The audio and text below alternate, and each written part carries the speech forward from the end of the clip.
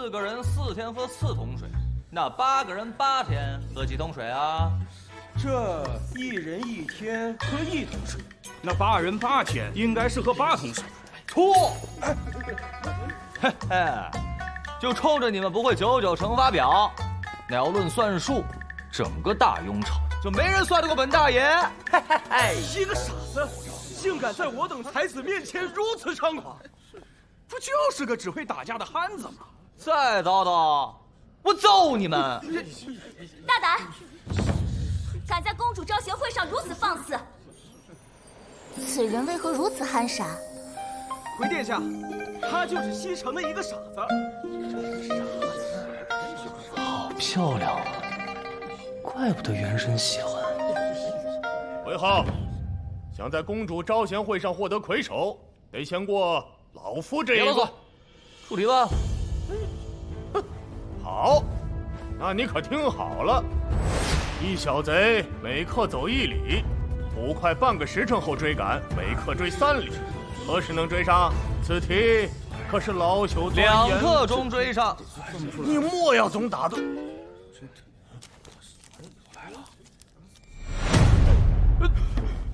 魏汉子答对了。大人，这怎么可能？如此复杂之题，未足1日，怎能解啊？哎，就问你服不服？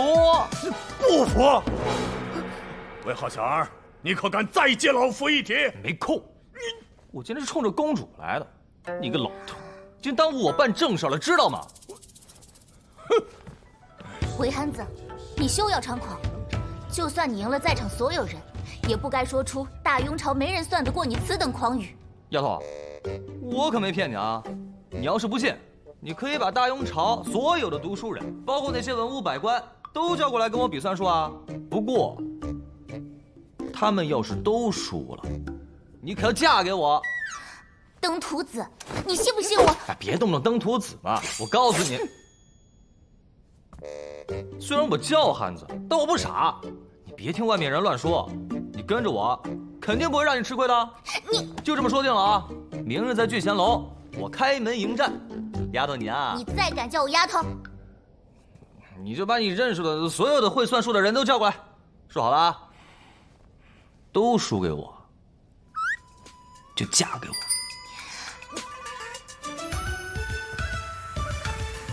韦憨子，你给我等着！既然让我这个数理化的天才穿越到了这个潘子的身上，那我就帮他实现娶了公主的愿望吧。不过说心里话，这位公主，我也是莫名的一眼相中了。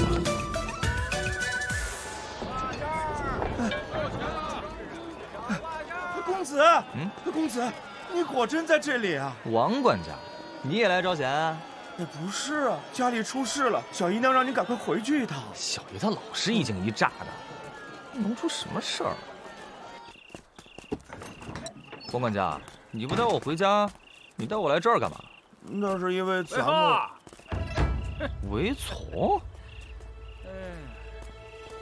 你们家现在已经拿不出钱资助我族进京赶考的各地族人了，现在对家族来说已经没有价值了，所以你没资格住在韦氏大宅了，哎，你就配住在这偏僻杂院里面。哎呦，看我打死你！你怎么又动手了呀？人都骂到家门口了，我平时有这么怂吗？我打的就是你！你等着，打死你！小姨呢？在里面。公子，小叶，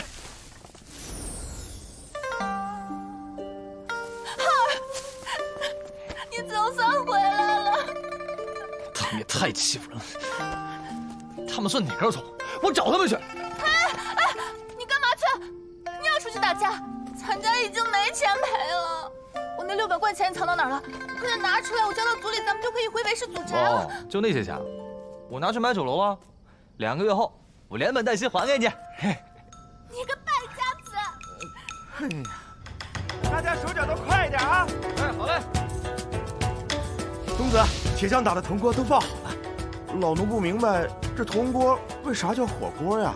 伙计，哎，来，按照我这单子上的配方买1000份，要多少钱？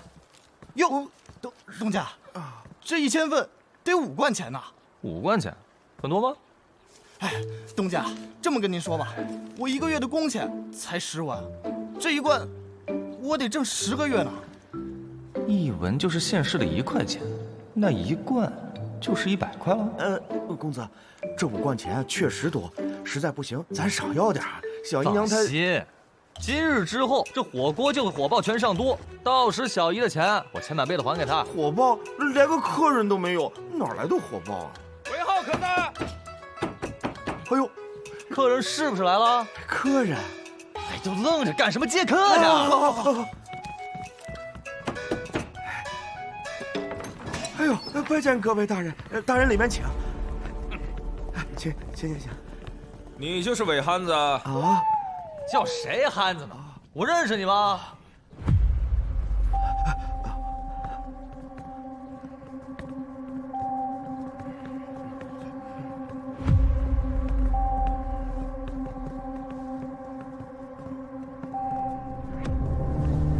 韦浩，是你在招贤会上大放厥词，说自己算术能力在大雍朝无人能比。哦，你们是公主派的人啊！今日本官便率民部众官员会一会你。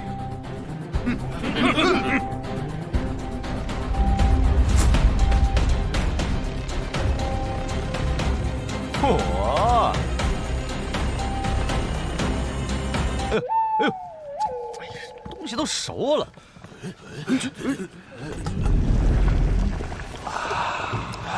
这是何物？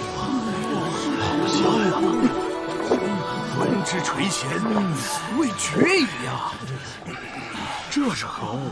闻着就让我口水直流啊！汤滚香浓，沁人心脾。这是我聚贤楼推出的新菜品，火锅。火锅？老夫未见过此物，不过闻起来味道确实鲜美啊。确实啊，不知可否尝上一尝？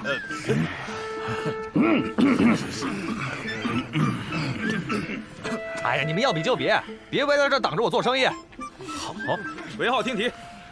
哎，别急，从现在起，你们要跟我比算术的，每出一题先压1贯钱。1贯钱？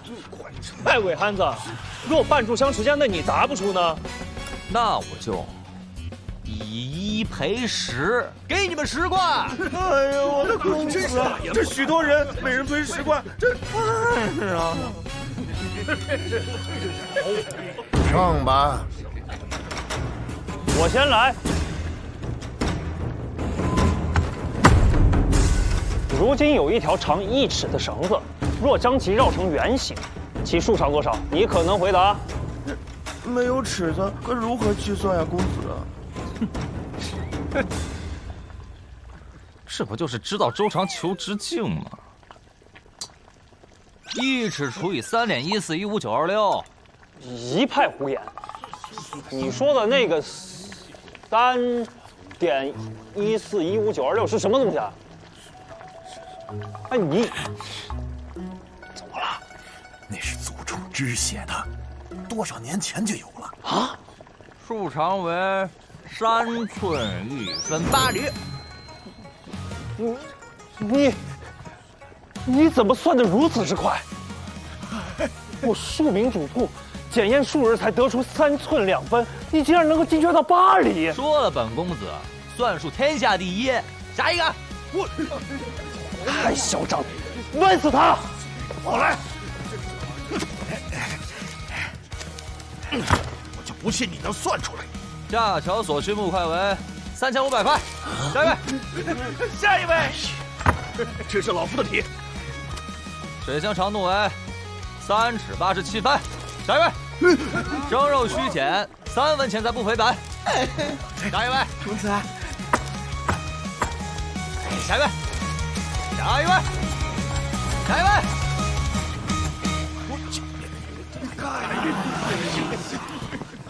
你说这是小儿子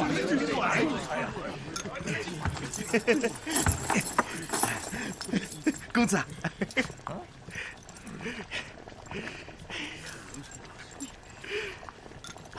输了的大人可在本店免费食用一次火锅。啊！我可忍这个味道好久了。我输了1贯钱，走，吃回去。那个输的多者可以上楼上包厢啊。我输了3题，3贯钱。还有我也输了3贯啊！哎，去，行，随便吃。反正输了可以吃回来。大人们上啊！哎呀！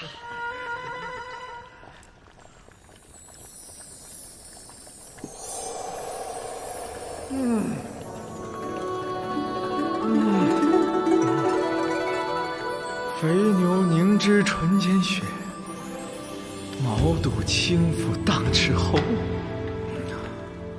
哇，如此人间美味，吃着比闻着还要香。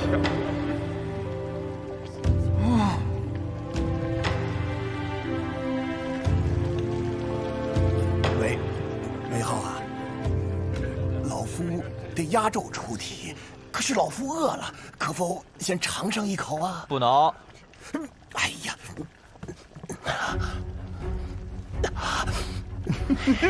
真当我闲的没事找你们这些当官的来比算数啊？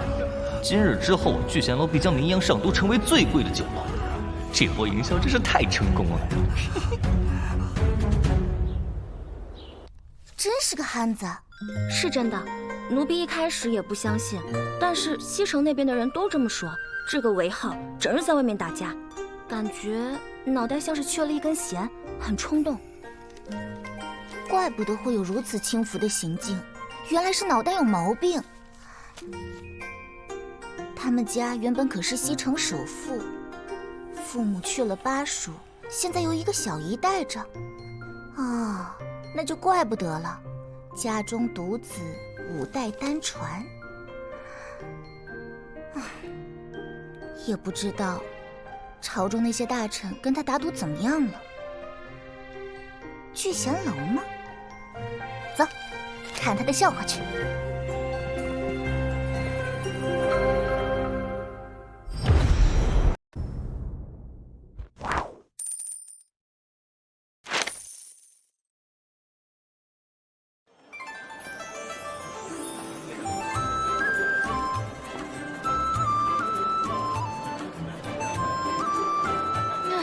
也不知道公子买的是哪家的破酒楼，这怎么找啊？这小子对生意一窍不通的，哪家生意不好就去哪家找，定能找到。像这种就不用看了，分头找。走。哎呀，怎么排这么久还没轮到我呀？你才多久呀？我都排1个时辰了，难不成这还些人没到我呢？都是来找韦憨子比试的？哎，诸位不要争抢，先拿号，一个一个来。哎，后面排队呢，可快！我们来找人。来，不要急啊，一个一个。大庸还有如此火爆的酒楼？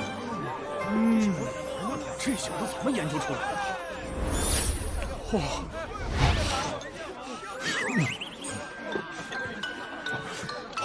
段尚书，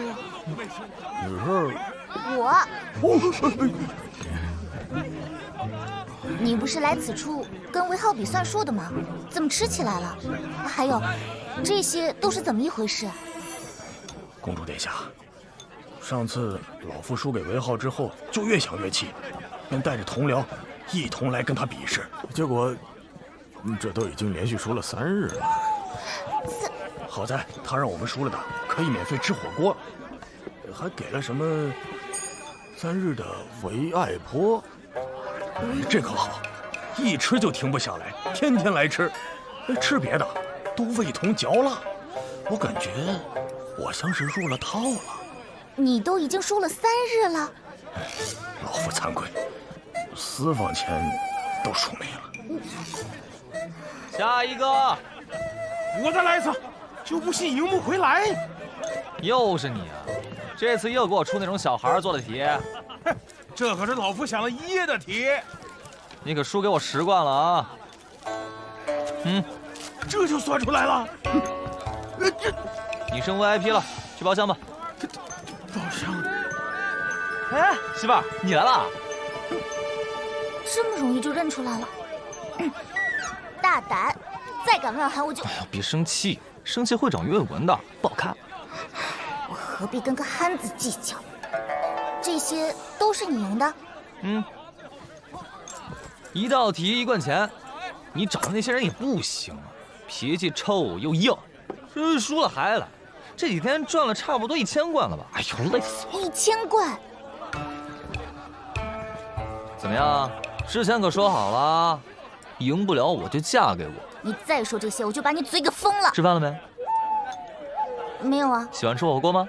啊？慢点吃，你好歹是个公主。哎呦，你慢点吃，以后这个包厢就专门留给你。韦憨子，你竟然敢利用本殿下！别以为本殿下不知道，你激怒文武百官来这里和你比算术，就是为了哄抬聚贤楼吧？既然如此，你可得给本殿下一个交代。什么交代？1000贯，买你聚贤楼1半的份额。你为什么这么想要我聚贤楼啊？我缺钱不行吗？你一个公主还能缺钱？哦，你是个不受宠的公主。这憨子果然好骗。我跟我母妃从小就受人排挤，就连哥哥大婚的钱都凑不出来，母妃身体也不好。这么惨的公主啊！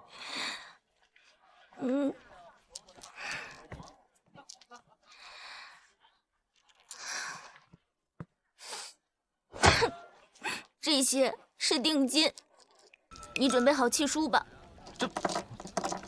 这什么玩意儿？你拿来当定金？什么玩意儿？这个可是外邦进贡来的宝石，最小都要15贯1颗呢。也不怪你不识货。这不就是玻璃吗？你能不能有点出息啊？你被人拿玻璃忽悠了，还宝石，不就在火山口捡的吗？没多少钱，你要想要，过几天我送几车给你。本殿下不跟没有见识的人多费口舌。我没见识，你等等，你是说这最小的一个玻璃都要15贯？自然。那我随便做些玻璃出来，不就赚大发了？这样，你拿给我1000贯，我们合作。你给我提供场地，再找工部给我打几个机器。就这样的东西，想要多少有多少。哼，有你这么吹嘘的吗？你不想卖你这酒楼，你就直说，何必跟本殿下胡编乱造？我吃饱撑的，没事骗你。不相信就算了，这钱我自己扔。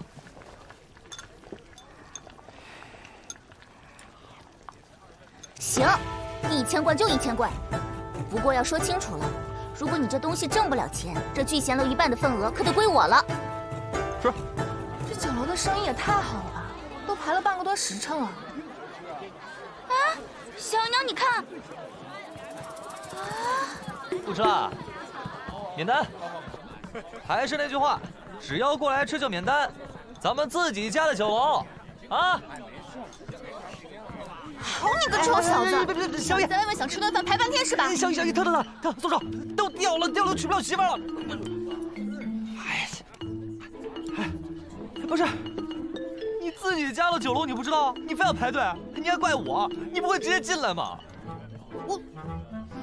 我哪知道这个酒楼是咱们家的？哦，你是一家之主，连这酒楼是不是咱家的你都不知道，你还有理了，还揪我耳朵。小姨娘，您来了。哎，去，把楼上的包厢给小姨腾出来。好，小姨娘这边请。孩儿真是出息了，长能耐了。请。这么火爆的酒楼，怎么可能是这个憨子弄的？母后，您说这宝石乃是浑然天成之物，为憨子真能造出来吗？开酒楼其实也很难，不赚钱的很多在上都开酒楼的都很难站稳脚跟，而韦浩不但开了，开的还非常成功。母后的意思是，他说的那个宝石，如果真的能制出来，那我们就试一试。今年那趟的亏空，估计要达到4万贯钱。大雍刚建立，国库空虚，你父皇那边也是困难重重。况且，如果你们的宫房开不成，韦浩也要给你聚贤楼1半的份额，我们不会有什么损失的。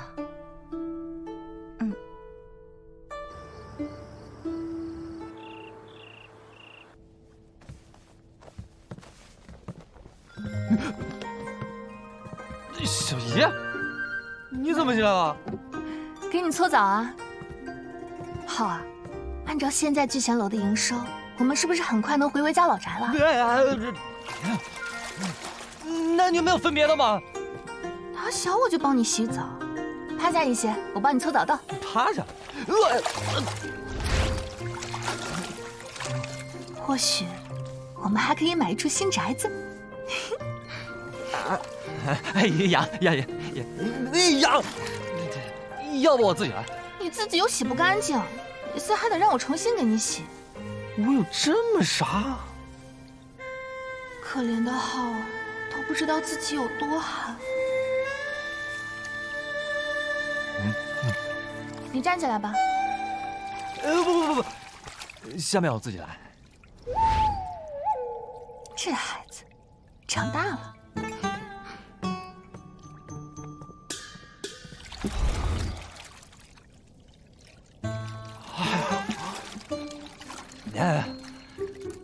吓死我了！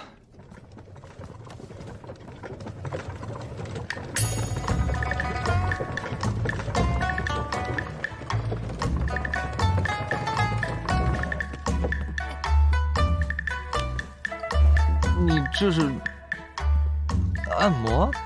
躺下吧。哦，那按摩我还是很喜欢的。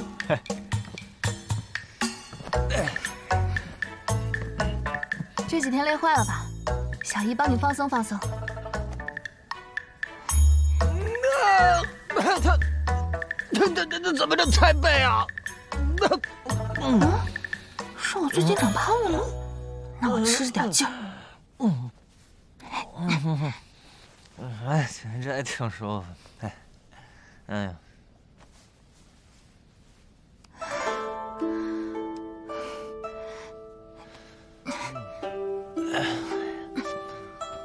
虽然不是亲小姨，但对我这个憨子可是真好啊。舒服吗？舒服。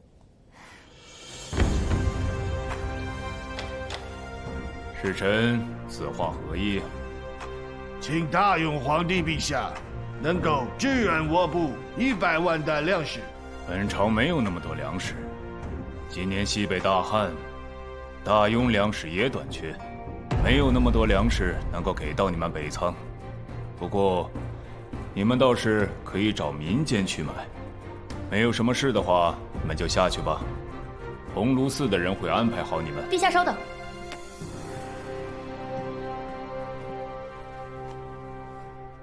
陛下，我是往来草原与西域间的胡商朵香，受北仓所托前来协调通商。我部虽然没有大雍的财力，不过我们有宝石。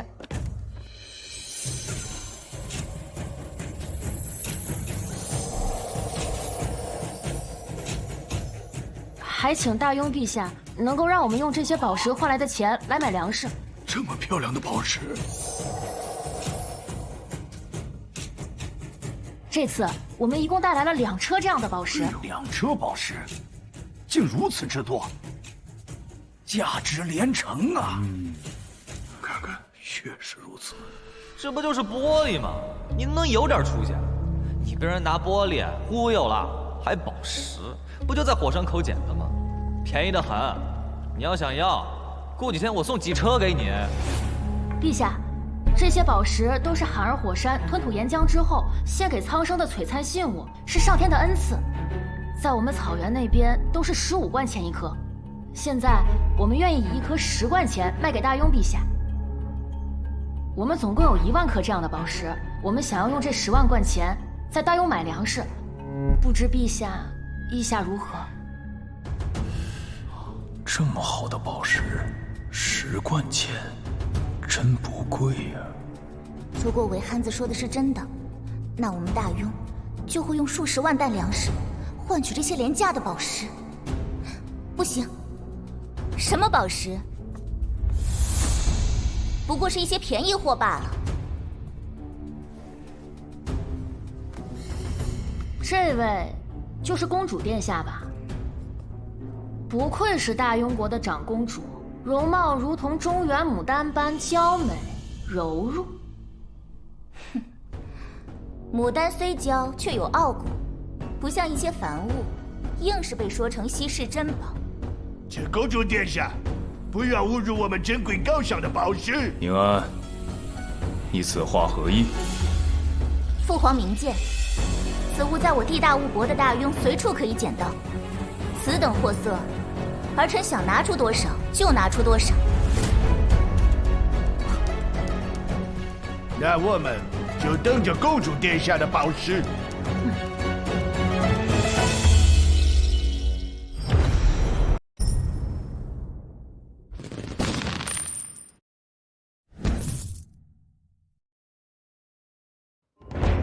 此事韦东家尽管放心，之前公主殿下已经吩咐过老夫了。只是你造如此复杂的炉子要做甚啊？莫不是聚贤楼又要推出什么新的菜品？好了，段大人，这次不是吃的，你就按照这个图纸给我照着做就是。至于成本，可否按材料成本价给我算啊？这不是聚贤楼的贵宾卡吗？有效期1年，不用排队，所有菜品一律8折，绝对成本价。丫头，老臣参见公主殿下。刚才韦浩已经和老臣说了。我有急事找你。那老臣这就下去找人打造。你说那个宝石很便宜，对吧？我把这1000贯带来了。你有多少那样的宝石？我全都要了。谁告诉你我现在就有啊？你不是说我要多少你有多少吗？那也得有机器造啊！我刚刚跟段大人聊完机器的事儿，你现在找我要，我上哪儿给你变出来？你个大骗子！北仓那边，我已经跟父皇夸下海口了。你别急啊，5天，你给我5天时间，我给你1称。丫头，既然丫头这么着急，那我就加个班吧。何况在古代开个饭店，也配不上公主。我的强项可是数理化。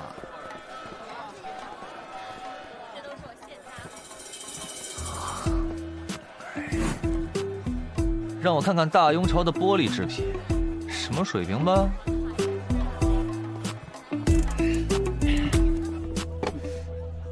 您这是60贯卖给您，60贯可以，本店抽取1升啊。行，老板，这个多少钱啊？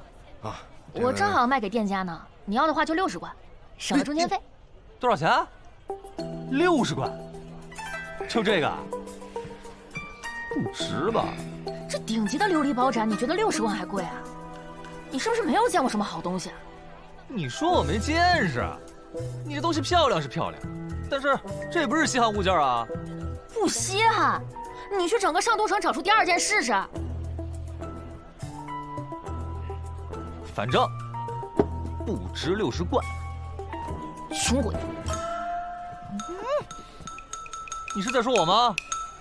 哎，没见过世面的穷鬼！你这张嘴真是挺欠揍的，我看你。干嘛呀你？还想打人啊？来呀，谁怕谁啊？你要是不敢，你就是4脚趴。这么憨？比我都憨。老板，这个多少钱？公子，60块。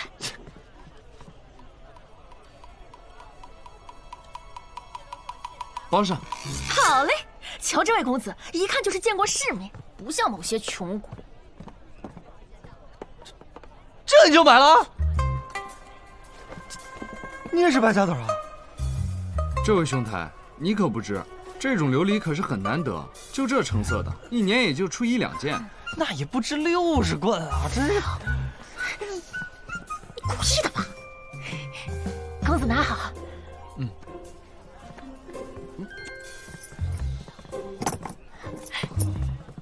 谢谢公子。这玩意儿这么好卖吗？穷鬼！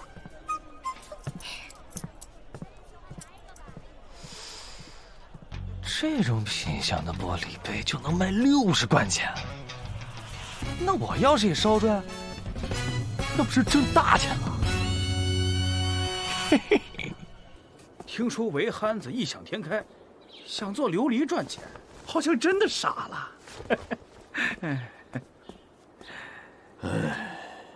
想当年，他父亲做到了西城首富的时候，也没能做成琉璃工坊。现在这个憨子，居然想要重蹈他父亲的覆辙，哎，非得要把好不容易做起来的聚贤楼给败了。哎呦，这谁不知道？这琉璃工坊开了就赔，不然大家早就做了。想要重回祖宅，我看他们是没机会了。这行，这行。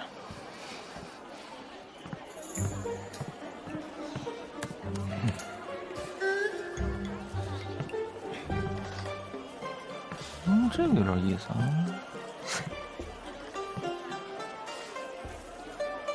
一堆烂沙子有什么好看的呀？大庸竟是些蠢货。你谁呀？是你？你个穷鬼来这干什么？我穷鬼？我韦浩从出生起就讨厌别人说我是穷鬼。告诉你，我今天还就用这些沙子做出宝石了，让你些破东西都卖不出去。沙子做宝石？哎，哎，那2间新开的琉璃工坊，不会就是你的手笔吧？那是自然。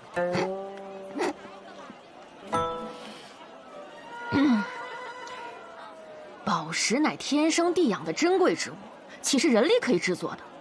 难怪都说开那间工坊的人是个憨子。那是你不懂物理化学，烧个破玻璃有什么难的？哎，有的人呐，就是爱强装面子，其实买不起宝石也没什么的呀。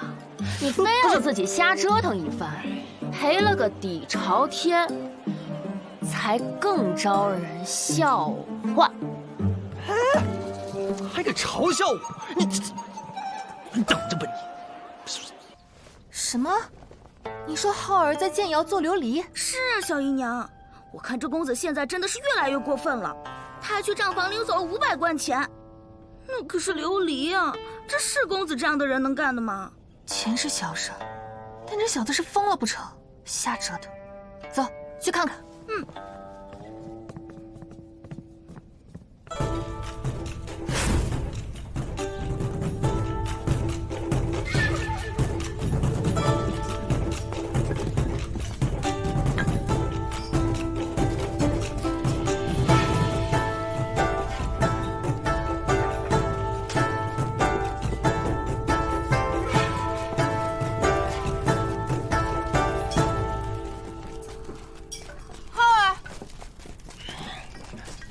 小姨，你怎么来了？你真的要做琉璃？你疯了？你知道怎么弄吗？就知道瞎搞，浪费钱。小姨，你也懂琉璃？嗯，之前帮姐姐姐夫也做过，1年都出不了几件高档品。行了，你去里面忙吧，外面我帮你盯着。啊，小姨，你不是来反对我的？都已经做了，那我也就只好陪着你了。那你帮我烧点你的草木灰，缝纱在外面已经晒干了，如果有多余的话，知道。你小姨我又不是白痴。嘿嘿嘿，小姨真好。那我继续去砌窑了啊。东家，您发明的砖可真结实呀！废话，不结实怎么烧窑啊？小姨娘，你不是来骂公子的吗？啊，我不是已经骂过了吗？啊！小姨娘，你不能再这么放任公子了，你可不能再让他瞎搞了呀！可以了，已经不错了。浩儿都已经许久不打架了。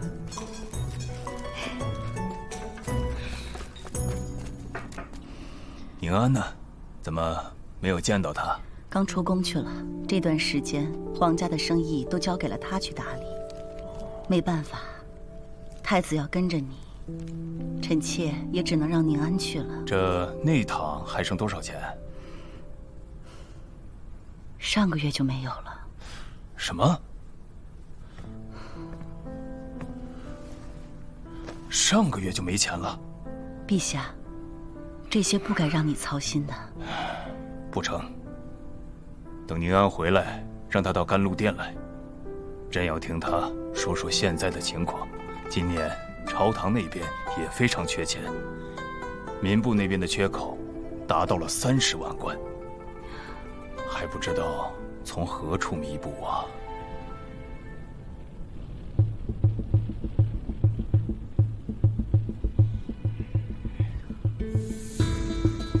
今天能不能成功，就看这一爻了。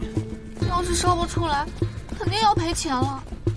现在这外面的人都知道今天要开窑，都在那儿等着，其实就是想看公子的笑话。这死丫头，这时候都不来，要开第一窑也不知道一起来见证一下。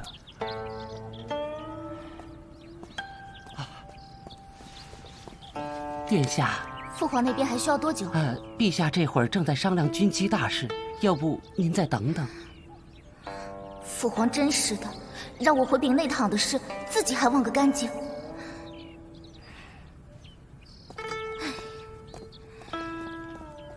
今天可是第5天了，不知道韦憨子那边到底做出来没有？浩儿，你在等何人啊？公主，自己的宫房开窑都不来，心真够大的。这个宫房是公主殿下的。他是我合伙人，我们1人1半。那他会不会？他会什么？他什么都不会。算了。哎，差不多了，开窑吧。好嘞，东家。里面温度高，小心点啊。会小心的，东家。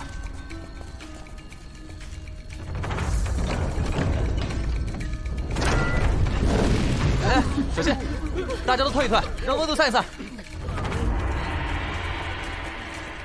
差不多了。来，伙计们，都小心点啊！哎，走。公主有分的宫房，万一烧不出来，那会杀头的。浩儿他压力应该很大吧？浩儿，你放心，你一定会成功的。我刚看过了，你跟姐姐姐夫做的都不一样。哎，小英，你掐我干嘛？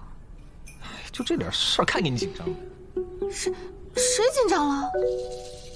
你不紧张，你掐我？我掐我自己，我疼。你掐我就不疼了？真是。东家成了！哎，快！拿个东西出来看看。好嘞。天哪，东家，这是什么？我从没见过，是宝石吗？这么漂亮，肯定价值连城啊！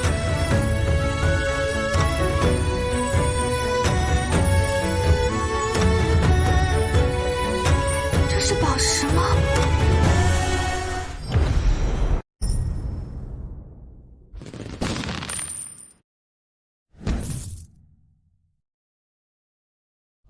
这是什么？我从没见过，是宝石吗？这么漂亮，肯定价值连城啊！这是宝石吗？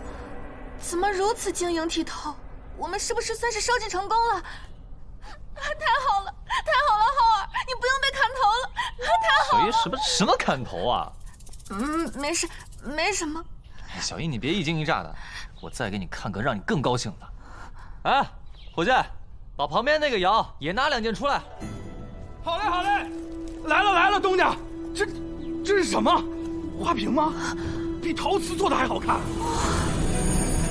光滑流转，星河璀璨，怎么如此好看？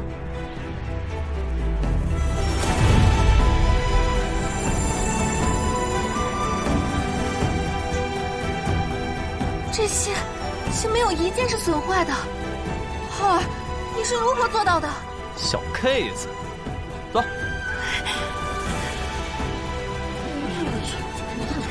是要看东家，这杯子怎么比刚才的花瓶还亮？你看这纹路，就像画上去的一样。我的娘啊！这光这么一照，这杯子里跟装满水一样。之前所见的瓷杯子跟这个相比啊，简直就是火疙瘩。就是嘛。你看这个，这杯子就像是把光裹在里面一样，远看像雾，近看感觉有宝石镶嵌在其中，果真是精妙绝伦。好了，待会儿把窑里剩下的都装车送到聚贤楼去，这些就留给小姨慢慢看吧。啊，放心吧，东家，当心点儿，拿稻草都给我隔开啊！好嘞，东家。这聚贤楼的火锅绝了，辣的口气，鲜的入味。这个东家对饮食竟然有这般巧思，难怪生意如此火爆。这可比我们在草原到处贩卖赚钱快得多。来，把那几盒琉璃珠子给我摆到最显眼的位置，再扯上一块布，显亮。好嘞。穷鬼！你认识聚贤楼的东家？啊？他？是啊，打听来的消息说，韦浩此人虽有些吃的天赋，但却是大雍朝无人不知的汉子。有我哈吗？那倒是没有。来这儿吃饭的都是达官显贵，他们缺的不是钱，是稀罕物件。大家快来看看，看这金好漂亮啊！哎呦，生辉啊！掌柜的，你这弄的是什么稀罕宝贝啊？他怎么会有我们北仓的宝石？还这么多？是啊，今天还就用这些沙子做出宝石，让你那些破东西都卖不出去。他真的做出来了，看看，红的像珊瑚，绿的像翡翠，阳光一照还透着光。哇，公子心眼夺目啊！莫不是北仓来的宝石？你看这颗淡紫色的，比我家夫人的珍珠还润呢！哇，韦东家，你这宝石怎么办啊？大家先别急，这宝石不仅独特漂亮，而且上都城没有第二家卖这个。最关键的是，它物美价廉，一颗只要1贯钱。1贯钱？1贯钱，懂什么？这么精美的物件，只要1贯钱。韦东家，你不会算错钱了吧？您算错，就这个价。1贯钱？怎么是你啊？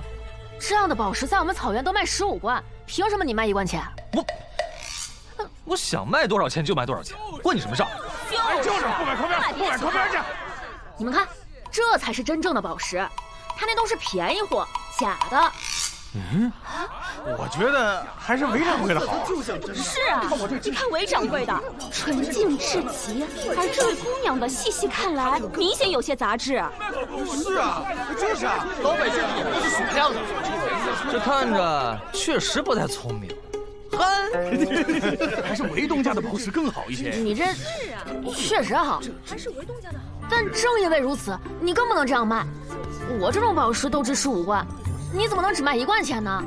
确实，我这个宝石一看最少值20贯钱吧。是啊，但是我就卖1贯钱，怎么样？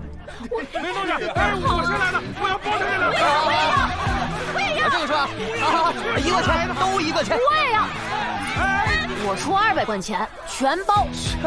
我不卖。都得给我，乞丐我都包完了，给我乞丐。哎，行，大家不要急啊！知道了吗？阿祖，人太多了，得排队。这么多人，要耽误早朝了。哎，小兄弟，我想买你手中那几颗宝石。想买去排队去。我出2贯1颗。家夫人一听说，这不就让我2贯？没想到一会儿的功夫还排起队了。2贯自然是可以。哎，阿祖，你们买了？你先排队买着，阿祖有急事，我先进宫了。王公公，你去催催我父皇，我还有重要的事情要出去呢。殿下，刚刚小的进去要说，被陛下瞪了一眼。哎，房大人，我找陛下有急事。哎，房大人，房大人，陛下，陛下，房仆爷，可是有什么要紧的事情？陛下，您看看，臣刚刚获得了一些好东西，特意过来呈现给陛下。看看，是不是品质上佳？这宝石，此等宝石啊，真是好东西呀，品质上佳呀。这不是北仓的宝石吗？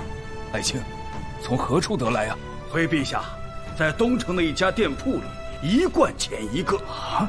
那北仓各部落以此物珍贵，奉为珍宝。可臣得到的消息，在那个店铺里，这种品质的宝石数不胜数啊！这比北仓上贡的那些可精致太多了。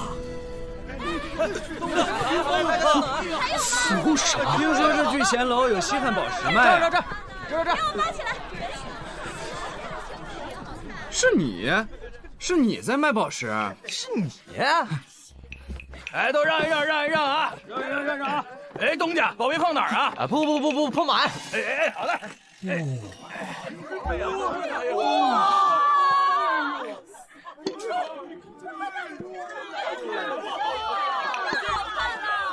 这才是真宝贝啊！这些为何物？难道是杯子吗？哎，那个是花瓶吗？形状竟然如此好看！这不会是酒盏吧？这些物件竟美得如此眼花缭乱。这琉璃亮的晃眼，跟天上的仙雾似的。长这么大，从没见过这么透亮的玩意儿。今天真是开了眼了，巧夺天工，真是巧夺天工啊！这些都和宝石一样漂亮，让我再瞧两眼，甚至比我手上的琉璃宝盏还要好上100倍啊！通体清澈，这些不会都是你用宝石打造的吧？抢什么呢？我疯了！来看看。哇，好东西啊！这透劲儿，摸起来比琉璃还轻。这手感怎么还凉丝丝的？还是我从未见过的物件。此物价格几何？我要买好多。20贯。这么漂亮的杯子只要20贯。你要是买的多，我给你8折。就凭我跟你有眼缘，这是缘分。只要16贯。哇！贵啊！就你那破盏还有60贯呢，你买也得60贯。你小心眼儿！哎，说对了，我就是小心眼儿。你买不起就别买，穷鬼！我穷鬼，贤弟啊，这我也想买些，你这能不能给我打8折呀？你啊，原价。别啊，我可以多买些。我跟你没眼缘，原价。这往日里随便一件琉璃物件拿出来，最起码得卖60贯。这已经是史上最低价了，买不起你就起开。买不起你起开！哎，对了，这个一套10个，跟这杯子的釉色是一样的，喝起酒来更具情趣。看看，哇，太精妙了！这个东西还有多少？我全都要了。要多少有多少。要多少？什么？这么好成色的琉璃，1年也就出1、2件，怎么可能有这么多？难道真如宁安所言，我大庸随处可见？你看看，程主持，臣在。马上去那家店铺，把东家请过来。是。要多少就有多少，真的？你没开玩笑吧？自己琢磨的工艺，产量供得过来，你就说要多少。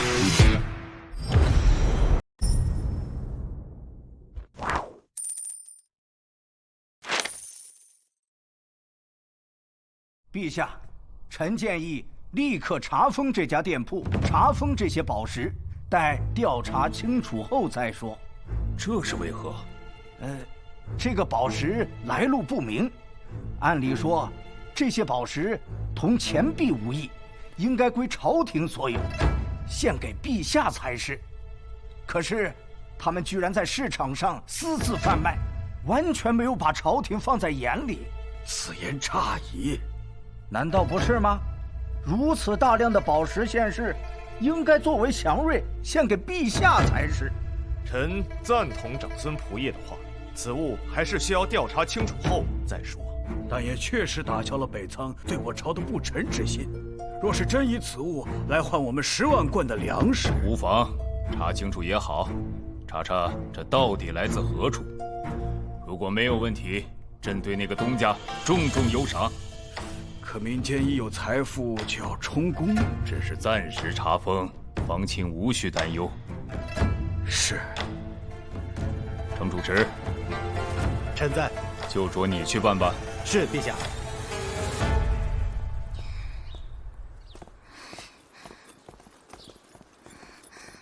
公主，父皇还需要多久啊？这个下官也不知，您再等等吧。禁卫军，跟我走！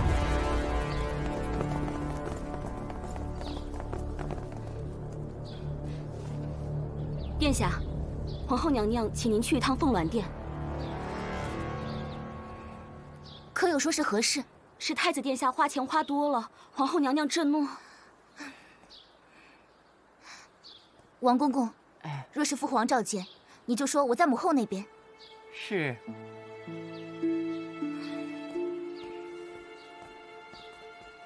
你简直是胡闹！作为太子，你不知道内堂现在缺钱吗？要不是太傅过来告诉我，我还不知道你买什么琉璃竟花了5000贯钱。若是让你父皇知道了，他该怎么看你？母后，儿臣是一不小心买多了些，可是这些琉璃是真的漂亮，儿臣是真心喜欢的不行。不信您看。您看，您看这花瓶儿，漂亮不？这，还有这些，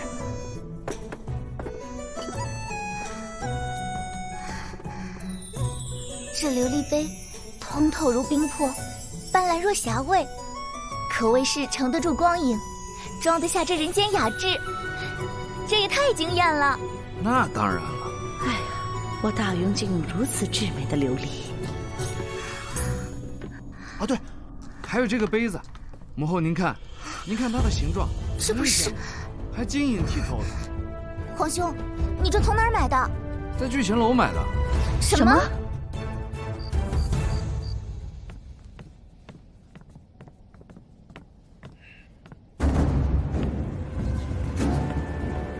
你干什么？你要抢劫啊？你到底是商人还是绿林好汉啊？本来不成仁义载啊！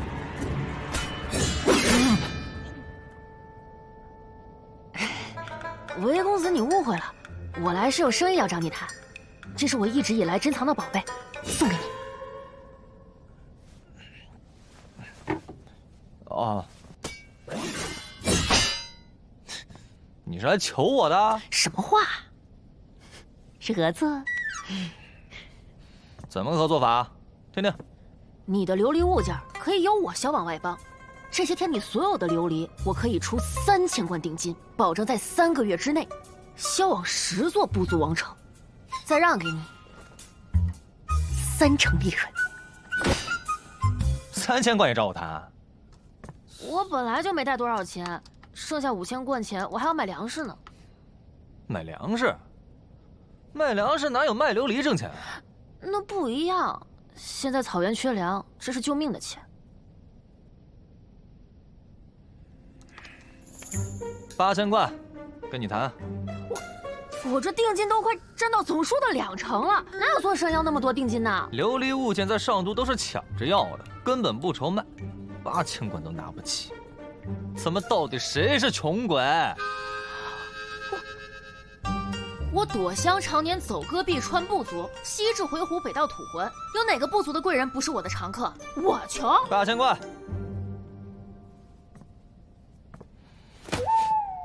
少1贯都不行。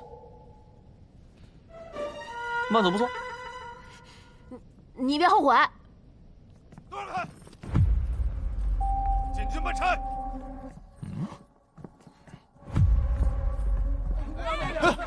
这是怎么一回事？出什么事了？怎么来了这么多军爷啊？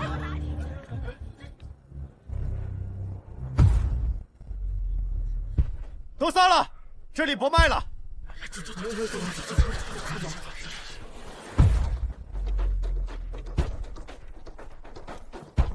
你们东家人呢？这儿呢。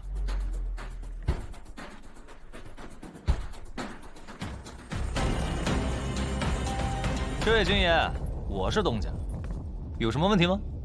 待会儿跟我们走一趟，我们要查封这里。这家店就是黑店，我看就得赶紧把他抓起来严加审问。怎么哪儿都有你的事儿啊？为什么要查封啊？我没违法。禁军查封，难不成你有意见？给我拿下！都别动！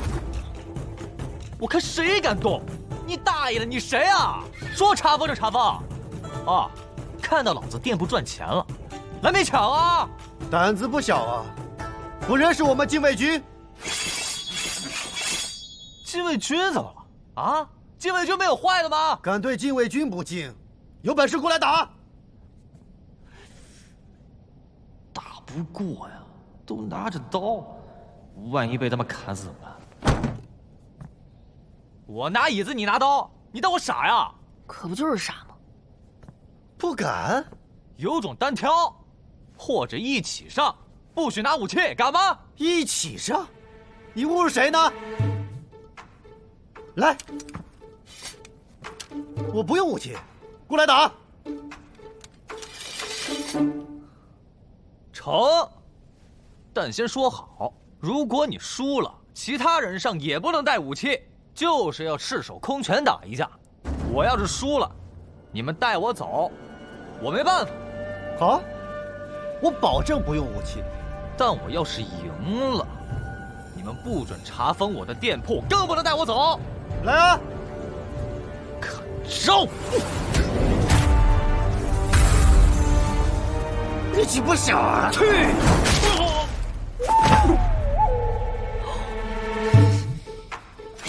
大胆！停！说好的啊，不用武器。你们领头的说的。上！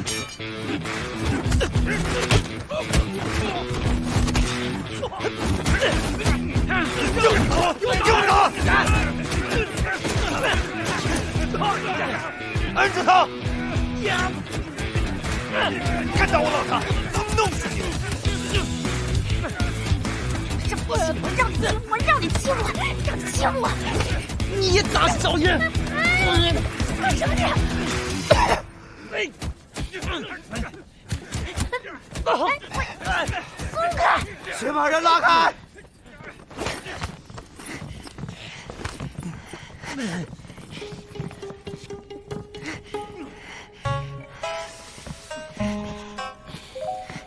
说好的啊，不许打击报复。你小子最好给我老实点，不然小心我揍你！我力气这么大，不当兵可惜了。我是独子，还未加官，当不了兵。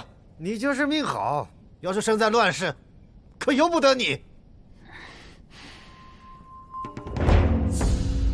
宣不到竟然与北仓有所勾结啊？那正好，一起带走。和我有什么关系啊？送入刑部大牢。是。不是，你们就这样打击报复的吗？见过殿下，您怎么来了？这店铺怎么回事？殿下，您也要买琉璃吗？这里被封了，是陛下亲自下的命令。被封？那韦浩呢？韦浩是谁呀？就是这家店的东家呀。您是说他呀？他把我们10几个人都打伤了，现在要送到刑部大牢了。什么？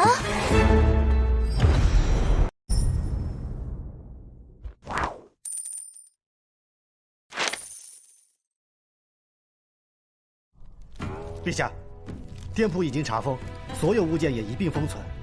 另外，臣怀疑那个东家与北仓商人有所勾结。北仓？你这脸怎么回事？回陛下，臣和那个东家打了一架，那小子力气好大，伤了我们好几个。放肆！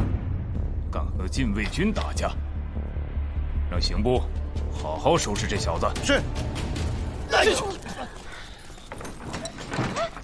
我说你们凭什么管我呀？我就是个商人，我跟他一点关系都没有。你哪里像个商人了？哼，那你就像个商人了，还敢跟程楚池大人打架？我看你是活够了。程楚池？谁呀？那可是肃国公程三府的儿子。程三府？这是国公的儿子？好不容易给内堂找到了赚钱的方法，才刚开始就被封了。要封我的还不是别人，是父皇。殿下，您怎么了？王公公，父皇还没下朝吗？下朝了，刚才还问起殿下了呢。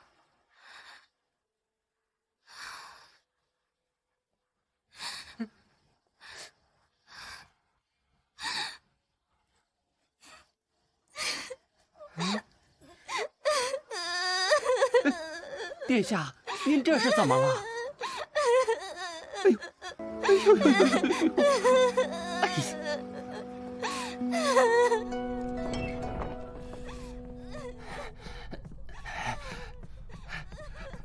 外面是谁在哭啊？回禀陛下，是长公主殿下。谁敢欺负朕的闺女？闺女啊，闺女啊，来跟父皇说说，谁欺负你了？你。谁？你。啊？你给父皇搞糊涂了。闺女啊，那北仓的宝石，正如你所言，我大庸随处可见，你是如何知晓啊？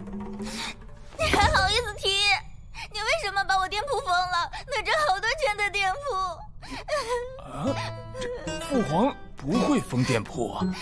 再说了，封店铺的事情也不需要父皇去啊。就是你封的，禁卫军还在那儿呢。不可能！来人啊，去查！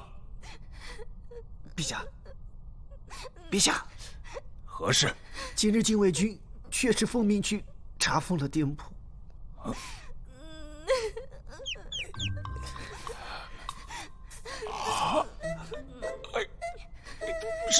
是卖宝石那家店铺。哎呀，闺女啊，别哭了，别哭了啊，我的闺女。闺女，你好好跟父皇说说，为什么那家店铺会是你的呢？我出了钱就是我的，你为何要把店铺封了，还把韦浩抓进了牢里？韦浩又是谁呀？听着耳熟呢。儿臣本来想跟你汇报，连开业礼都没去，没想到才开了半天就被你给封了。闺女啊，都是父皇的错，跟父皇好好讲讲，到底怎么回事。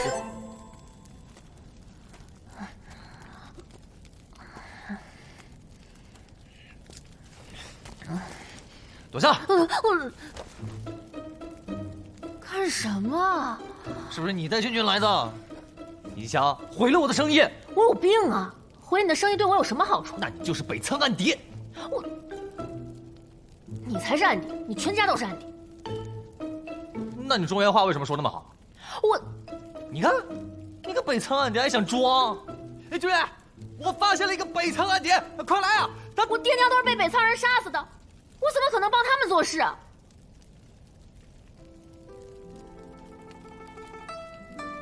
我虽然家在北仓，可我的父母就是因为被叛军盯上了家产，所以才会被他们。我家真的只是做生意的，从来没有欺负过任何人。你冷静点啊！冷静，我身为女子又无力报仇，只能潜心钻研生意之道。这些年我走南闯北，穿沙漠，过草地，爬雪山，渡江河，为的就是把北仓所有的钱都挣回来，让我的爹娘没有白死。可现在你居然能用沙子做宝石，还有琉璃，你还要我如何才能挣钱？现在又被你连累到这个牢里，我要如何才能给我的爹娘报仇？哎，你怎么哭了？你先别哭，我上面有人，一会儿就能带我们出去。你骗我！绝对真的，没有骗你。真的？哎呀，比宝石都真。哎呀，不是你，反正你就相信我。你休息一会儿，过不了多久我就带你出去了。哦。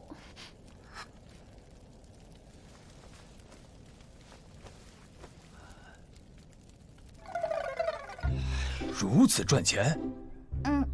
儿臣之前也不相信，幸好他让儿臣占了50%的份额，今年内堂的用钱应当是足够了。此生意还避免了让北仓人占取10万贯的便宜。坏了，韦浩还在牢里。闺女，哎呀，朕把他放出来就是了。父皇，还是我去接他吧。啊？为何？您不知道，他这憨子脾气倔得跟驴一样。我之前跟他打包票，说一定能保住他。现在让他进了大牢，我怕他一犯憨，以后都不做了。这制作宝石之法，只有他会。女儿没参与，只有他知道。那朕也去，看看这韦憨子到底有什么本事。父皇，您还是别去了，他这个人满口胡言，我怕他一犯憨冲撞了您。父皇堂堂大雍皇帝，难不成还容不下一个憨子吗？闺女，你也太小瞧你老爹了。那，您乔装一下。这好，父皇乔装一番，与你一同过去。哎，干嘛呢？麻利点，赶紧把东西搬到屋里去。都小心点啊！小姨娘，小姨娘，小姨娘，公子被抓进刑部大牢了。什么？出什么事儿了？小姨娘莫慌，公子已经托人递出话来了，说让您切勿担心。去了刑部大牢怎么会没事呢？那可是个只要进去就出不来的地方。难道是把公主给得罪了？不行，我得去找浩儿。小姨娘，这公子是怎么了？可千万别出什么事啊！这个韦憨子竟敢私造宝石，谋私利！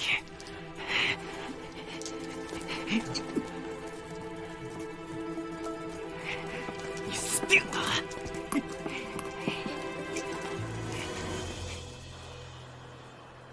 我2四2个8，这东西好玩，比骰子好玩多了。小圈，你怎么想出来的？这算什么？你们这几个的工钱够干啥的呀？以后跟着我，带你们吃酱的喝辣的。你这憨子居然还会赚钱，2码事儿好不好？我平时是憨，但是赚起钱来我脑子可灵光了。哎，聚贤楼知道吗？我弄的。哎，生意好吧？听说里边很贵，我可没去吃过。一会儿我给你们写个条，你们都去吃，不用花钱，我的。谢谢。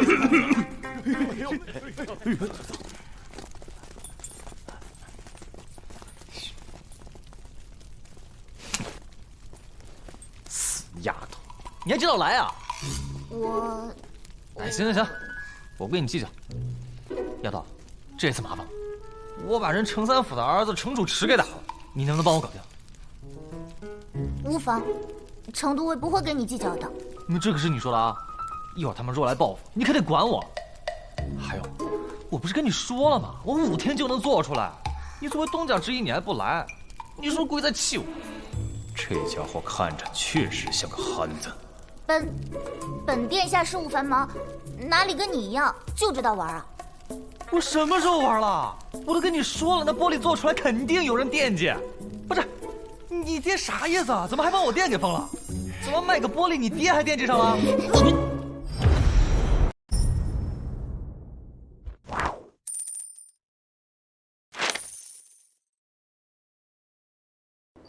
你爹啥意思啊？怎么还把我店给封了？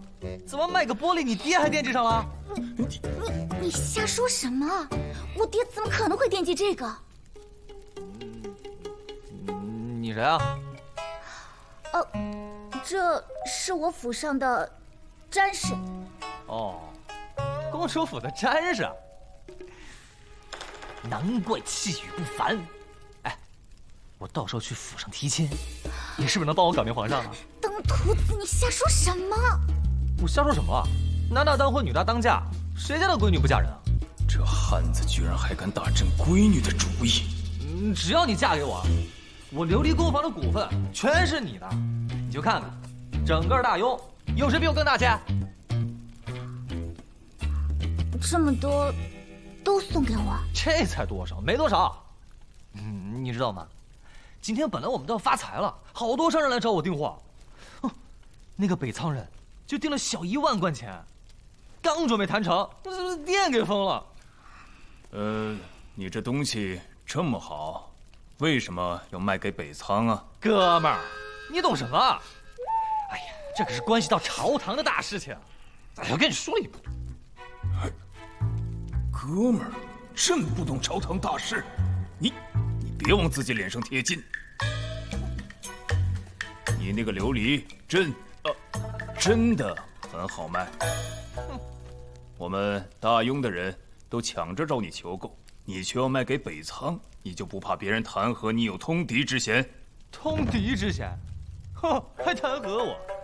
谁敢弹劾我啊？我就去陛下那边我告御状去，我非得灭了他9族不可。通敌，傻不傻？那你跟我说说，万一以后有什么误会，我可以帮你解释的。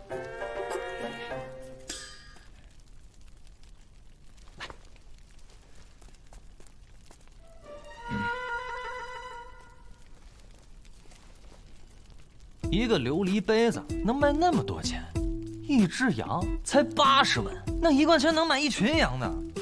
养一只羊怎么着也得1年半以上吧？我烧个玻璃才多久？更何况他们那些宝石，我都是用琉璃渣来做的，根本没有成本。哎，我们把这些东西卖给北仓、南朔那些商人，外邦人花钱买这个得卖出去多少牛羊啊？牛羊卖给谁了？还不是卖给我们大雍？他们牛羊买多，他们就没有钱去买粮草、买装备了。用一个小小的琉璃制品，就能制约北仓等外邦国的战备，岂不妙哉？如果以后他们一直喜欢，就还要一直买，用不了多久，他们就没有钱打仗了。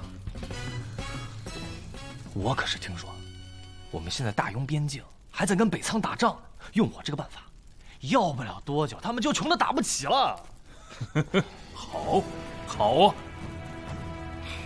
你看着，用不了3个月，那边境就开始卖牛羊了，甚至战马都得出售。确实，如果北仓那边能买去许多的话，肯定会影响他们的战备，再加上我大雍的税收还能增加不少钱。此消彼长，那么大雍和北仓的战事，用不了几年，也许就能见分晓了。你还算有点脑子。哎，丫头，走，我带你去看看琉璃工坊去。哦，对了，那个北仓人啊，就是个憨子，没事给放了，说不定以后还有大用呢。一个憨子，还说别人是憨子。我就说吧，这公子他就不是发财的命，这得罪了公主殿下，不被抓起来才怪呢。小姨娘，如何了？狱卒刚刚说，公子被公主带走了。啊，小姨娘，带走了。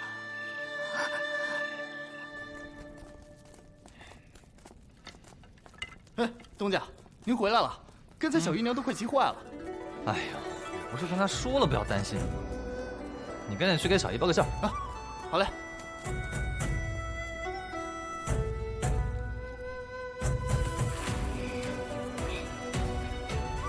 这碗参裹着如薄纱般的釉色，层层叠叠，却不浑浊。好物件啊！这哪里是碗，这分明就是件传世的宝贝。好东西吧？你这个琉璃工坊做得不错，要继续做下去。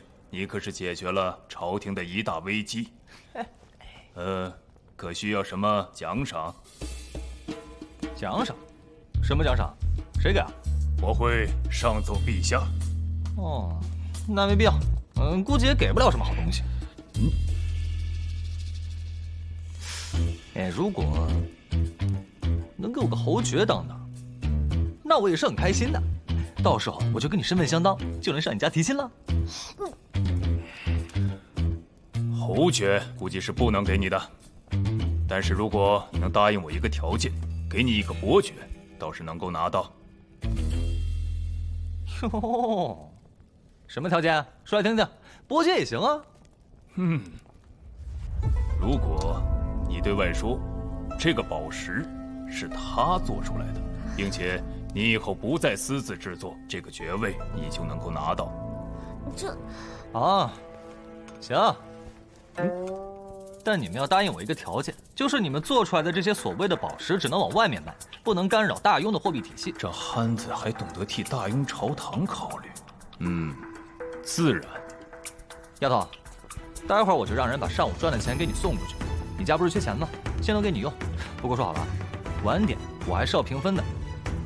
另外，这些制作琉璃的工艺，晚点我也交给你。小问题，没几个钱的东西。没几个钱。看这个出息。真好看。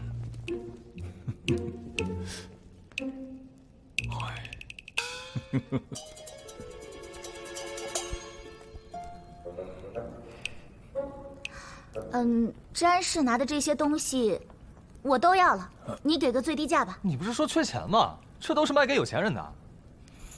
他买了有用。行，看着给吧，但不允许往外面卖啊。看着给。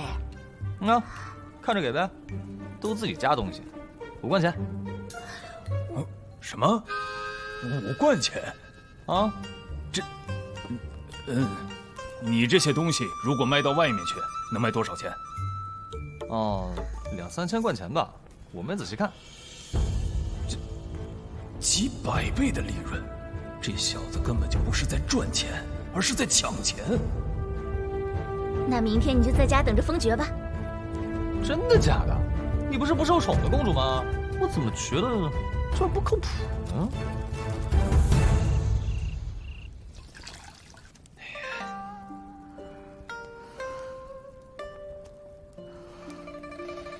小姨，我不是派人给你送过信了吗？怎么还急火攻心了？我想了许久，伴君如伴虎啊，你帮公主殿下做事还是太过危险了。实在不行，咱们就把宫房让给公主啊。让不让都一样，反正我早晚会娶公主，早晚是一家人。你怎么开始说胡话了呢？咱们只是普通的小老百姓，最多也就只是赚了几个钱。公主殿下那么高高在上的人，怎么可能会看得上你呢？你这样的想法要是被皇家知道了，会毁了你的。我怎么觉得公主已经有点喜欢上我了？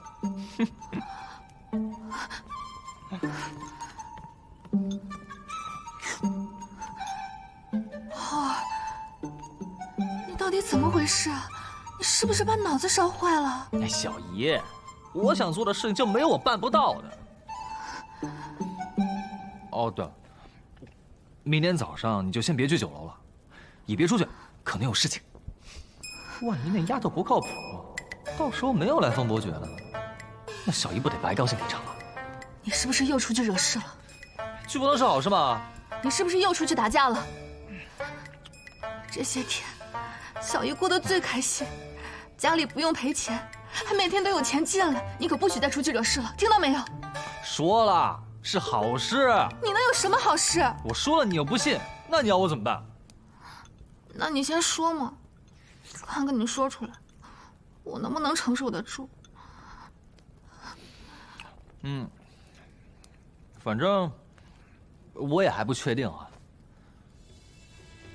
我可能要被封爵啊，伯爵。什么？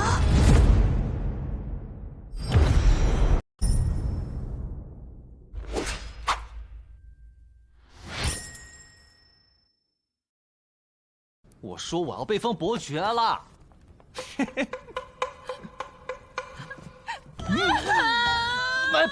小姨，你干嘛？你是从哪里出来就不对劲啊！小姨，我没有不对劲。小燕，你想啊，公主她为什么要放我出来？哎，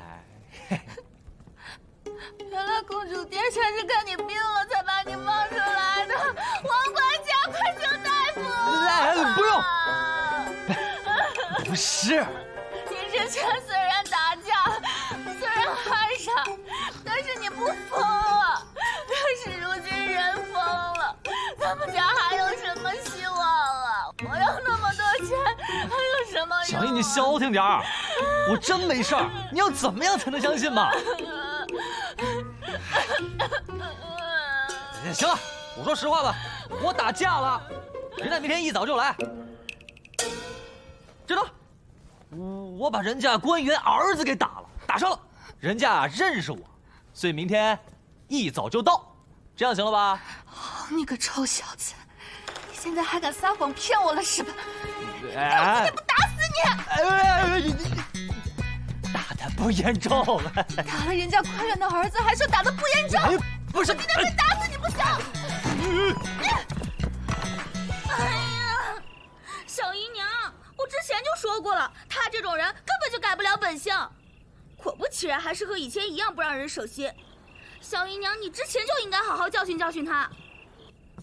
打了一个官员的儿子，明日人家家里来人找，看到这小子身上一点伤也没有，肯定更加恼火了。但是如果这小子也受伤了，说不定还能大事化小。今日禁卫军送来了8000贯钱，母后一开始都吓了一跳。这是韦憨子的琉璃工坊今日一日挣的钱。一日挣的？嗯。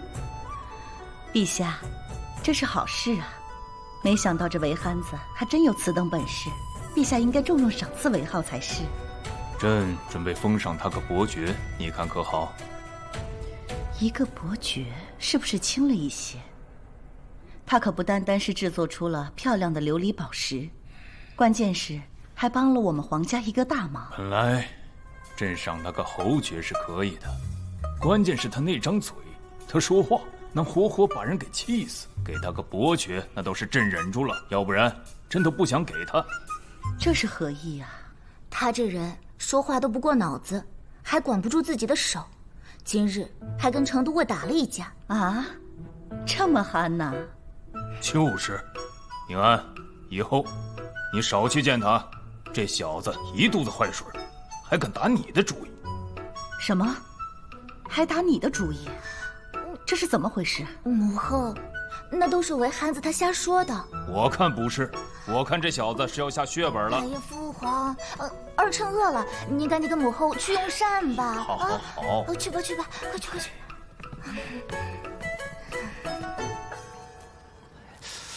公子，公子，这。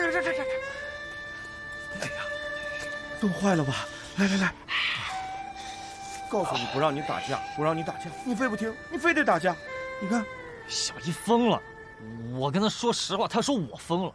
我说我打架，他还要揍我。你说我怎么办？公子啊，跟小时候一样，那你肯定是打架了。哎，算了，小姨娘肯定睡了，你也早点休息啊。你也不相信我？是不是？谁不知道公子你是个憨子呀？你说你封爵了，那谁敢信呢？啊，信，我信公子。早点休息啊。公子，你要是睡不着，那老奴就给你暖暖被窝。你还是走吧，我一个人静静。那你早点休息啊。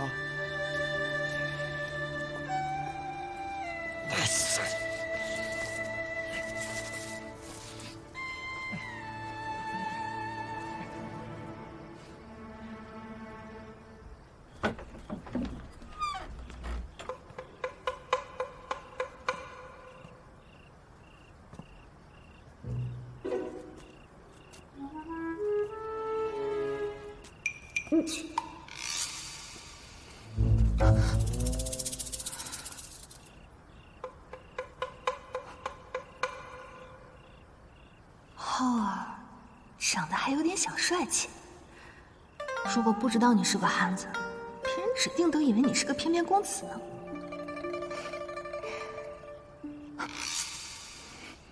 我就这么一个亲人，真要是被当官的给抓了去，我怎么办？好啊，你今天就别怪小姨心狠了。他这样睡着了被打，应该会很疼吧？万一他吓一跳怎么办？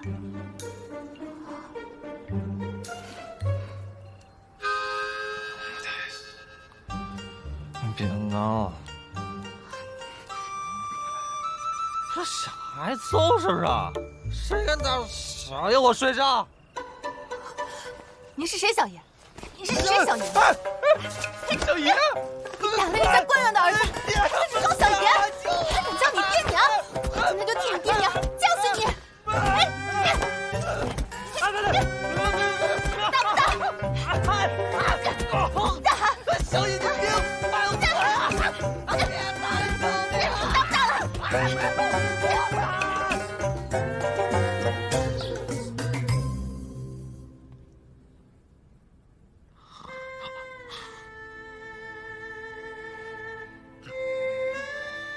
我决定了，我分家。我一会儿我就出去买套房子去，我还要跟你分开住，哪有这样的？打人就算了，还要趁着睡觉的时候打！别碰我！哪有这样当小姨的？我那不是也是为了你好吗？那你只要不再进那刑部大牢，那你把人家官人的儿子打了，人家上门能饶了你啊？可是他们要是来了，看到你这样，说不定还能可怜可怜你呢。咱们赔他点钱就是了，对吧？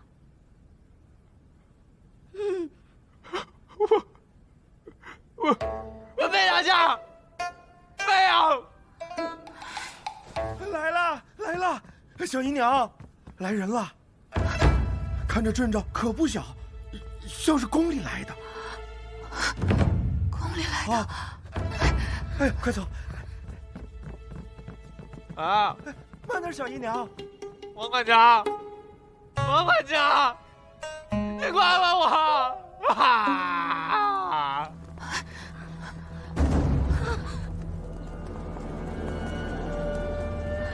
天哪，这汉子打的是宫里的人，那还有救吗？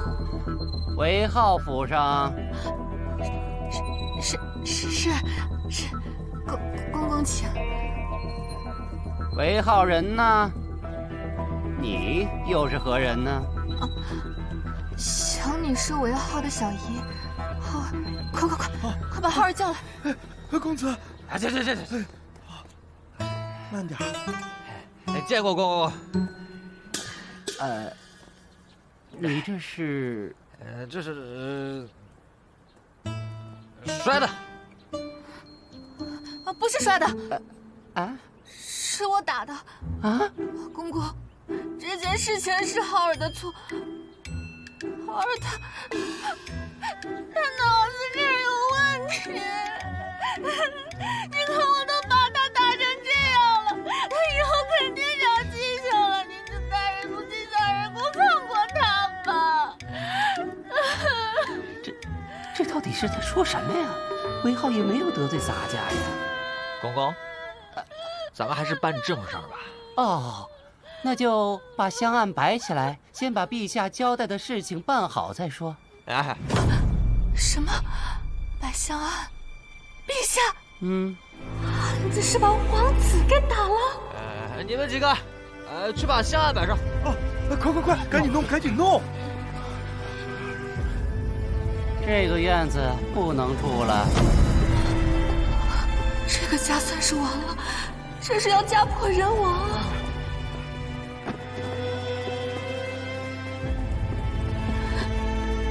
公公您请。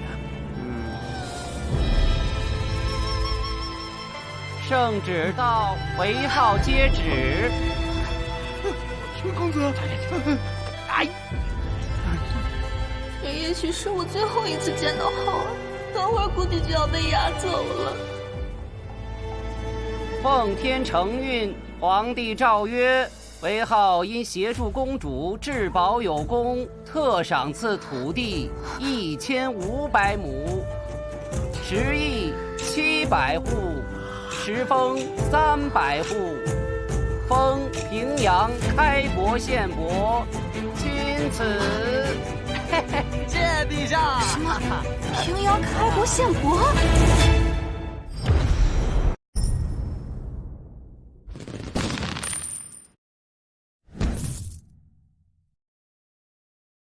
以后好好为朝廷效力啊！哎，不敢辜负陛下圣恩。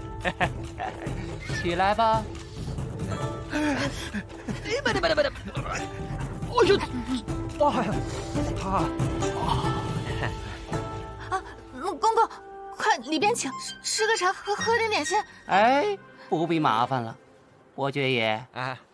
陛下说了，念及你对大雍做出的贡献，特许你不必进宫谢恩了。宣完旨，别让他进宫来。这汉子的嘴太气人，朕不想见到他。是。啊！伯爵不用面圣，我还想把我制盐的方子献给陛下，留个好女婿的印象呢。哎，公公，哎，商量一下啊！哎，怎么了？好，是小姨的错，我下手太重了。我要分家。浩儿乖，不分家，你进屋躺会儿去，小姨一会儿亲手给你敷药。去。公子。伯爵也好。好，都好啊，赏，都赏。谢谢伯爵爷，谢谢伯爵爷。对，今日府上大赏。之前浩儿都快成了西城的笑话了，但是今天封爵了，以后没人敢欺负咱们家了。陛下，臣得到消息，之前查封的那家店铺是在私造宝石。按理说，这宝石等同于货币，不但能在我大雍流通使用，甚至在北仓、西域等外邦皆能流通使用。若是将这造宝石的工艺收归民部，那民部的缺口便可迎刃而解。这个工艺恐怕是不能给到民部的。为什么？这个宝石是皇家弄出来的。啊？确切的说，是宁安弄出来的。啊？这个宝石是宁安公主弄出来的？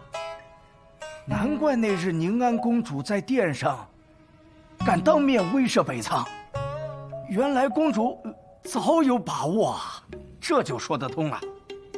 哎呀，这宁安公主为我大雍可是立下大功一件呐，是否昭告天下，扬皇室威名？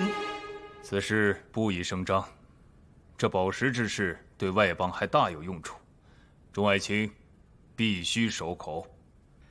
臣谨遵旨意。对了，福晋啊，你是从哪里听到私造宝石的消息的？把此人的嘴封上。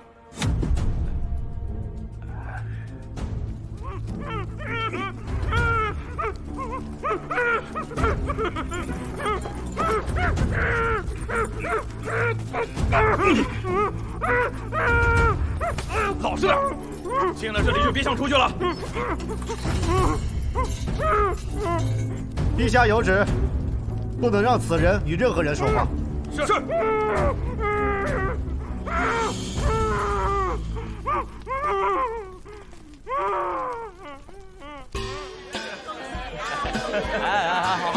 好，恭喜韦爵爷，谢谢大家，恭喜啊！好，谢谢。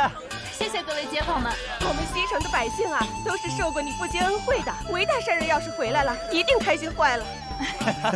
来，这2只老母鸡给韦爵爷补补。好，谢谢啊。是啊，这次可是为我们韦家争光了。韦县长好，见过族长。恭喜！啊，恭喜！谢谢。族长，里面请。哎，好。公爵，这是我们家宴席。今天晚点都来聚贤楼吃饭啊！哎呦，聚贤楼可好了呢，我们到时候带着家人一起去。老夫今日是特地来贺喜的，咱们韦家总算也出了个爵爷了。林洛也恭贺族长，恭贺韦家。韦浩啊，韦浩。快，把公子叫过来。以后还请韦爵爷多多帮扶啊！你们俩晚上一定来啊！一定。韦浩啊，上次老夫实在是迫于族里其他族老的压力，无奈将你们赶出族宅。这次，老夫是专程来接你和林洛娘子回去的。我不回去。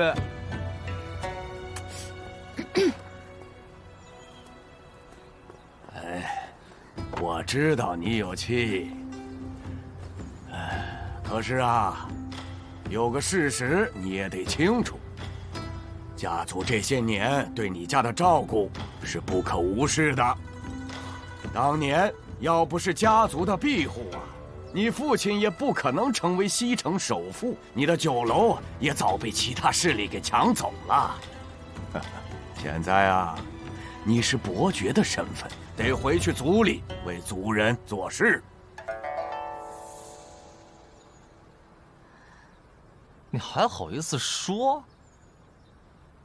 你们除了让我爹给族里交钱资助其他人，你们为我爹做过什么？你管这叫庇护？这叫剥削！我跟小姨没有利用价值了，把我们赶出来。现在我封爵了，又让我回去，我们家看着这把我欺负吗？怎么会是欺负呢？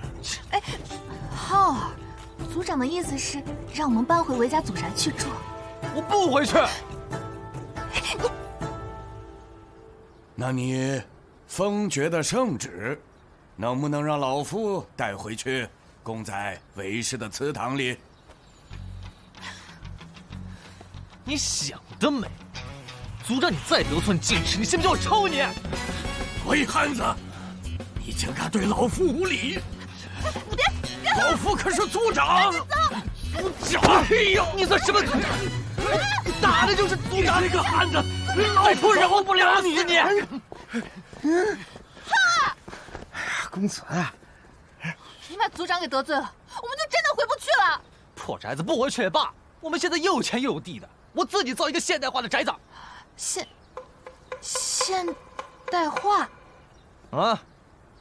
我要好好设计一下，1500亩呢。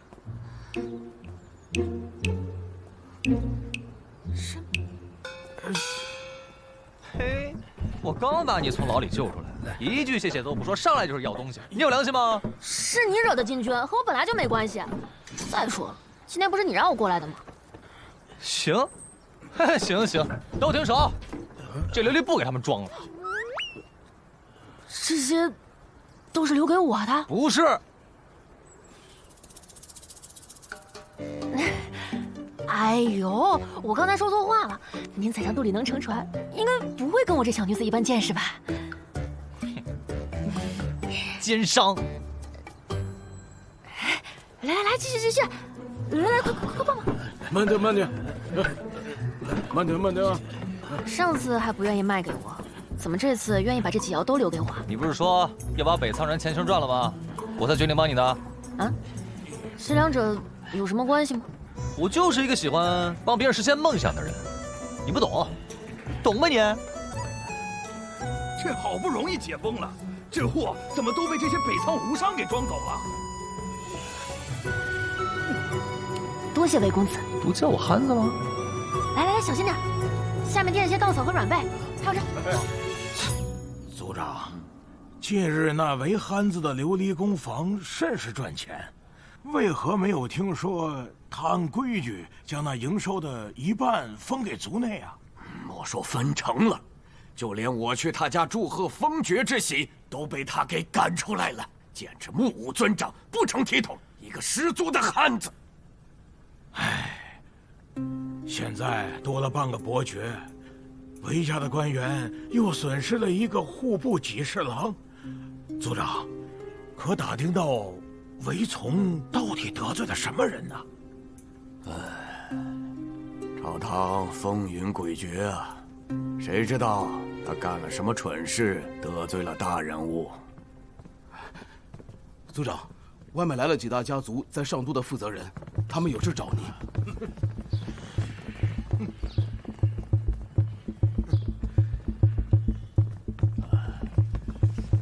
几位一同前来，可是有什么事情？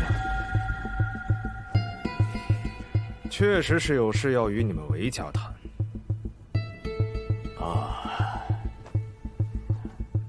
请讲。韦族长，韦浩韦憨子是你们韦家的子弟吧？他开的那个琉璃工坊，你知道吧？我知道，可是出了什么事啊？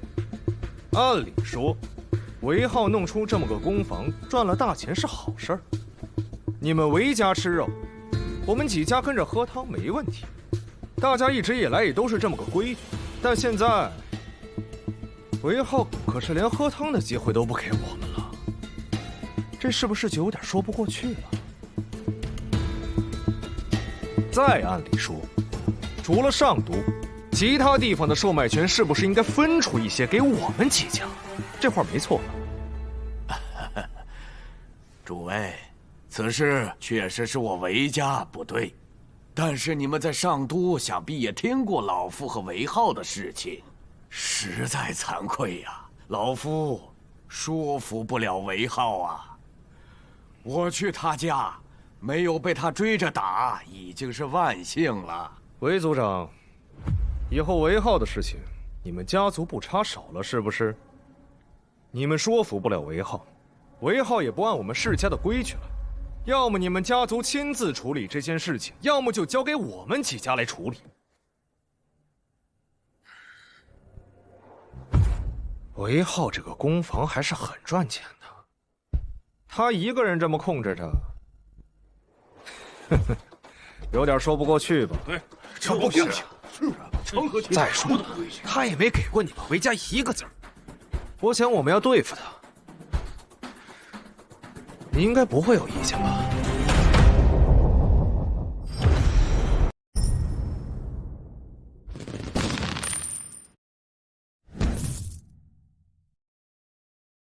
他们打琉璃工坊的主意，这是打上门来了。那小小的琉璃销售，至于那么严重吗？那他们想要地方的销售，直接找我，我给他们就是了。现在还动用家族的力量，我开门做生意，一直都是五湖四海来了都欢迎。那他们谈得拢都是后话，他们倒好，哼，直接绕过我，向族长施压，还想教训我，就他们。也配？那要不跟公主殿下说一下？不要，小叶，你现在就去族长家，你告诉他们就来，就到族长家去。到时候万一打起架来，也是把族长家给砸了，嘿，赔点钱就是。你不要莽撞，你都不知道这些世家有多厉害。小姨，我是伯爵爷，我怕什么？能让他们骑不到头上吗？明天到了族长家，不要随便惹事，你好好听听别人怎么说。世家之间的联系非常的紧密，我们惹不起。他们不惹我就行，反正我可不是好惹的。啊，来了，坐。都来了，那就敞开来说了。这次确实是我韦家子弟的不对，没能提前跟你们说。不过，今日韦浩来了，那就表示愿意谈。诸位有什么意见，可以直接说。这次的事儿啊，就是个小事嘛。小事儿。韦族长，你知道这琉璃送到外面去卖，利润多可观吗？哦，那老夫真不知道。上都这边的琉璃运到南方，马上就能涨2成；往北边运就是3成。如果运到万州，那就是翻倍啊！那些虎商把琉璃送到草原去，利润至少是3倍。咱们几家可都有草原的马队，虽说去的次数少，但每年至少都去一次。如果是我们把琉璃送到草原去卖，你想想看，这得多大的利润？竟这么挣钱呐！没错，韦浩一窑就能烧出3万贯钱的琉璃。如果把它们全部拿到草原那边，最少能带回来12万贯。这么多吗？韦浩啊，这批货我们能拿多少啊？这批货？对呀，你昨天出了2窑，明天还有1窑，没错吧？这批货，前4窑我已经答应给胡商他们了，第5窑给本朝商人，第5窑你们可以拿。你宁可给那些胡商都不给我们？总有个先来后到吧。我只能说，在你们家族的地方售卖，我可以给你们，但是这批货不在这次之列。这么耐着性子，看来是把我的话听进去了。不管怎样，这批货必须给我们5成这个事儿才能平了，否则别怪我们世家处罚你。你放你的屁！你算哪个错？处罚我？你算老姐处罚我？你什么你？告诉你啊，老子今天过来跟你们谈是看在族长的面子上，为了几个世家的利益，我已经让了几个地方给你们，你们还要分5成利益？你什么东西啊？你信不信我现在给你族长？你别了我！别冲动，坐下说。好了好了，坐下。那个，他性格比较冲动，你们别跟他一般见识。小姨，你不用理他们，装什么大尾巴狼啊？还世家利益，还必须，我都没听说过。现在你们说了，我答应了你们，还没完了。那行啊，那几个地方，老子就不给你们，我看看你们能拿我怎么样。韦浩，既然这样，那我们可就不跟你谈了。那就不谈。不是，你们世家很牛吗？别逼我，逼急了我10年之内干掉你们世家，装什么呀？干掉我们世家？你好大的威风啊！哦，我忘了，您现在是当朝爵爷，除了国公、郡公、县公、郡侯、县侯，就剩下您开国县伯爵了。没了伯爵，老子照样干你们。那你这个伯爵就别当了。你敢在我韦氏的祖宅说要罢掉我们的伯爵，是你们族长给你们的权利吗？上都的事情，我们能决定。那你能决定2个家族的关系吗？你竟敢用2个家族的关系威胁我！嚯，族长硬气起来了。成。哼，韦族长，既然韦浩他不懂我们世家的规矩，你不教他，自然会有人教他。不过韦浩，韦爵爷，我相信要不了多久，你就会来找我们，到时候就不是5成的货了。你得求着我们，收下你琉璃工坊5成的份额。我先收拾你这张嘴！你别来我早就看他不顺眼了。你们是世家吗？你们是强盗？你们觉得自己很牛吗？这汉子脑子有毛病，快走！别跑！哎，有本事放马过来啊！你当我是吓大的？好了。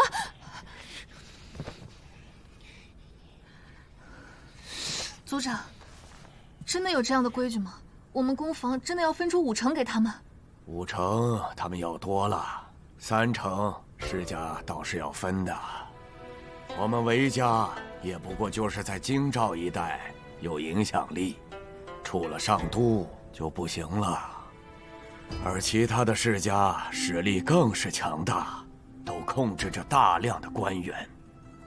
我们韦家在朝堂上的子弟也不过50来人，跟他们自是远不能比呀。浩儿，不然我们就分出3成给他们。我就是把琉璃工坊关了，也不可能给他们。天下可不只有他们几家，他们控制了朝廷，难道还要控制天下的财富吗？韦浩啊，一个伯爵在他们面前真的不够看呐。他们有很多方法对付你，让陛下削掉你的爵位，甚至入狱也不是不可能。老夫估计，下午就会有弹劾的奏章送上去了。下午弹劾，完了还想要我的货？做梦！他们要是弹劾，我的琉璃世家想要售卖，门儿都没有。我宁愿砸了。老外，浩儿，还吃得下饭啊？咱家的琉璃工坊估计是保不住了。世家他们要收购完5成的份额，还说不给就要给我好看。现在不知道有多少弹劾奏章都到陛下跟前去了。世家的人，好大的胆子，竟然敢抢我们的东西！我刚去跟他们谈了，要不是小姨拦着，我早就揍他们。他们还说，让我求着他们收购我们的份额。狂啊，真狂啊，把我惹急了。我10年之内我就干掉那些世家。世家可是父皇的心病，只是大庸现在不得不依靠世家。憨子，10年之内干掉世家，你知道世家意味着什么吗？怕什么啊？不就是天下寒门无书可读吗？你们皇家不是有那么多书吗？你把它们给我，我去印刷，让天下的人都有书可读。韦浩，印刷，你知道印刷需要多少钱吗？哎呀，那是他们不懂。哎呀，那现在怎么办嘛？没事，你放心吧，我保你了。你保我啊？你还是帮我看看怎么找到陛下，让他老人家出个面吧。丫头，你说我们把3成的份额让出来给那些国公，可好？哎，国公在，那些世家总不敢告我们了吧？不行，不行什么？一毛不拔的铁公鸡，就我跟你这个落魄公主，怎么守住这份财富？做梦！你知道琉璃工坊1年的利润是多少吗？死憨子，你才一毛不拔的铁公鸡呢！你就气死我吧！反正我不给啊，要跟你拿自己那份去给。哎，行，先吃饭吧。吃完饭我去琉璃工坊看一下，你呢，想办法帮我看看怎么见到陛下吧。我是真是扛不住了。父皇，有人欺负韦憨子。什么意思？就是我们皇家的琉璃工坊，世家那边要拿走5成，韦憨子不同意，他们就说要把他送到牢里去，还让韦憨子去求他。父皇，世家那边也太过分了，不仅看到韦浩挣钱就要抢，现在还让官员去弹劾他。怪不得朕昨日收到不少弹劾韦浩的奏章。父皇，你可要给韦憨子做主啊！怕什么？他们还敢欺负到朕头上，让他放心就是。可是他现在很愁，估计会找那些国公谈。世家那边也太猖狂了，见不得人赚钱了不成？有什么办法？那些世家都是紧紧绑在一起的，寻常百姓谁能和他们抗衡？父皇，韦憨子说，给他10年时间，他要干掉那些世家，还说什么印刷书籍就是了。如果有书，确实能够撼动世家的根基。可是印刷书籍岂是那么容易？雕版印刷，他知道本钱需要多少吗？一本书需要多少版吗？这小子！父皇，女儿之前也说过这些，但她说我懂什么，她是不是真有什么办法？改天我得好好问问她。不用问，没有办法。陛下，世家这样可不是好事啊。朕也知道，可是有什么办法呢？全部都杀了，谁帮朕来治理天下？臣妾认为韦浩是有办法的。陛下不如考虑召见他详谈一番。啊？让他进宫？臣妾是觉得韦浩这孩子确实是有些本事的，陛下见见有利无弊。好，那就见见吧，省得他吓得就乱找国公。后天吧，让礼部去通知。那些世家都想让朕收拾韦憨子，哼，想得倒美！朕就要支持这韦憨子。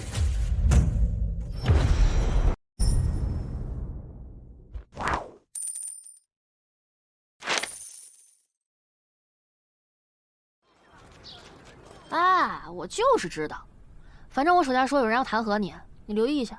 这都知道，消息挺灵通啊。我们在大庸这么多年，也会有一些自己的老友的。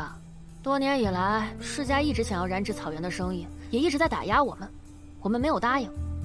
毕竟，如果没有了胡商，那就没有办法给大庸带来草原上的消息了。嗯？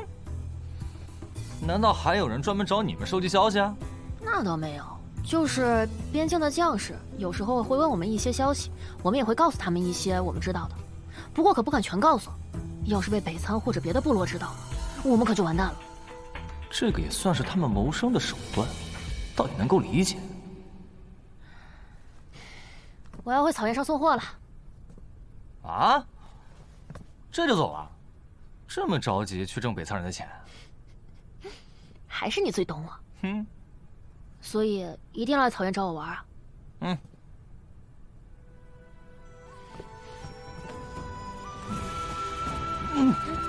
杜汉子，你干嘛？韦憨子，你自己小心点。我走了。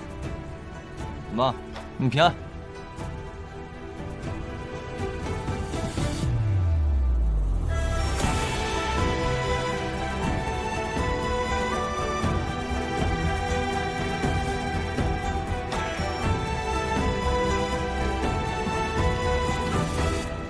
要是朝廷可以专门偷偷组建一支商队，到北仓那边去买东西，同时收集情报。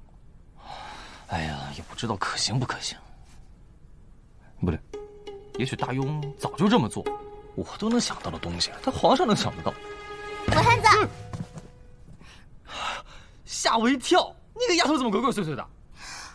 你竟然敢这么跟本公主说话！饿了没？去聚贤楼。我有个事跟你说，明天上午你得进宫面见我父皇了。这么突然？明天就去？嗯。我还没准备好呢。你要准备什么？见面礼啊，我还能空手去？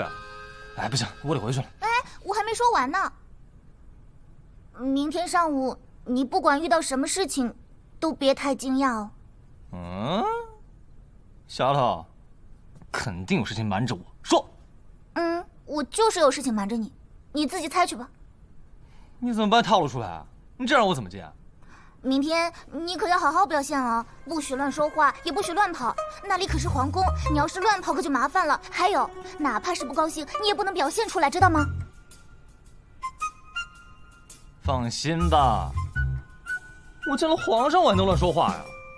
等我见了皇上，我就让你从落魄公主变成后宫独宠。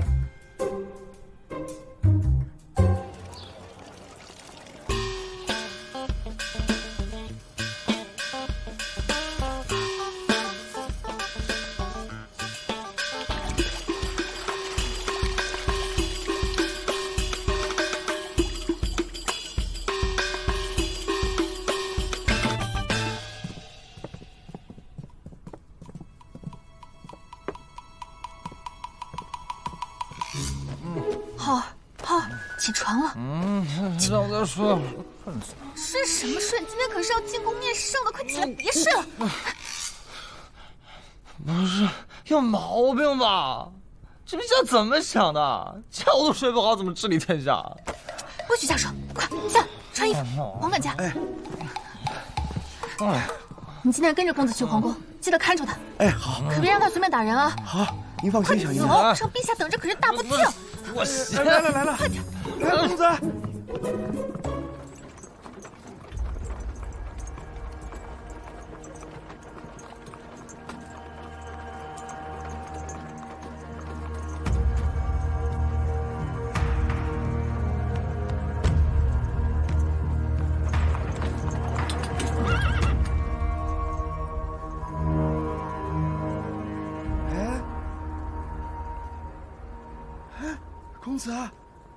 公子，这不对劲呐！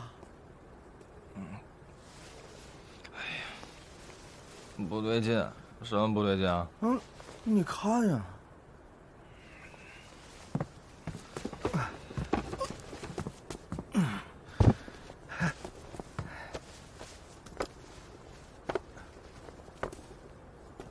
怎么一个人都没有？王管家，你是不是搞错了？公子啊，老奴都在上都城几十年了，肯定不会搞错。只是我奇怪，这怎么没有一个人呀？哎，哥们儿，这是不是上朝的大门啊？兄弟，吱个声儿。那没人啊，这儿啊。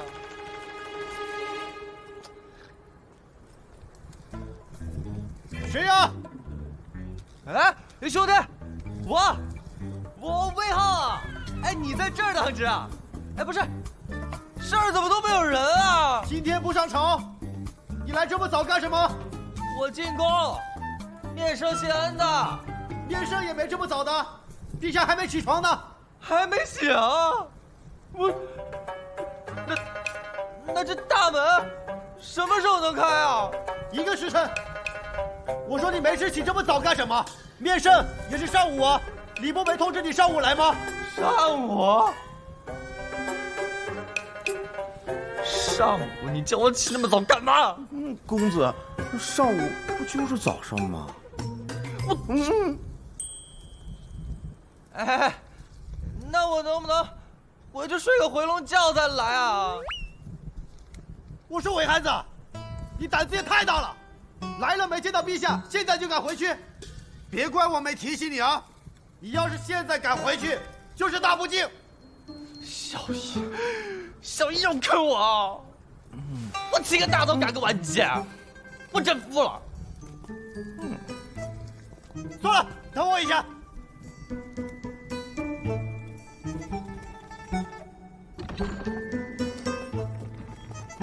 走吧，我带你进宫，进宫面圣。可不能让陛下召见你的时候你不在，去得早了，方显诚信不是？到甘露殿外等着吧。陛下什么时候醒啊？等着吧，1个时辰。啊？什么？韦憨子过来谢恩了？不是上午吗？这个小的就不知道了。这会儿人在外面等着呢，让他等着吧。另外，通知长公主，就说韦憨子来了。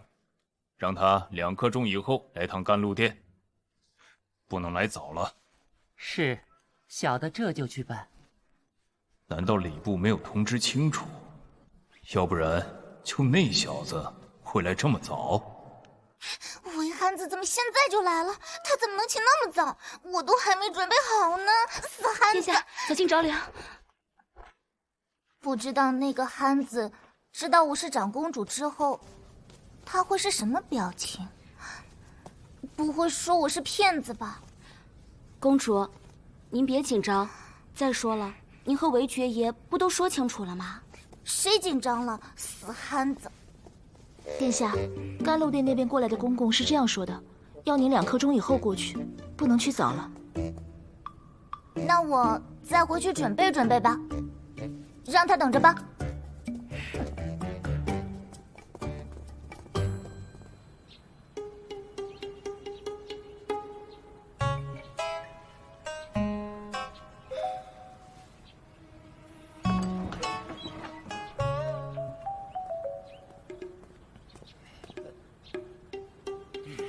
宣平阳开国伯韦浩进殿。你叫我了。哎呦！把你身上的配件、配刀都交出来。我没这玩意儿，我带这玩意儿干嘛？我又不打架。给我搜。来，你是不是记仇啊？就算是太子殿下来了，也得搜，这是规矩。搜。来，搜。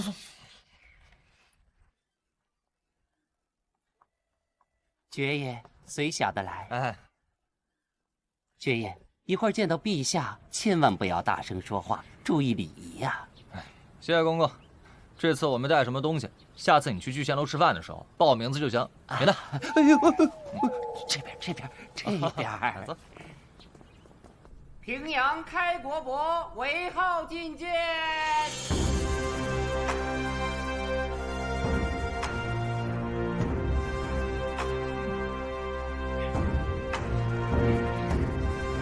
陛下，韦爵爷来了。见过陛下。来了。你这次起得挺早啊，不是让你上午来吗？哦，这个我小姨搞错了，通知是上午，她天没亮就叫我起来了。哎，第一次没经验。这声音在哪儿听过啊？这么熟悉呢？免礼。谢陛下。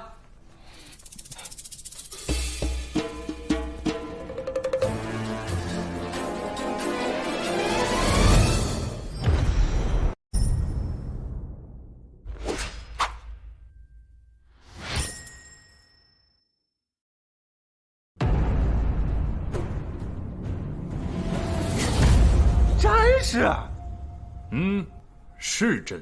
我靠！我靠！何意？你是陛下？这太刺激了！怎么，不像？不是，像，你，我，所以，你让我想想这是什么情况啊？想什么？想你之前是怎么跟朕说的那些话吗？说朕傻，不懂国家大事。啊？谁说的？谁敢跟陛下这么说话？你说的呀。陛下，你先等一等，我自己捋一捋。我现在有点乱。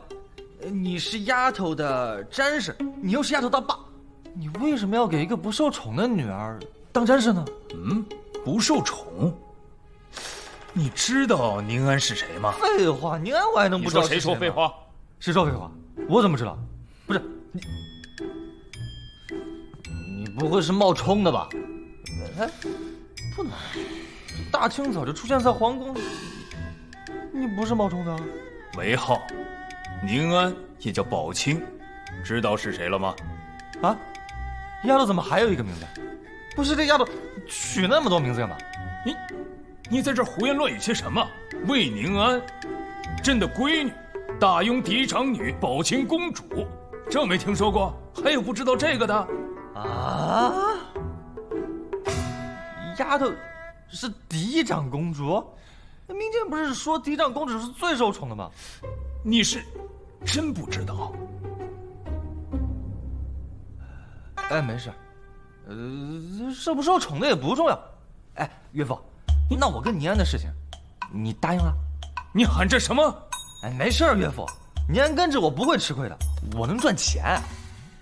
哦，对，还从来没有人喊过朕岳父的，这个汉子居然喊朕岳父，这感觉怎么有点亲切呢？岳父，你看看这个，这是何物啊？尝尝。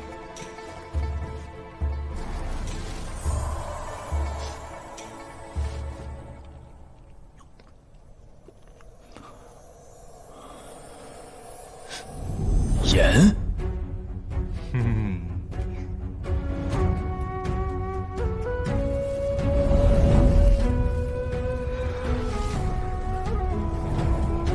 这为何如此细腻啊？据我所知，盐一直是朝廷在经营的，但我大雍现在盐的产量严重不足，现在市面上的盐1两卖的是10文钱，那么1斤就是160文，对吧？根据我大庸现在人口的统计，大约有1600万人。假设一人1年用半斤盐，那就是800万斤，800万斤就是120万贯。而制盐的成本不过20万贯，那么盐这一项就有快100万的利润。账是这么算，但我大庸1年实际产盐不足20万斤，大多数的百姓是买不起的。盐的生产没那么容易，需要很复杂的工艺。复杂个毛啊！这玩意有什么复杂的？哎呀，只要你给我足够多的粗盐或者盐田，我一天给你提炼10万斤出来。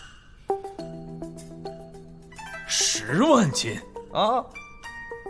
你别说10万斤，你小子能给朕做出1万斤，朕就让你掌管天下盐田。不去，我管那玩意儿干啥？你刚刚可是夸下海口就不认账了，你这可是欺君。没不认账。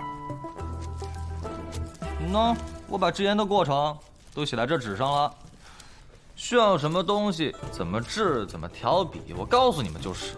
我才不管那玩意儿呢，吃饱了撑的又不是自己家的。你写的这些能实现？那必须能实现啊！我都写得那么清楚了。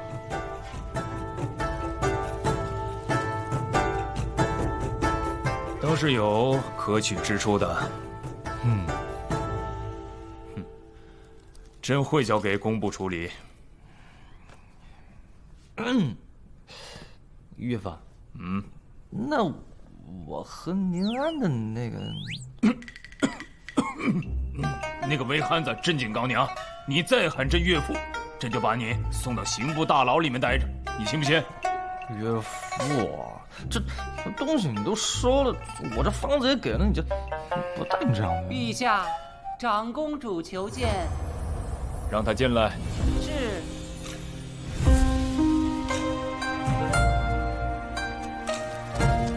幸亏，如果闺女知道了朕差点动摇，岂不要与朕闹翻天？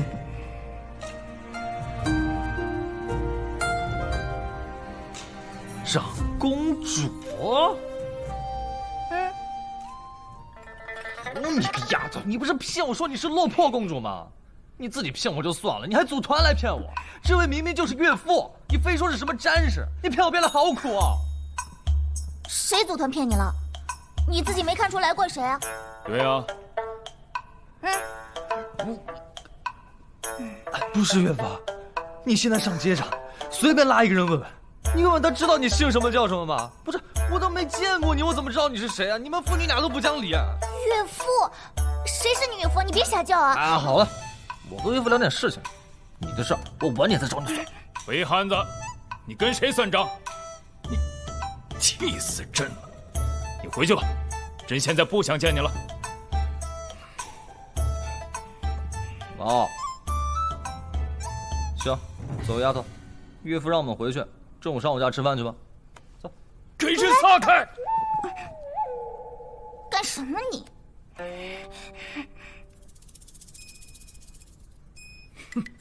韦憨子，你自己都自身难保了，还纠缠朕的闺女。你看看这些奏章，弹劾你卖琉璃给胡商的，说你勾结北仓的，加上之前的上百本了。岳父，你知道我那是故意的，那些世家就是眼红我的公房。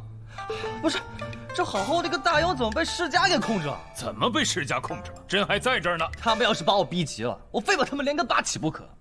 难道你有对付世家的办法？啊，就是你之前说的印刷书籍，不过不是你们现在用的这种。哎呀，我现在也放不出来，我要放出来，他们非杀了我不可。若憨子真有此法，那么对付世家就有望了。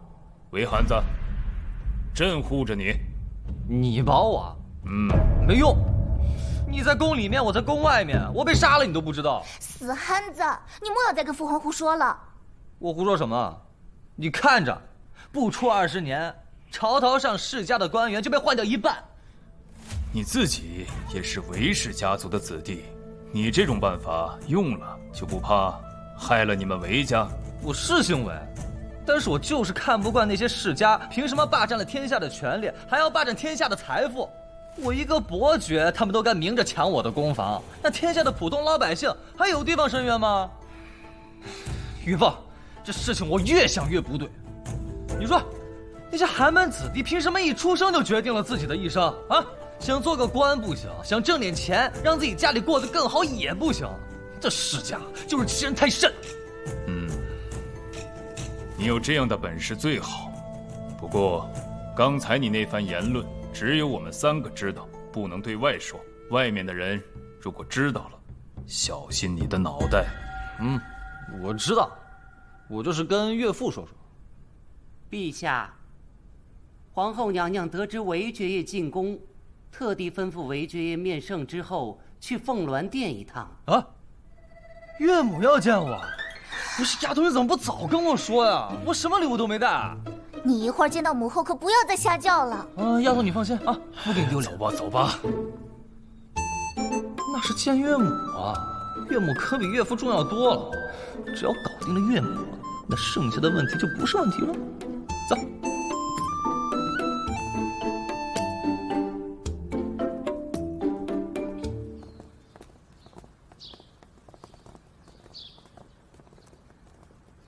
陛下，陛下可是要出去？我和岳父要去岳母那边。岳父？瞎喊什么？我岳父。你岳父？陛下居然不反对韦憨子这么叫他？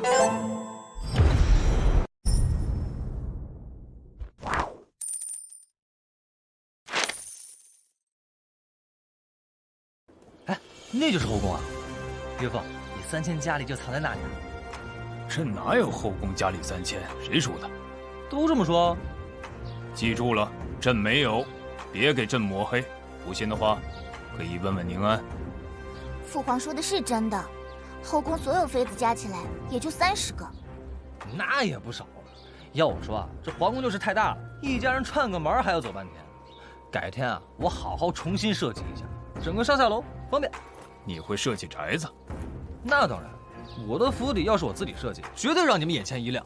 那你倒可以设计看看，朕看看你到底是不是吹牛。父皇，那些弹劾的奏章怎么办啊？那还用说，收拾他们。收拾他们倒是可以，但是需要你前往刑部的大牢待几天，可好？啊！岳父，父皇，你不会坑我吧？你就如此不相信朕吗？你去刑部大牢待几天，朕调查一下，收拾几个官员。公房的事你可以放心，谁还敢和皇家抢东西，不要命了。对了，你对外先不要说朕是你的岳父，否则的话不好收拾他们。岳父，你能不能换个方式？刑部那边你熟悉，朕上次看你和那些狱卒相处的不错，换个地方，朕还担心你不习惯。那要待几天啊？提前说好啊，最多10天。不用10天，回去和家里说清楚，无需担心。行，不过刑部大牢太冷了，我要带点东西去，最好给我个独立空间，我要带些用具过去。带什么？书签、笔墨纸什么的。干嘛？你要在大牢里算账啊？对啊。你看啊，我们琉璃工房平均5天出1窑，一窑4万贯，2个月就是48万贯。我们平分，另外还有聚贤楼的生意。这么多钱啊！这么多的钱，你准备怎么花呀？怎么花？我都没想过，没拿到钱啊。岳父，你问问他，我到现在可是1文钱都没拿到。这快过年了，总得给我分点钱吧？1文钱都没给他呀？那可不，我连本钱都没收回来呢。这孩子为了宁安，真是付出了很多呀。过年肯定给你。成，嘿嘿。不过韦浩，既然你喊朕岳父，那朕就要提醒你。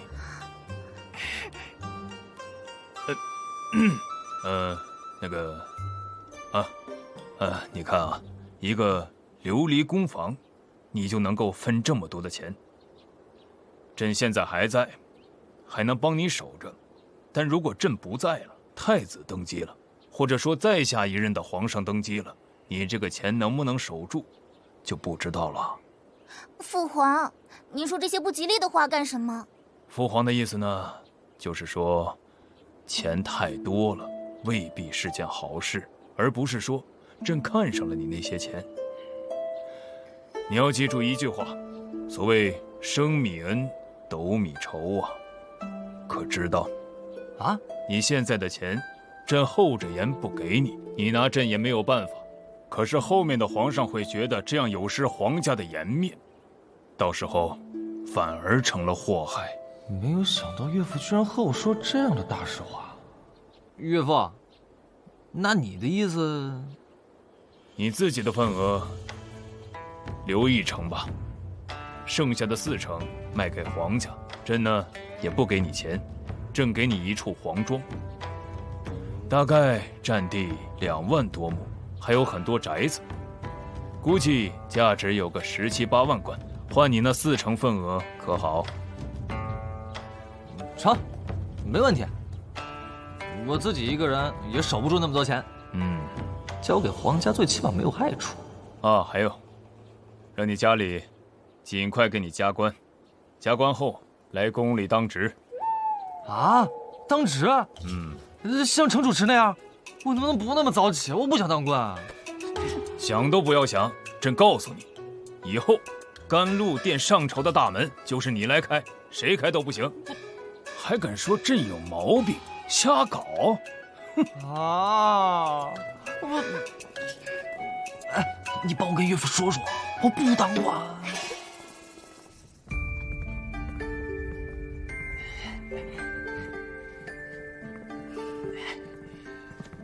岳母好。岳母，韦憨子。嘿，岳父已经答应我和宁安的婚事了。朕可没答应你啊，是你小子非要喊的。好。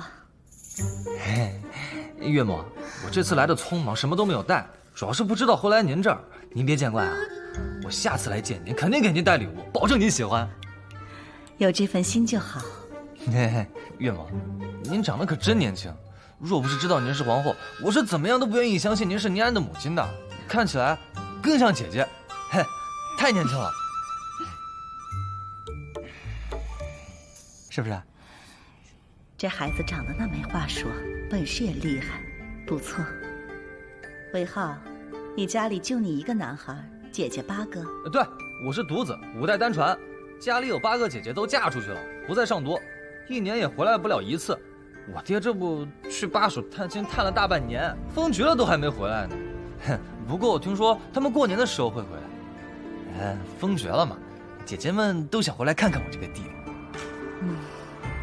不错，是个实诚孩子。今天就在凤鸾殿用膳，只是宫里的饭菜不如聚贤楼的好，所以本宫也是在食材上下了功夫了，用的都是最好的。岳母费心了。这样，明日就让宫里的厨子到我聚贤楼学习做饭菜，除了现有的菜品，即将要推出的烤乳鸽的方子也都拿回来，多加练习练习，自然就会了。朕一直听百官们提及聚贤楼的饭菜如何美味，可还未尝过呢。让我媳妇儿给你带，不行就来岳母这边吃呗。那感情好，浩儿有心了。母后，哪能让岳母吃不上小婿聚贤楼的饭菜嘛？好，我们去用膳吧。岳母想。还小婿呢，这汉子就知道讨好岳母，朕想吃还只能来蹭皇后的，还把朕这个岳父放在眼里吗？浩儿，你回来了，怎么样？怎么样？没怎么样，倒是你，都跟你说是上午，你那么一大早拉我起来，害我去那儿等那么久。如果不是等那么久，我早回来了。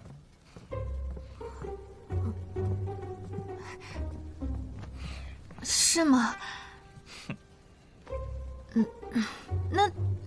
上午不就是早上吗？你这一天没吃饭了，都饿了吧？吃过了。吃了。陛下设宴了？没设什么宴，家常便饭。太好了，这说明陛下很重视你啊。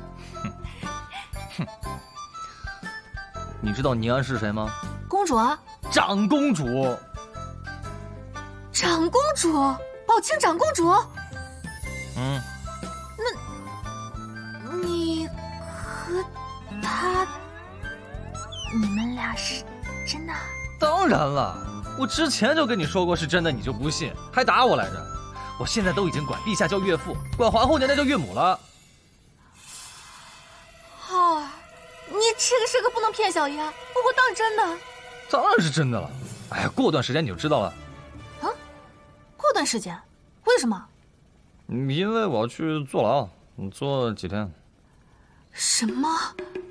坐牢？我就知道你这臭小子肯定又惹事了。你别冲动，你听我解释，我能解释。刚见完陛下就要坐牢，你还解释什么？拿我寻开线！我是要去帮陛下整顿那些世家，陛下亲口说的。果真如此？那当然，要不然我现在为什么不进去？我何必要等到明天呢？我还能提前知道我明天要进去。你想想看。真的？真的。哎，对了，小爷，你帮我准备一些东西，我还要装修一下牢房。岳父也答应我了，可以装修牢房，给了我个隔断。你给我准备一张桌子，软榻、被褥，还有书籍，笔墨纸砚全给我摆上。还有一些平时的小零食啊，常用的一些喜欢的东西，你都给我准备上就行了。你到底是去坐牢还是去享受啊？那你就别管了，你给我备上就是。对了，小爷，我跟宁安的事情你可别往外说啊！陛下就是打算用这次的机会，好好收拾一下那些世家。你这一说，我牢白坐了不说，陛下还会怪我办事不力。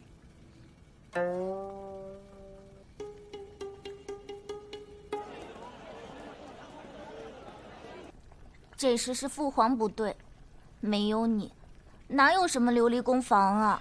小事情，除了琉璃宫房，我还能弄很多其他的宫房，只不过没什么用，没必要，舒舒服服赚点小钱就行。可是这个宫房是你一手建立的，我什么都没做，就是花了点钱。当初你也不是缺那点钱，孔毅让我入股，也是想要帮我。现在倒好，父皇全都收走了，你就只剩了1成。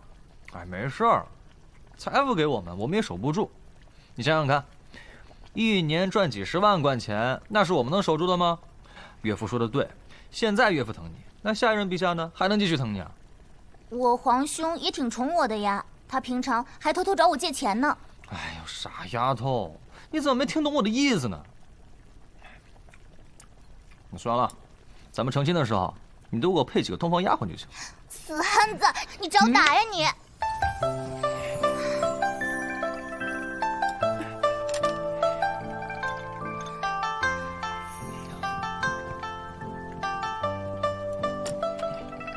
你慢慢吃，我坐牢去了。哎，牢房里冷，登徒子，你多加点被子。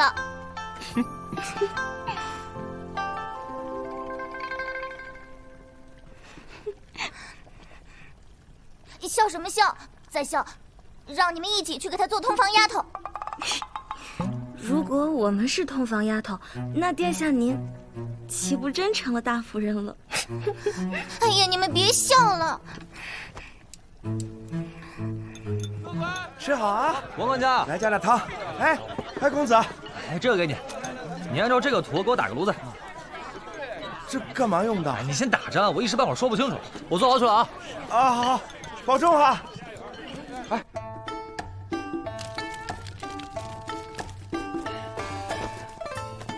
轻拿轻放啊，辛苦了。我说魏爵爷，你又打架了？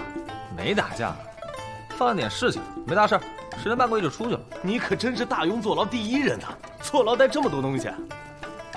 缺爷，这里就是牢里位置最好的，干燥通风，还有一束阳光照进来。这帘子也给你安上了，怎么样？满意吗？行，以后这牢房就是我的了，谁也不许住进来，除非你们问过我，我答应了才行。哎呀，我要是没在坐牢，这里给我空着，时常叫人过来打扫一下。记住了啊！啊，爵爷，这是牢房，它不是你家呀！你还真想在这儿预定个房间不成？哎，我也不想啊。哎呀，要我说呀，以后您就别惹事儿。你看看这里，这里真不是什么好地方。我的桌子呢？把桌子给我放中间来。哎，快，桌子，这里。哎呀，爽！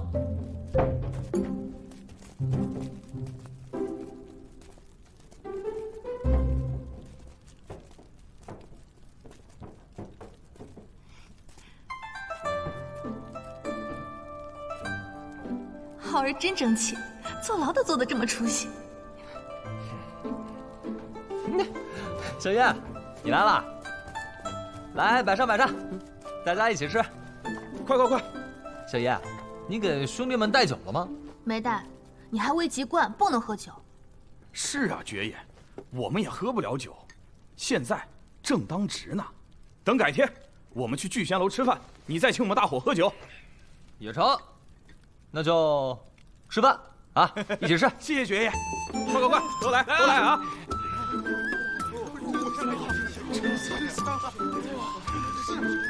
这红烧肉肥而不腻，这虾也好吃，让我尝尝。好香啊！这是谁呀？是来坐牢的吗？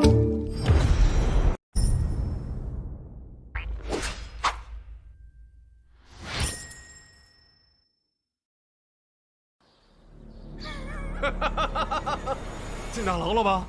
自不量力，以为自己是个伯爵就了不起了。他是不知道我们世家的力量有多大。这次不能单只要他5成的份额，我看要8成，要不然这小子不长记性。估计啊，他现在知道我们世家的厉害了。等会儿我们去大牢，也是给他通个气儿，让他知道这件事儿就是我们干的。那当然了啊，他眼下可能不会答应，但是等他坐几天牢之后啊，我估计他就想通了。好，我们现在就去牢房里问问韦浩，问问他想清楚了没有。走。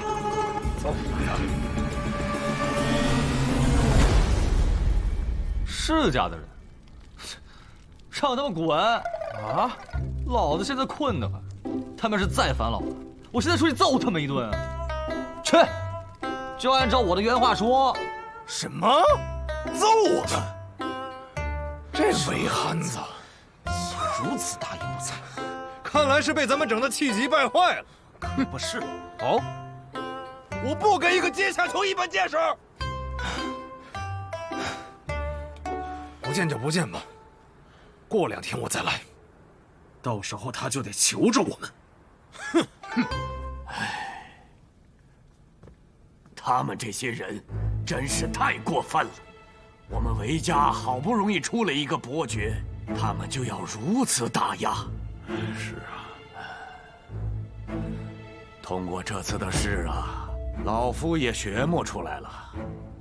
韦浩这人虽是性格急躁了些，但人还是不错的，是个讲道理的人。更何况是我们韦家的族人，有什么问题，还轮不到他们这些外人来教训。族长，这个事该如何处置？告诉中书省韦廷，让我们族内的子弟也弹劾他们家族的官员，挑那种身居要职的弹劾，每个家族1个。既然他们想要搞事情，我们韦家也不是好欺负的。行。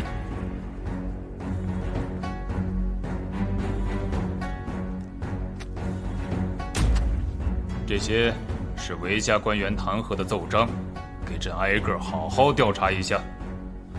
是，韦家那边刚一弹劾，陛下就调查，甚至还要调查之前几个弹劾韦浩的官员。陛下这是……快点，快走，快点！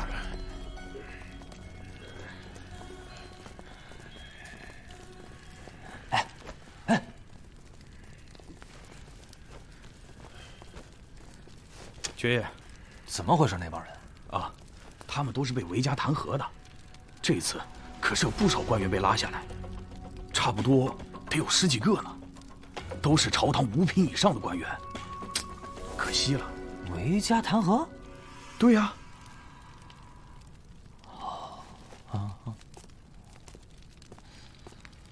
韦家弹劾？不是岳父要收拾他们吗？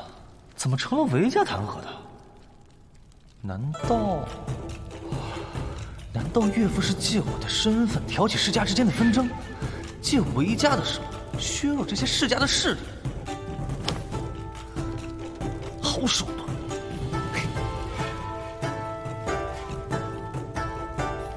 什么？全都抓了？都被抓了。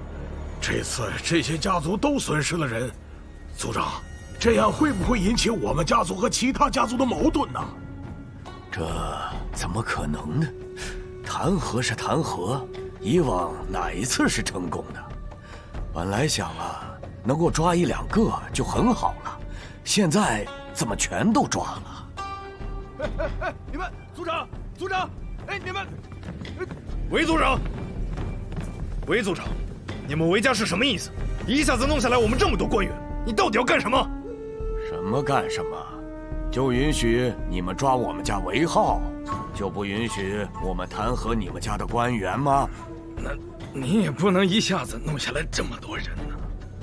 多吗？韦浩是谁？是我们韦家唯一的一个伯爵。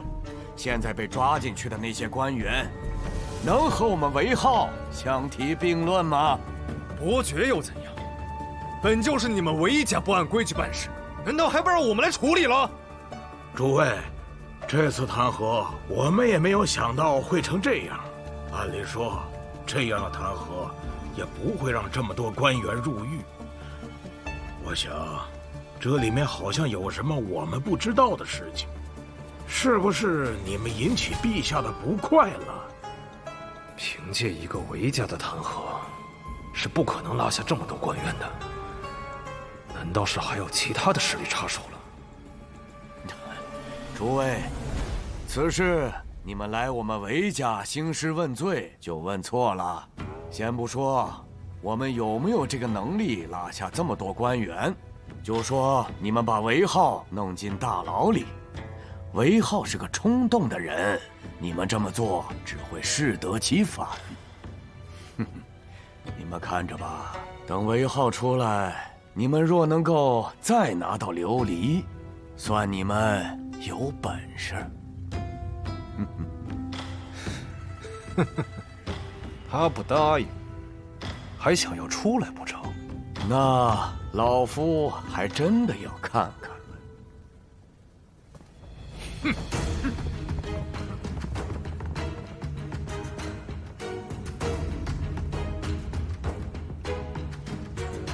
再不知天高地厚，就再弹劾他几个官员。差不多了啊！啊，这就好了啊？还需要多复杂？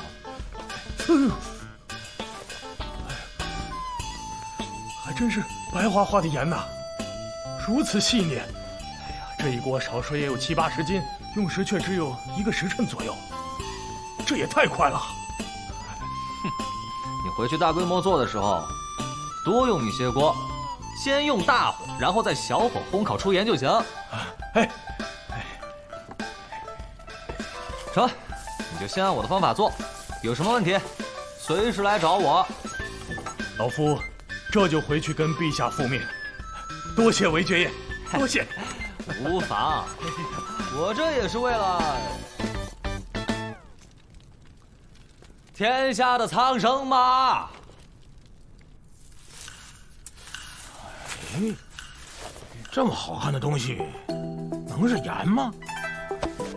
当然了，这可是韦憨子教我做出来的。又是那个韦浩，这白花花的细盐可比咱们的官盐不知道好了多少倍，而且工部已经验证过了，这个细盐可以食用，没有毒。不可思议，这般细盐堪称一绝。那这细盐的产量如何呀？回陛下，韦憨子说，只要有足够的卤水，再有足够的锅，一天少说得有400-500斤吧。如果有20口这样的锅，那每天可能就上万斤。这么多！恭喜陛下！如若方才段大人所说不虚，这韦浩就凭食盐一项就能够给朝堂带来100万贯钱的利润了。今年这民部的亏空就补齐了。如果真的有这么大产量的话，那可就不能按照现在的价格卖了。老百姓吃盐不容易，寻常百姓也不舍得，得降价才是，不能说用这个东西去赚老百姓的钱。到时候民部这边商议处置对策，控制一下价格。陛下圣明。韦浩此举可是有功于我大雍，得好好赏赐才是。诸位有什么建议啊？陛下，按如此功绩而言，赏个国公都成。咱们现在前线将士连粗盐都吃不上，韦浩可是解决了将士们吃盐的问题啊！陛下，臣不同意。听说韦浩这小子劣迹斑斑，狂妄无礼，恐难为朝堂所用。确实，现在食盐这一项，为朝堂立下大功劳。可就此封国公，恐会引起其他功臣的不满。现在的国公都是经历过乱世的，战功赫赫，为大雍的建立立下汗马功劳。而韦浩一个魏家官的小子，仅凭食盐这一项获封国公爵位，岂非让那些老将们寒心？长孙尚书此言差矣，这食盐对我大雍何等重要，大家都心知肚明。韦浩这么大的功劳，封个国公，想必其他功臣也不会有意见。是啊，韦浩虽然年轻，而且之前也确实做过一些荒唐之事，但他就是一个憨子，年纪还小，做出些冲动之事也不为过呀。现在就事论事的说，韦浩就凭食盐这一个功劳啊，不仅解决天下人吃盐的问题，还给朝堂多带来一个进项，弥补了民部开支。这个进项可是会一直延续下去，可以说价值万万贯钱，当封国公呢。对呀，陛下，臣还是不赞成。如此年少就封国公，将来还不知道狂成什么样子。这小子确实说话不经大脑，这么年轻就身居高位，难免遭人记恨。封国公不行啊！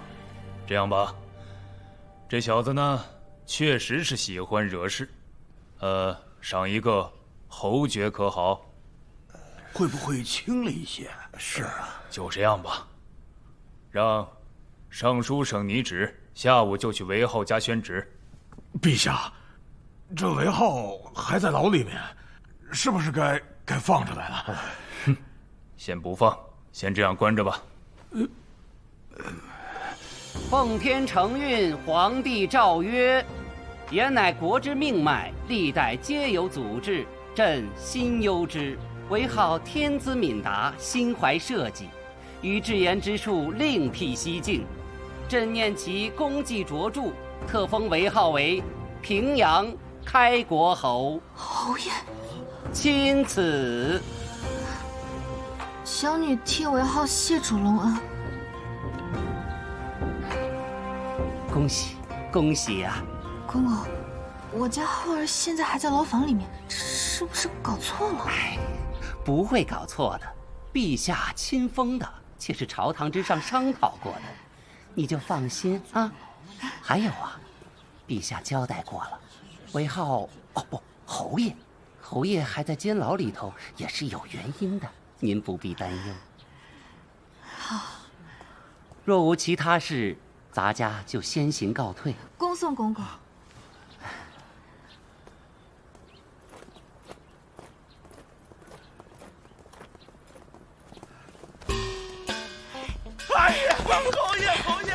浩儿可能还不知道这个消息。王管家，你去准备一些好吃的吃食，备一些喜钱。我要去让刑部大佬把这个好消息告诉浩儿。哎，好，还是我自己去吧。我不会是做梦吧？我们府现在是侯府了。这汉子不会是走了什么狗屎运了吧？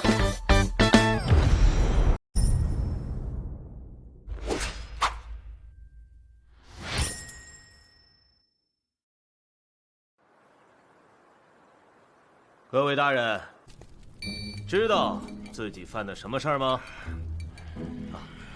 韦爵爷，这韦浩不是被抓坐牢了吗？怎么还如此自在啊？是啊，这里的狱卒还非常尊重他，就连那些刑部官员也是。哎，各位大人，还是赶快招了吧，莫再与我耗时间。啊，我觉得你就问问他，你家有多少钱？钱从哪儿来的？还有，为什么诬陷我？诬陷我对你有什么好处？问。韦爵爷说笑了，这个还在审问。我不管。就这个长得尖嘴猴腮，肯定是个贪官，我查死他！岂有此理，庶子！你还看？还看？不真打！韦爵爷不可呀！哼，含糊我当我不知道啊？你能说我勾结北仓，我不能说你两句啊？啊？你等着，你要是有本事从这儿出去，我一样把你弄回来。你这是浩儿，浩儿，小姨，你怎么又亲自送过来了？让下人做就行，多累。他到底是来坐牢的，还是来游玩的？我要弹劾刑部那些官员，对这里的狱卒管理不善，狱卒居然巴结囚犯。哎呀，卢老，您消停点得了。现在您还在牢房里呢，得罪了这里的狱卒，你可有的罪受了。哼，老夫还在乎这个？我今天让厨房做了好多好吃的，都是你爱吃的。今儿这么开心？今日咱们府上有喜事。什么喜事啊？你被封为侯爵了。什么玩意儿？啊！今天中午你被封为侯爵了。我干啥了？我坐个牢做成侯爵了？这侯爵！对，来，这个你拿着，还有这些。买点自己喜欢的东西，也都给兄弟们分一分。小姨娘，这可不行啊！这不是别的，这是喜钱。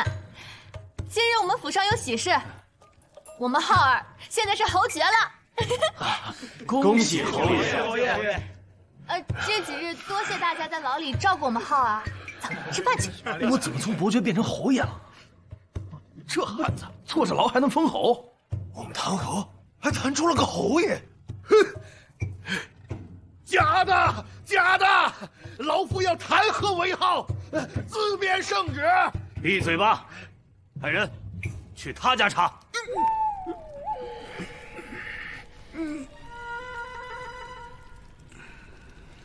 哎呀，以后这韦侯爷不得了啊！什么？韦浩封侯爷了？这是刑部大牢传来的消息，还能有假？听说他在牢里活得还挺滋润。此事蹊跷呀！会不会是韦浩背后有什么人呢？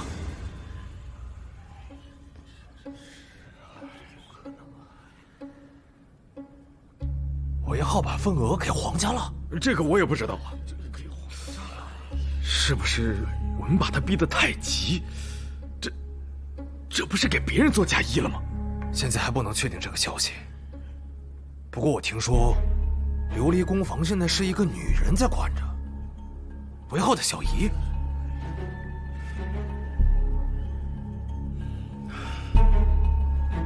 我们明天去工房看看，正好和他们谈谈，顺便打听一下，这个女人是谁。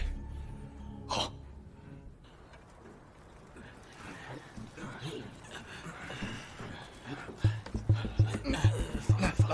好。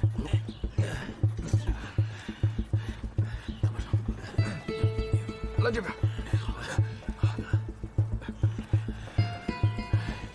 劳烦问一下，刚刚进去那个女人是谁啊？也是我们东家呀。你们东家啊？她叫什么呀？是哪家府上的人？这个就不太清楚了。反正啊，我们都喊东家。哦，麻烦帮我通报一下，就说崔家人求见。这让你去你就去，他会见我们的。成。那你们等一下，我去问一问。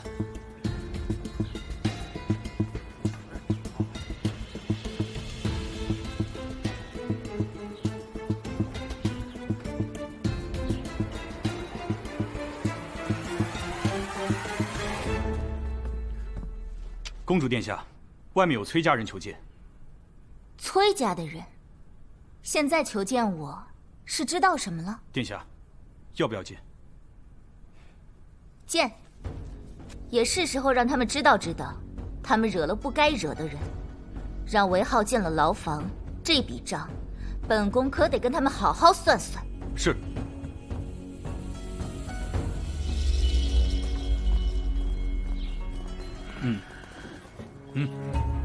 搜身。什么？我们也要搜身？要见我们殿下，这是规矩。什么？殿下？难道这里真被皇家接管了？也不知道是哪位公主。进去吧。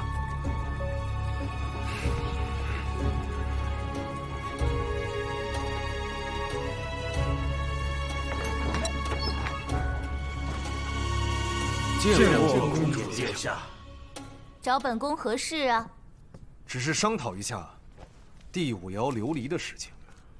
第5爻琉璃，商讨。谁答应你们商讨的？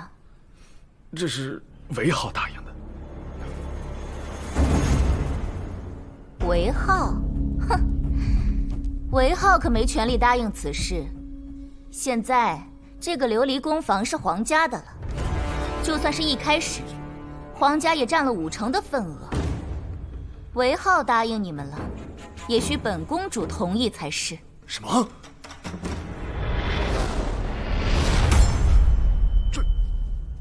长公主？啊！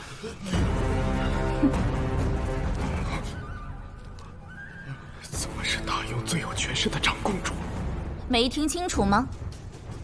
此事，韦浩答应了没用，还需本公主答应了才是。现在韦浩在牢里，严重影响了琉璃宫房的生产。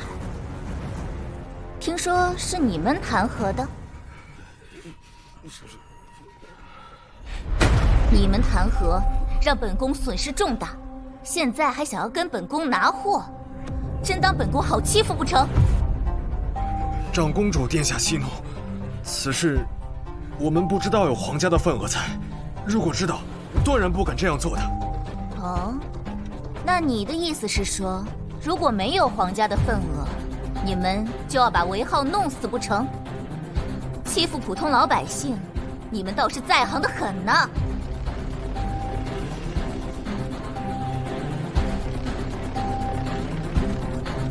行了，没有别的事情，你们就出去吧。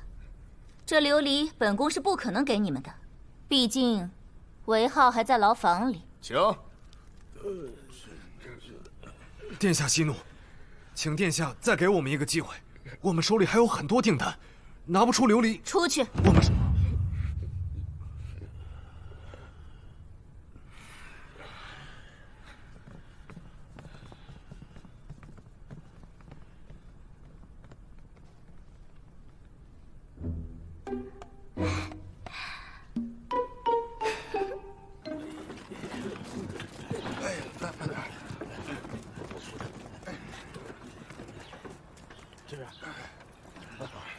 谁能想到这琉璃宫房居然有皇家的份额在？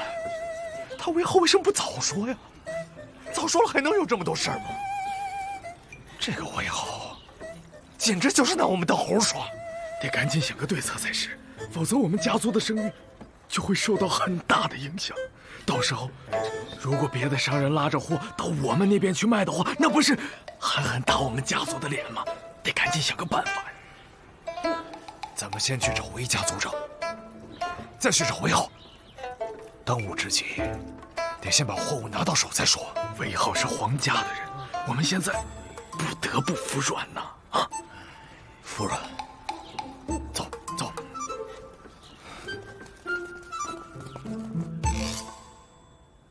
族长，各世家上都负责人又来了。哎呀，又来干什么呀？想逼我们韦家逼到什么时候？他们真当我们韦家好欺负的呀？哎呀，韦族长，误会了。几位又来我韦家府上做什么？韦浩的事找韦浩去说。琉璃工坊分成的事，老夫可做不了主啊。韦族长说笑了。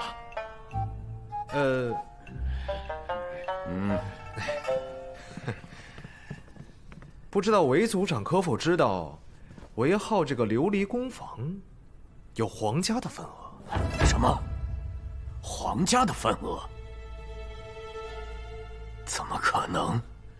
韦浩什么时候认识皇家的人了？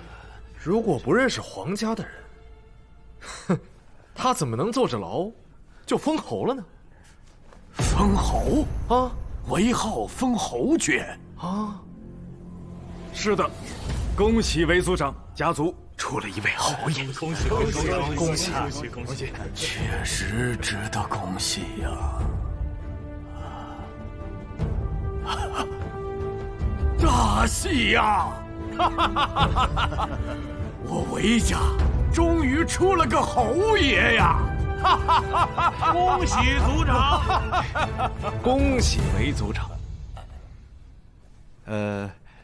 能否麻烦族长去牢里跟韦浩说说，此事就此接过？啊，当然，赔礼道歉的事情我们肯定是要做的，您放心。我们会让家族的那些官员马上停止对韦浩的弹劾。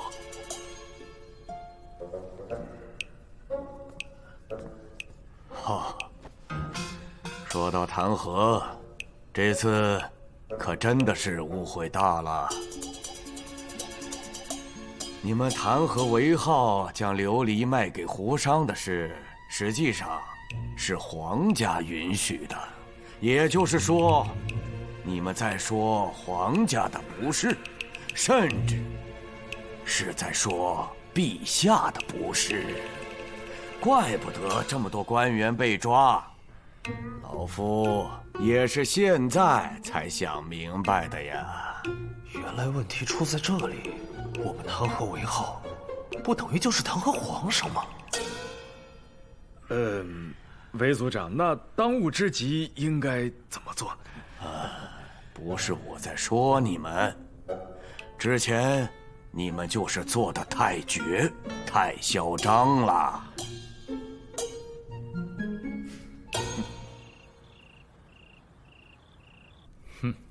现在倒说韦浩是被冤枉的了，看来他们也知道，朕要借韦浩收拾他们。本来呢，朕也是打算明天就让韦浩出去的，传朕口谕，明天天亮，让韦浩就回去。是，陛下。这汉子在牢里就这么进进出出的？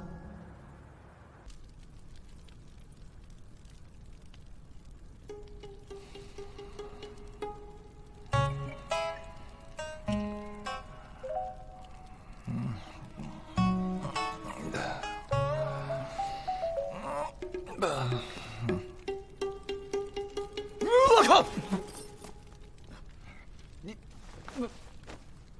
你也起来了？犯什么事了？我就说你不老实，早晚要进来。滚！你看我像是进来的吗？大清早的不说点好的。不是的。来口我的。陛下口谕，你可以出去了。啊？陛下口谕，你可以回去了，还愣着干嘛？收拾东西走。走。你这些东西不要了？要啊，这是我房间，我不来别人也用不了。你们到时候帮我把这些东西收拾归拢一下，我下回还要用。哎，不过侯爷，下次可别再来了，这里真不是什么好地方。有时候身不由己，不都是被逼的吗？就你这张嘴，哪件事情不是你惹出来的？不行，这韦安子翻起魂来，我一个人打不过他。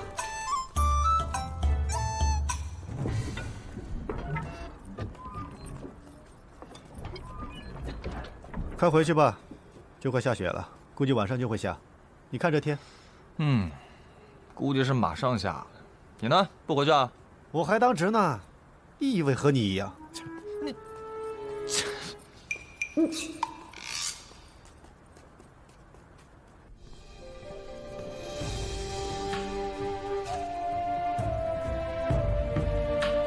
见过父皇，见过舅舅、大表哥，见过长公主殿下。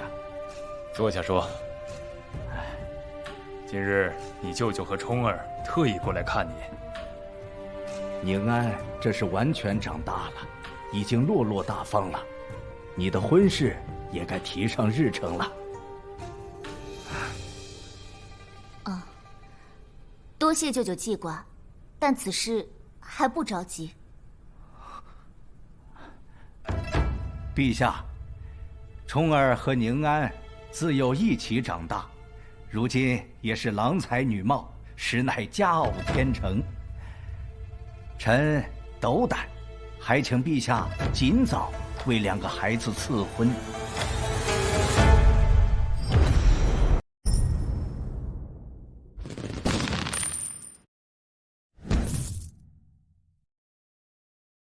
还请陛下尽早为两个孩子赐婚。父皇，女儿现在还不想嫁人。胡说，怎么能不嫁人呢？父皇，现在四子还小，母后还需要照顾四子，再加上她现在身体大不如前，外面的事情都是女儿在打理的。表妹，你我自幼青梅竹马，你放心，姑母的安康我定然放在心上。是啊，宁安，舅舅家里你也熟悉的。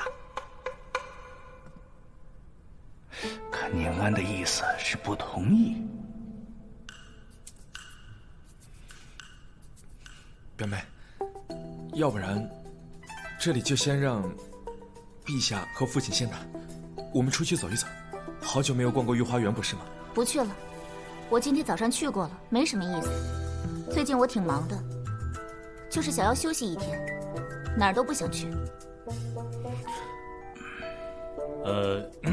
宁安近日确实辛劳，此事也不急于一时啊。既然殿下已经累了，那我父子二人就先去拜见一下皇后娘娘，先行告退了。去吧，你们兄妹也许久未见了。是。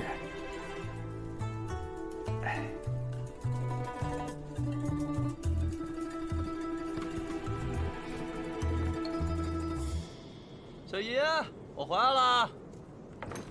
浩儿，你从大牢里出来了，陛下肯放你回来了？那当然，再不放我出来，我找他闹去。这都关多久了？公子，你回来了啊！你坐牢之前交代我做的那个炉子，我做好了。好，走走，看看去。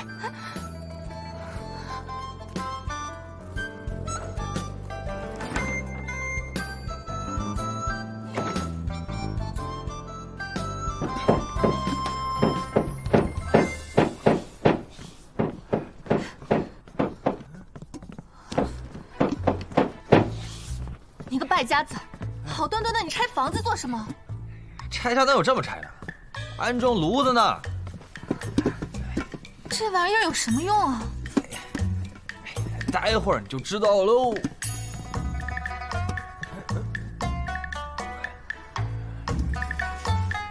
王管家，把我那个柴火跟水壶给我拿来。好嘞。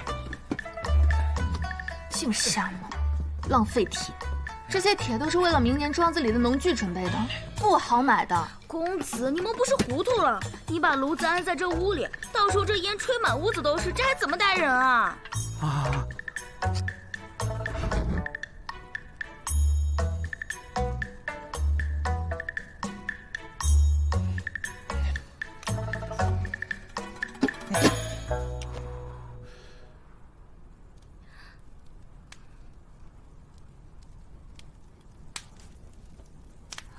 哎，怎么没有烟冒出来？瞧见了吧，没烟的，而且还不会有毒。这管子是通到外面的。不信，你去窗外看看。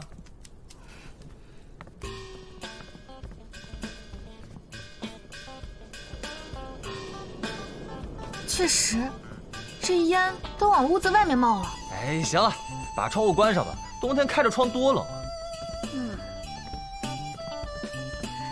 这屋子里确实是暖和了不少。这玩意儿，烧水也好用，我们呢就能随时喝上热水了。我都感觉有点热了，没想到你这炉子还真行啊！我做的东西，那能不行吗？真是的。哎呀，现在舒服了，摸哪儿都不觉得冷，家里也不缺热水喽。哎呀，小姨娘，公子，有了这东西，那可要省下来不少木炭呢。柴火府上可是有不少，况且这柴夫每天都会到上都城来卖柴，这补给起来也方便呀。哎呀，舒服，这样过冬天才不会冷吧？王管家啊，这东西就一个，还有吗？还有，就是还差点没做好呢。哎，走，带我去看看。哎，走。你说浩儿怎么就这么聪慧呢？这种吃喝享乐的法子，公子可精通着呢。浩儿可不是只会吃喝享乐，如今这韦府也是西城最光鲜的府邸了，还有最能赚钱的聚贤楼和琉璃宫房，谁不知道咱们家出了个侯爷？谁还能比咱们家更有前途？之前都说回家出了个憨子，可他们现在还有人敢嘲笑浩儿吗？憨子怎么了？憨子也封侯，将来还要和嫡长公主成亲呢，谁还有这个本事？小姨娘，你说什么呢？小姨娘，有一位自称魏宁安的小姐登门拜访。什么？宁安小姐来了，快开中门！哎，是。你快去通知浩儿，就说长公主来了。小姨娘，你莫不是糊涂了？长公主怎么会来咱们府上啊？你快去吧。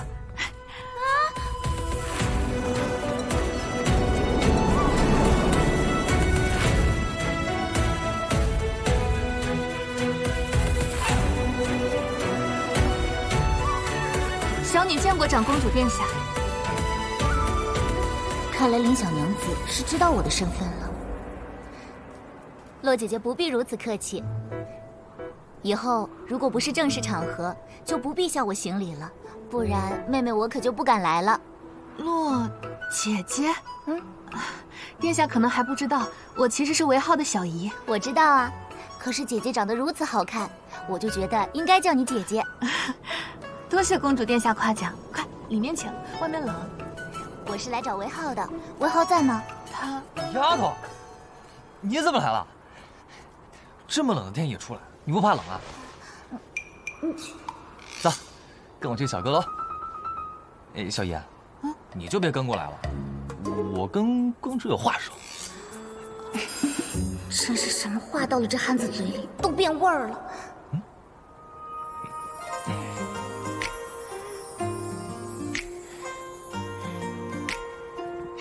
戒烟我是傻大汉，于是只会摆手指来掐算。摇头的傻的真可怜，叹气走开。你手怎么那么短啊？登徒子，我有手炉呢。什么话？你是我媳妇儿，我牵手怎么就成登徒子了？有个手炉了不起啊？行。这屋里才叫暖和。这里为何如此暖和？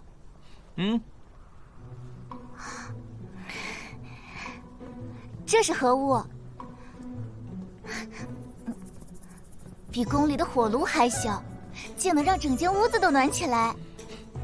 这是暖炉，冬天在家里放上这个，特别暖和。暖炉？嗯，真好，这样以后就不用在屋子里穿这么厚重的衣服了。喜欢啊？等咱俩成婚，我把新房子里铺成地暖，到时候你就可以光着脚在地上跑了。谁要嫁给你了？我父皇要把我许配给我表哥了。什么？表哥？嗯。岳父怎么说话不算话？而且他脑子是不是有问题啊？这近亲结婚是会生畸形儿的。哎呀，不行，我得去找他。哎，什么近亲结婚？什么畸形儿啊？这个，就是你跟你亲戚结婚，如果3代以内有关系，那就很容易生出弱智、缺胳膊少腿，甚至是根本生不出来的，在娘胎里面就出问题了，会导致难产的。岳父怎么把你往火坑里面推啊？瞎说，怎么会有这种情况啊？这种亲上加亲的事情，我们这儿到处都是的。那你去查一下不就知道了？你一查，这多少孩子活都活不成。你说的可是真的？哎呀，这事儿我骗你干嘛呀？你表哥叫什么？我不能把他的名字告诉你，但他这人确实讨厌。他以为我不知道，他总去画坊。院子里还有几个通房丫鬟，是他的小妾，大我7、8岁，还想要跟我成亲。这不就是渣男吗？比我都渣！你把地址给我，我非得打他一顿不可。替你消气。给我消气？我当然更气了，敢惦记我的媳妇儿。等下，你表哥是你母亲的兄弟的儿子。哎呀，那我打岳母的侄儿，岳母我蒙面去，行了吧？出息！你就这点胆量啊？我韦浩怕过谁啊？那你是我的底线，我蒙面那是不想让岳母为难嘛。你知道就好，我也不想让我父皇和母后为难，但我知道。他们都是站在你这边的。啊？真的？嗯。看来我平时这一声声岳父岳母也不是白叫的。松开！韦浩，一点都不想要了是吧？找不着。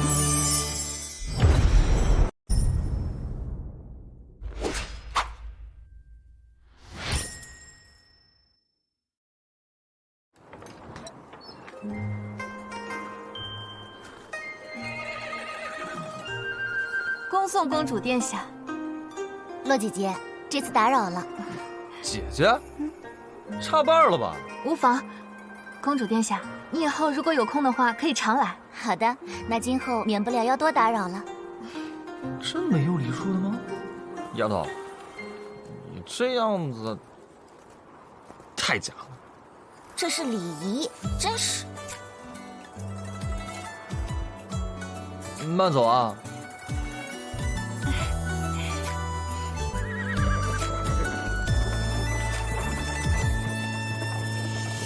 走不出头3更月，带着鬓发闯凡间。我韦浩怕过谁啊？那你是我的底线。我蒙面那是不想让岳母为难吗？殿下忧心忡忡的去找韦公子，出来之后心情大好。可是韦公子有办法帮殿下解围？那憨子能有什么办法？他不气我就算不错了。对，这个韦憨子啊，总是不着调，整日没个正形，出言莽撞，还老是打架，确实配不上殿下。他是有很多缺点，可这才是一个活人，不是？韦憨子，他小事上是不着调，可是大事上面，他从来都没有含糊过。我交代给他的事情，他都能办好，说过的话也都能说到做到。相比于其他人的虚伪，本宫更喜欢他的耿直。至少，他不会像别的公子哥一样，在外面跟我招蜂引蝶，也不会出去乱玩，更不会做一些大逆不道的事情。难道我早已对那个憨子……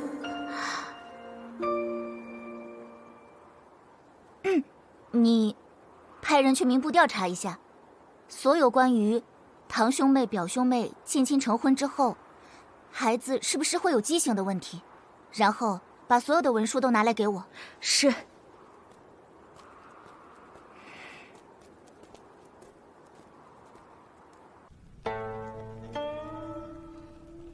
陛下驾到！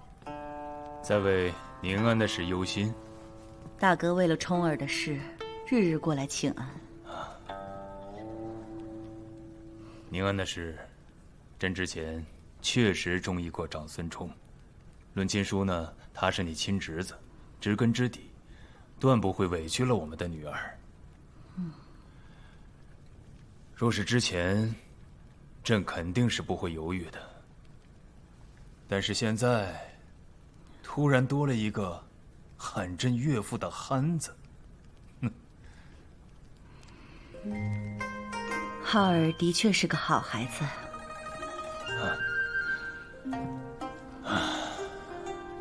这韦憨子，你很重视啊？为何呀？你没有看出来，宁安现在每天都很开心吗？虽然嘴上天天喊着韦憨子招惹他了，但是他每天都是开心的。之前在宫里面，虽然也有很多玩伴，但臣妾从未见他如此开心过。加之陛下你一直想跟世家那边联姻，世家一直没有同意。韦浩这边现在的确是个突破口。这次流离的事，可见浩儿不怕世家的人，就连韦家的利益，他处理的也不像那些抱团的世家子弟。而且之前他也说过，他愿意娶宁安，甚至愿意把公房全部的份额都给宁安。你想想看，如果对宁安不是真心的，他会付出如此大的代价。他和宁安交往，朕不反对。一是他现在也是个侯爷了，也说得过去。再加上你说的世家，完全可以。但要说他有能护住宁安的本事，朕倒觉得，更何况这门亲事还涉及到你娘家、长孙家。宁安和冲儿两家一直都是默认的，朕倒是没什么，就怕大舅哥让你为难。陛下不必顾虑我，妾身是真的喜欢韦浩这孩子，把宁安嫁给他，我放心。算了，此事不急于一时定夺。不过你的想法，朕大抵有数了。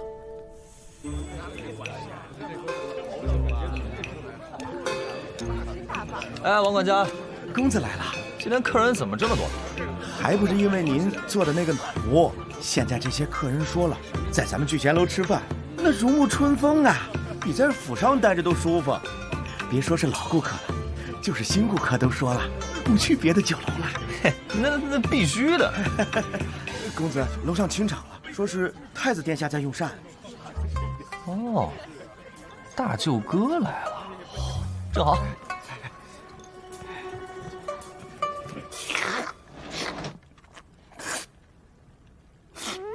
韦东家，你怎么没告诉我你的火锅这么好吃？见过大舅哥。你这称呼，不对，你刚喊姑什么？大舅哥。你等会儿，什么大舅哥？是不是搞错了？他们没跟你说吗？岳父跟宁安没跟你说？宁安，公主，姑的妹妹，岳父。对啊，我已经跟岳父，就是陛下说了，我喜欢宁安的事情，岳父岳母我都见过了，他们没反对我跟宁安的婚事。这你都不知道？不能啊！岳父没跟你说吗？大舅哥，大舅哥，大舅哥，怎么可能？韦东家，你可不要胡说，父皇知道了，非宰了你不可。还有，哭的妹妹宁安还能嫁给你？我胡什么说？我天天叫岳父岳母，那是岳父岳母认可的。殿下，殿下，姑不是说了，没事不要来打扰姑。殿下，皇后娘娘派人传话，说是请您和韦侯爷前往凤鸾殿用膳。哦，好，你跟岳母说一声，我一定来。是，韦侯爷。不是，是真的啊！哦，对了，我上次跟岳母说了，这次见岳母要带礼物。这到吃饭，我两手还空空的。大舅哥，我不跟你说了，我先走了。哎，等一下，韦浩，你都没说清楚呢。哎，回头说，我去给岳母拿东西去。你先回凤鸾殿吧，记得帮我说一声啊。拍岳母的马屁才是正经事，只要岳母的马屁拍得好，那以后就是给自己弄了个巨大的靠山呢。儿臣给父皇母后请安。怎么就你一个人？韦浩呢？他说给您拿什么礼物去了，说是上回答应的。这孩子，下次一起带来也是可以的。拿什么礼物？这个儿臣就不知道了。父皇，母后，儿臣有个事情没搞明白。妹妹和韦浩那事儿是真的吗？他一直管儿臣叫大舅哥，儿臣怎么说都不管用。他叫你大舅哥算什么？他还称朕为岳父呢。行了，就这样吧，他是不会听你劝的。那不是，这是真的。你这个做皇兄的，妹妹的事情一点也不关心。不是，母后，儿臣哪有不关心？只是最近不是太忙了吗？天天又要看奏章，只是儿臣做梦也没想到，宁安会喜欢那韦憨子。父皇，母后。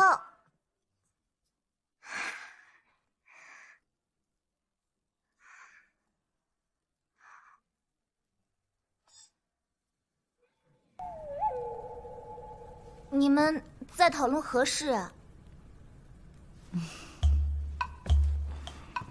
妹妹，这么能瞒，这事儿还瞒着兄长？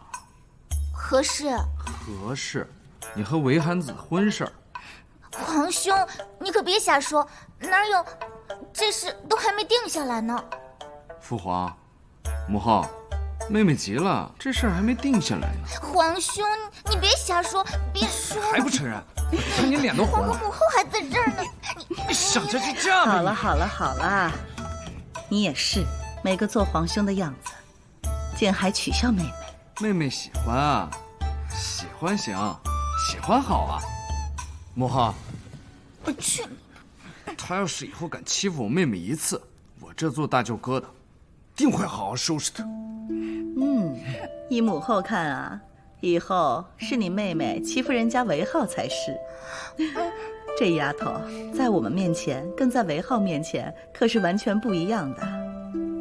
不过这样也好，能够表现自己的真性情。韦侯爷，让小的来吧。妨，不重，我自己来。哎呀，韦侯爷，娘娘就在里面，让我给您通报一声。不用那么麻烦。岳母，岳母，岳母，我来了。好孩子，快进来。见过岳母。岳母，大舅哥。嘿嘿嘿。哟，岳父，你也在啊？你提的这是什么礼物啊？岳母，这个是好东西。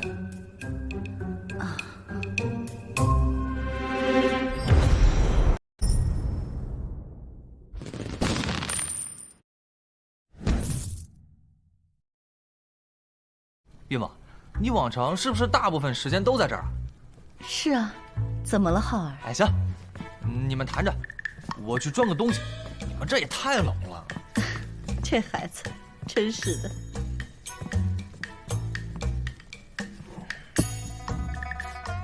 他要干嘛？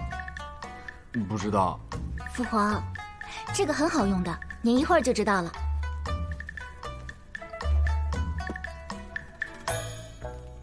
殿下，小禅送过来的，说是民部收集的结论。果然是这样。母后、父皇，你们看，这是什么？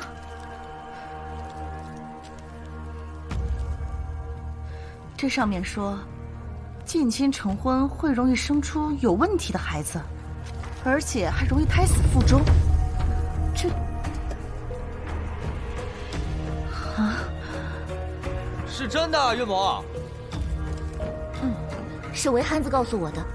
儿臣一开始还不相信，让民部去调查统计了，没想到真是这样。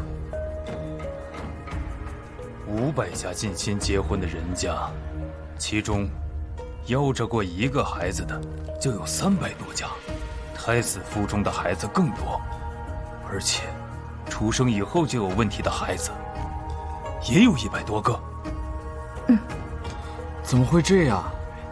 民部肯定没有查多少女子为此难产而死。难产而死？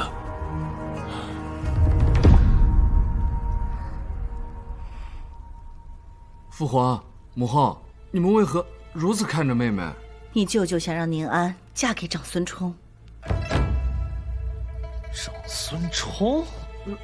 如果真是调查的这样，万万不可啊！父皇，王德，陛下，让民部进一步调查此事，朕要全大雍的统计。如果果真如此，这将严重影响我大雍之江山社稷。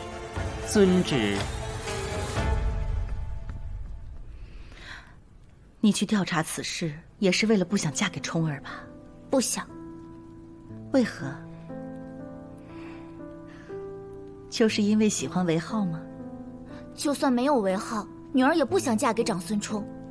他都那么大了，府里还有好多的小妾，还是画舫的常客。女儿在外面就时常听闻他的传言，说今日又带府上哪位去画舫玩了，明日又带哪位了。母后，您也不希望女儿嫁给这样的好色之辈吧？还有这样的事？千真万确。舅舅也是，不就是想通过我来保证他们一家子的荣华富贵吗？他也是皇兄的舅舅，不也都是一样的吗？为何还要通过我？好了，不想嫁过去，就不嫁过去。但是，你也不要说这些得罪你舅舅的话，毕竟你舅舅对于本朝也是有功劳的啊。女儿知道，女儿从未在外面乱说。多谢父皇、母后。傻丫头。好了，大功告成。你们有没有觉得很暖和呀？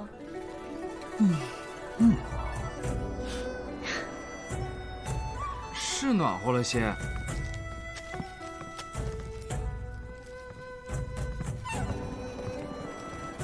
韦浩，这是什么？这个叫暖炉，很好用。只要屋子里安装这么一个炉子，整个屋子都暖和了。真的很暖和。岳母，这个是不会冒烟的，所以不用担心呛烟，更不用担心碳毒。我在家已经实验一番了。嘿，对了，这个管子呢是通到外面去的，让宫女注意一些，千万别堵住，要不然就烧不着了。这个底下用的是木柴，木柴可比炭火便宜多了。好。哎，这么小个炉子能让这么大的屋子暖和起来？当然了，岳父，不是我说你，岳母这屋子这么冷，你就不会想想办法？你也不行啊！这韦憨子，你没事儿，说我父皇不行干嘛？岳父，你瞧瞧，岳母平时都是自己一个人，有时还要带那么多孩子，你也不知道想想办法。是真不想让这儿暖和吗？外面的天气本来就冷，朕的甘露殿也是冷，到了晚上睡觉更冷。哎，满朝文武想不出一个办法，我一来，就想到办法了。丫头，外面还有一个，一会儿去你那儿装啊。哎，怎么？有媳妇儿的，有岳母的，就没有岳父的？朕可是需要在甘露殿批折子，那边冷的不行。你这小子怎么就不能考虑一下岳父呢？先给父皇吧，父皇需要御证，每天要批阅好多奏章的。你瞧父皇的手都生冻疮了。岳父啊，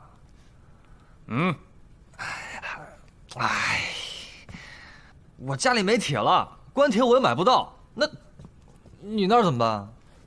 朕有，朕给你，有多少？1000斤，有吗？有，等会儿就让人送到你们家去。那行。哎，丫头，等明天，我给你那边送过去。好了，都别站着了，去那边坐下吧。添柴的事情交给他们就可以了。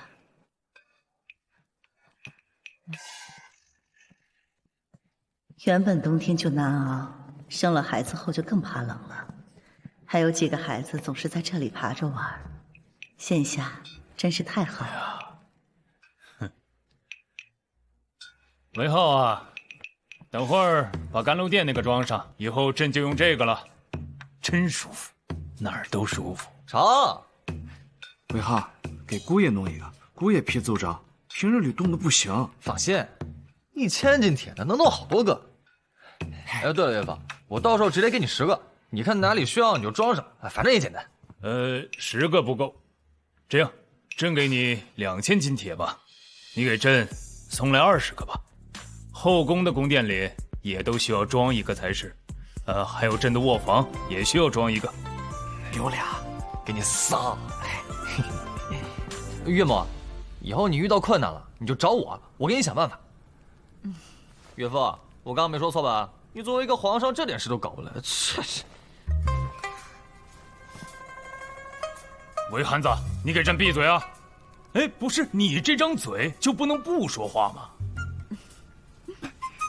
韦浩，你真行，我真不知道你这张嘴到底是怎么把我妹妹骗到手的。骗？我骗？你问问他，你问问岳父，都是他们来骗我。我还没找他们呢，他们能组团来骗我。闭嘴！没事提这个干嘛？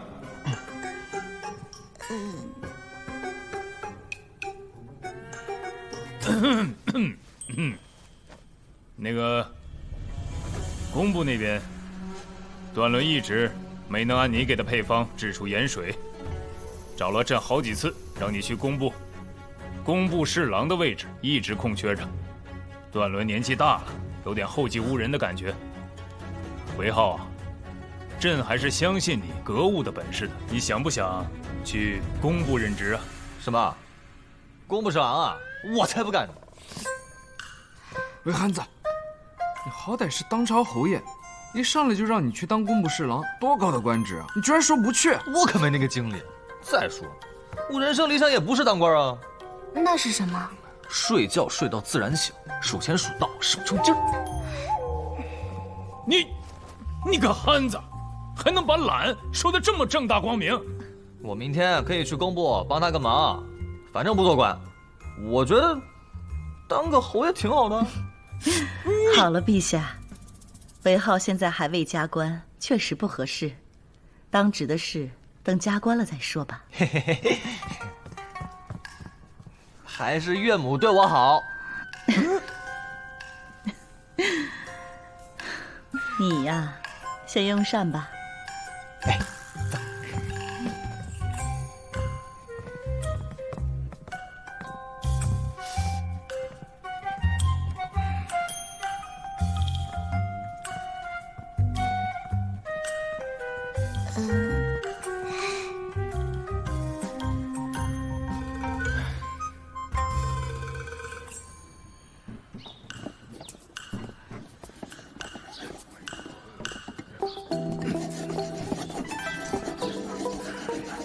守错宫了，宫部这么穷吗？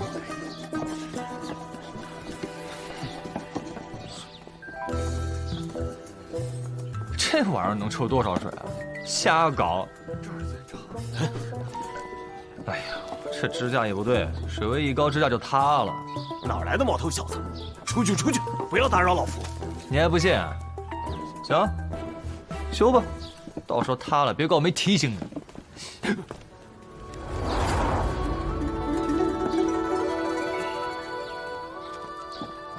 你这什么玩意儿？吓我一跳！什么玩意儿？工程车？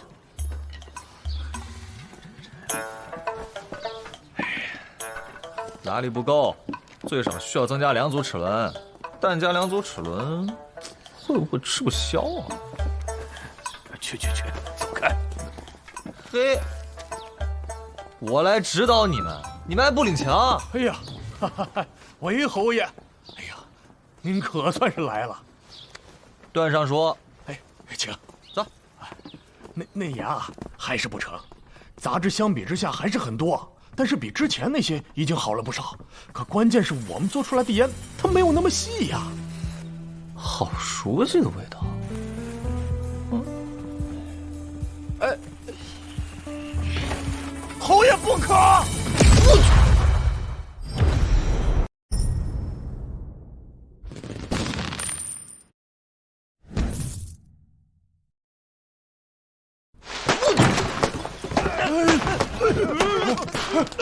侯爷，侯爷，侯爷，你没事吧？还没事。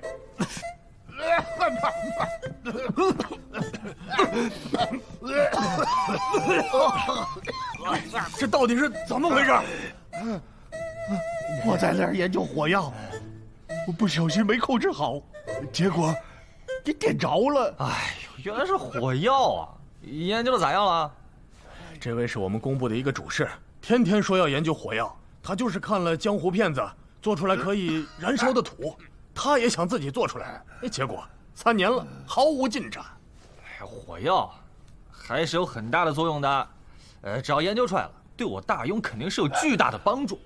哎呀，韦侯爷，还是你有眼光啊！这火药要是弄得好啊，肯定能够有大作用的。哎，比如说能点着一些我们平时点不着的东西。哎，还有，如果我军对敌人作战的时候，给他们的粮草上弄上一些火药，一点火，那火药就迅速的蔓延呐。哎，那个时候敌军他来救火，他都来不及呀。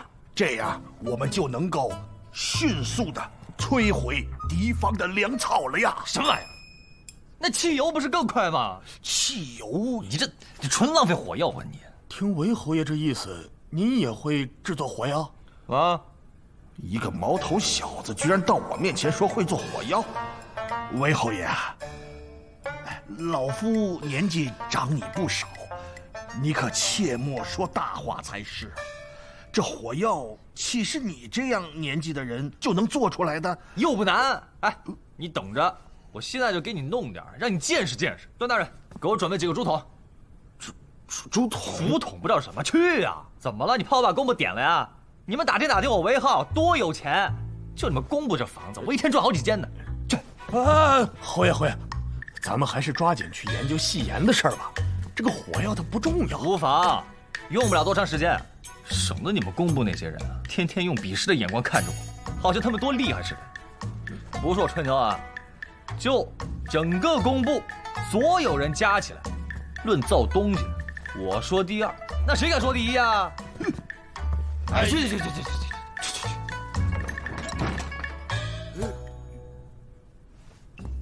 难怪陛下说这个韦憨子说话从来不经大脑，说的那话能气死人，不知道得罪了多少人。这是近亲成婚？陛下，我家也如此情况。以前不知道为啥，没想到是。陛下，此事需重视才是。如果是真的，一定要严抓此事。我大庸人口本来就少，之前战乱，不知多少人丢了性命。如今大庸稍微安稳了一些，正是需要繁衍人口才是。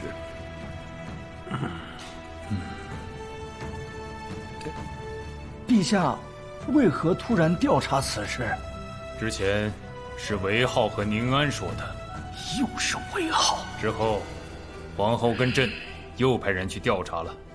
民部那边，你们要派人再去调查，若果真如此，从今以后要禁止近亲成婚。当然，礼部和吏部那边也要多加宣扬，尤其是各地的官员，一定要让他们严抓此事，绝不允许此类的事情发生。瞧瞧，触目惊心呐！一年因为这样的事情，夭折了多少孩子，多少大人跟着丧命啊！是。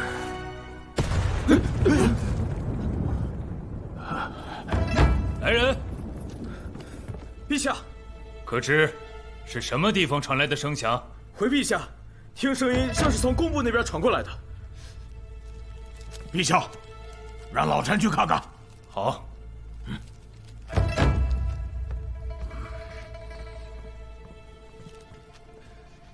你们都去斋堂，留下来一起午膳。是。福晋，你留一下。哎。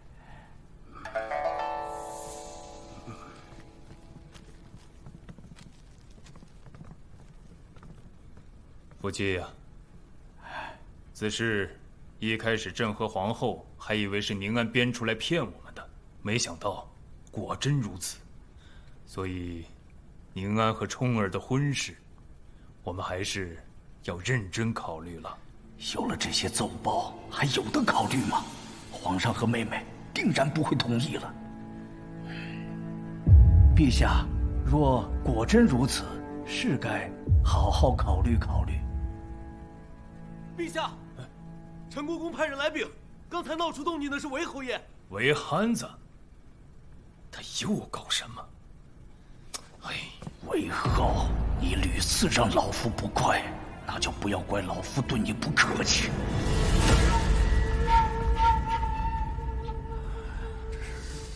各位大人，韦浩，这是怎么回事啊？哎呦，岳，还不能叫吗？不是出了牢就能叫了吗？不能。哦，陛下，我今天不是去工部看盐吗？就顺便帮工部调制了一下火药，因为第一次实验，所以就多放了那么一点点。啊，如此说来，这动静是你闹出来的啊？陛下，这韦浩惊扰圣驾，微臣以为应当严惩。你哪位啊？韦浩，这是长孙上书，不可无礼。长孙冲的爹？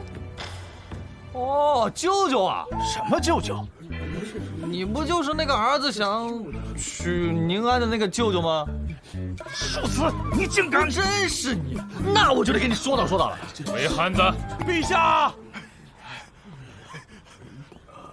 陛下，韦侯爷刚才帮助工部调制火药，这火药的威力巨大，若用在军队之上，那我们大庸军队的实力将如虎添翼，至少能减少70%的伤亡啊！这个东西这么有用啊！韦浩，这个火药到底怎么回事？陛下，我们已经在工部实验了，不小心炸了座房子，威力绝对没问题。对，韦侯爷所言不假，工部之人呐，人人都可以见证，这火药威力实属惊人，把他们都给震惊到了。这还只是粗制的火药，等我提纯了，我估计城墙都能给它炸了。什么？炸城墙？韦浩，休要在此信口雌黄。是骡子是马，拉出来溜溜。各位要是不信的话，我当场就可以展示火药的威力。陛下，老臣刚才听那工部的爆燃之声，如同这雷霆一般。也想见识见识这火药到底为何物啊！哎，俺也想看看。好，段大人，火药给我。陛下，这火药的威力实属太大，还请您和各位大人移步到空旷的地方验证。哎，不必了，开始吧。啊，在这儿炸呀？炸。哦。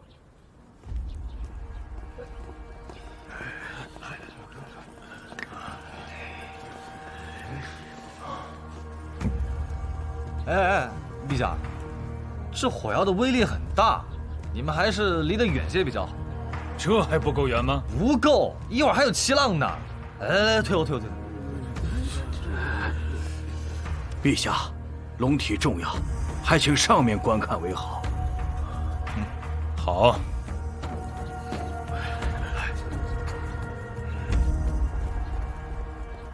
舅舅，你赶紧上去。哼，就要再跟老夫攀亲带故。老夫这把年纪，什么大风大浪没见过？哼，一个小小的火药，就能让老夫在乎吗？哎呀，好言难劝，该死鬼！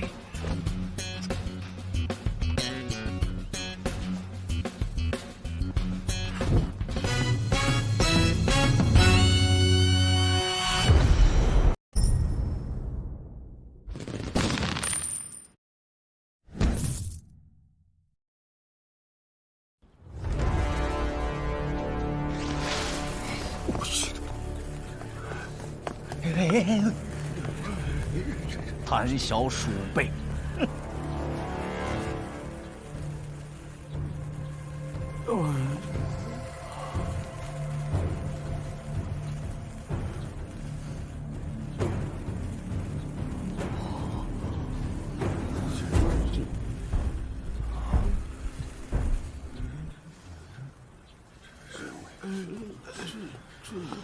是啊，果不其然，韦浩小儿乃虚张声势，诓骗我等，此等行径就应严惩不贷。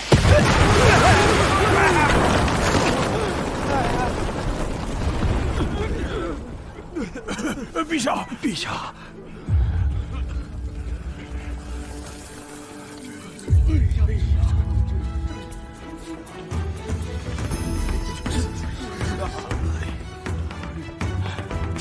这简直是雷霆之威呀，比工程车都猛啊！父亲，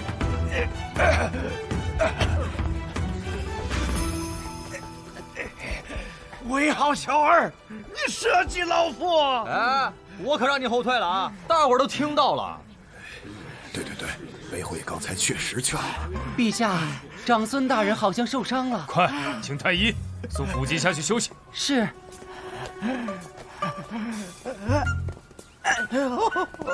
让你不听话！哎呀，好，这是好东西呀！老夫喜欢的很呐。怎么样，震撼吧？就这么个东西，就有这样的威力，哎，你是怎么弄出来的？再说了，这个竹筒里面到底装了什么呀？火药啊！这位叔叔，要不我帮你身上试试？汉子，胡闹！那个还有，这火药对大雍至关重要，你可切勿泄露出去。哎，必须的。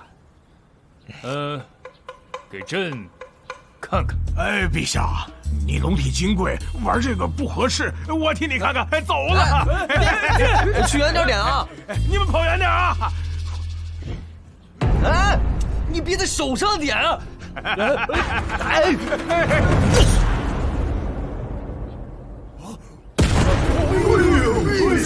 竟是千军万马，如此神威，汤臣守信是呀，如此敌国铁骑，竟不足为惧啊！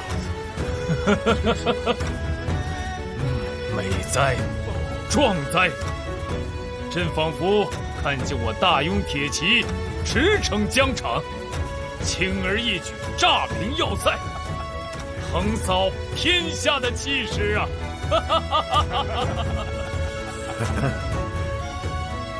神经病啊！差点命都没了。韦憨子，这火药威力如此凶猛，谁教你的呀？我自己研究的。我早就说了，我是天下歌舞第一人啊！哎，我之前跟工部那些人说，他们还不信。不是我吹啊，就那些工部人加起来都不如我一根手指头。就他们……行了，你这爱吹牛也是个毛病。我吹牛？那你问问你们工部的人，知道火药怎么用吗？啊，就光对付敌人，就有多少种用法呀？今天不是演示了吗？就那么些用处，无非就是炸炸城墙，吓吓敌人。如果用在战场上，就是这些作用。至于对付敌人，还要靠步骑工兵。无知！你再说一遍试试。你还说我不学无术呢？我说什么了？哎呀，岳父，你看。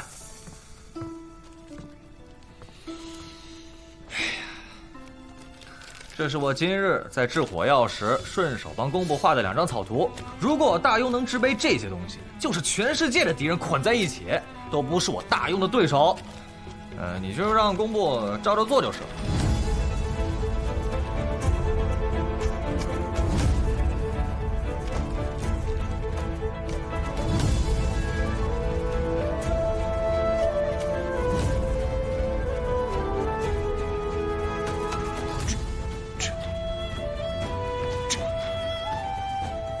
这真能实现？我韦浩，只有我想不到，没有我做不到的。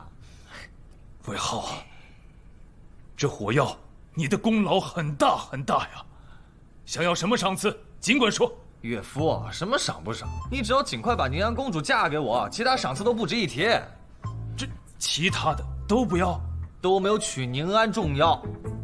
当然，如果要是能有个什么封赏，好。那朕的宝贝闺女，就便宜你这个憨子了。妈，这就同意了？岳父这就松口了？朕和皇后商议过了，答应给你和宁安赐婚，圣旨择日颁布，婚期就定在大雍7年初。朕会吩咐礼部那边做好所有的准备。那宁安的？要不是宁安墨允，朕岂会这么快就便宜了你这憨子？多谢岳父，多谢岳母。你小子也别太得意，你可知道这圣旨一发出去，你会面对很大的压力呀。压力？我成亲有什么压力？谁敢给我压力啊？你难道不知道？世家不允许自家子弟和皇家联姻吗？啊，还有这样的规定？韦浩啊，这件事情没那么简单，你可能会遭受各大世家的极力抵制，到时候比这次琉璃工房的事还要严重，你们韦家也不会出面保你，甚至会被其他的世家逼迫把你驱逐出韦家。我就奇怪了，我和宁安成婚关他们什么事儿啊？还把我驱逐出家族，我韦浩可不怕，把我逼急了，我就干掉他们世家。你能有这份坚持，朕很欣慰。世家必然会有所行动，到时候皇家也会出面和你一起对抗。岳父仗义，那我就先回家等圣旨了。好。Yes。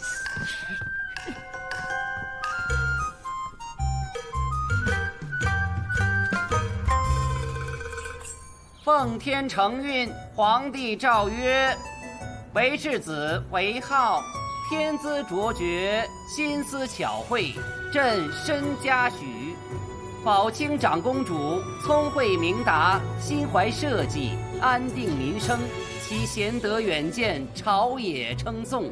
二人德业相契，心意相合，实乃天作之合。朕特下此诏，赐韦浩与宝清长公主缔结婚约，则即日完婚，钦此。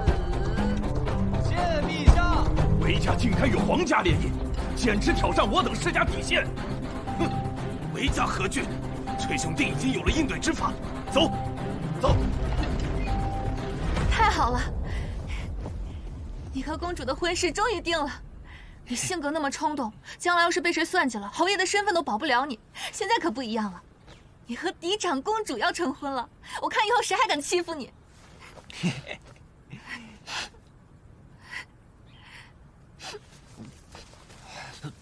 小云怎么还哭了？我才没有呢！你现在婚事已经定了，我要赶快去给姐姐姐夫去信，让他们都回来。谢谢小姨这么多年照顾我，等我结婚了，你就可以去享幸福啦。浩儿，你要赶我走吗？啊？我不是这个意思啊！我从来就没有想过小姨你会离开我啊！公子，你可真不会心疼人。小姨娘当年为了你，那不知道拒绝了多少门婚事，至今尚未婚配。你可曾过问过？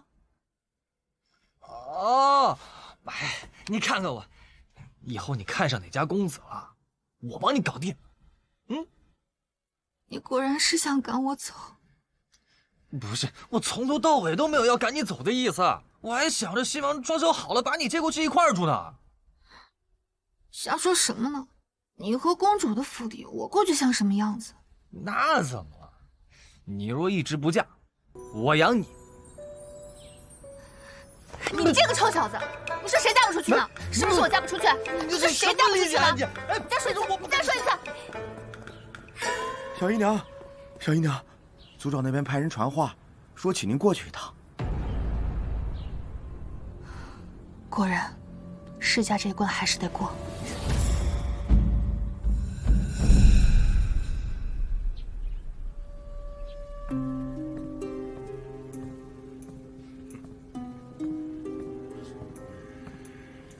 见过族长，见过各位族老。林小姨娘啊，你这是干什么呀？此事为何一点消息都没有？什么事情啊？就是韦浩和长公主的事情，陛下都已经赐婚了呀。啊，这个事情啊，我今天来也是要跟大家说这个事儿的。这个月22日，浩儿要在聚贤楼举办和公主的订婚宴，到时候还请大家都到场啊。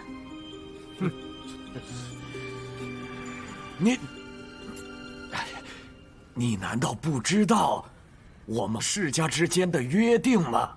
不能娶陛下的公主，不能和皇家联姻呐。啊，这个事没人跟我说过呀。啊，也难怪，我一个弱女子，这么多年各位族老也没有对我正眼相待过，族长更是将我和浩儿赶了出去。这不知道也是应该的，这也是小事。但是浩儿要和公主成亲这事，可是好事，是吧？哼，好事儿！你们破坏了我们世家几十年的盟约，还是好事？这个责任，你承担得起吗？就是。这话就严重了吧？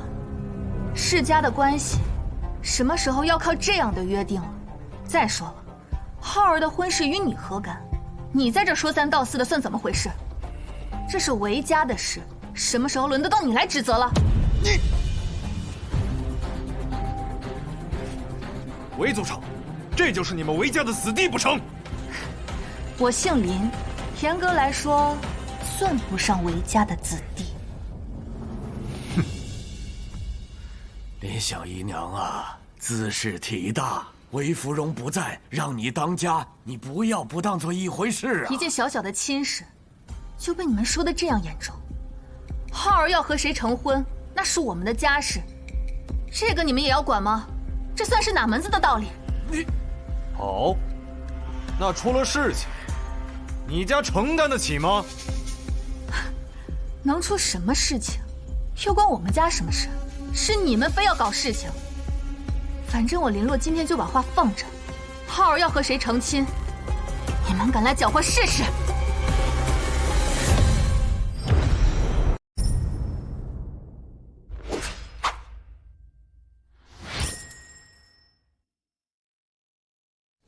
坐下，坐下说。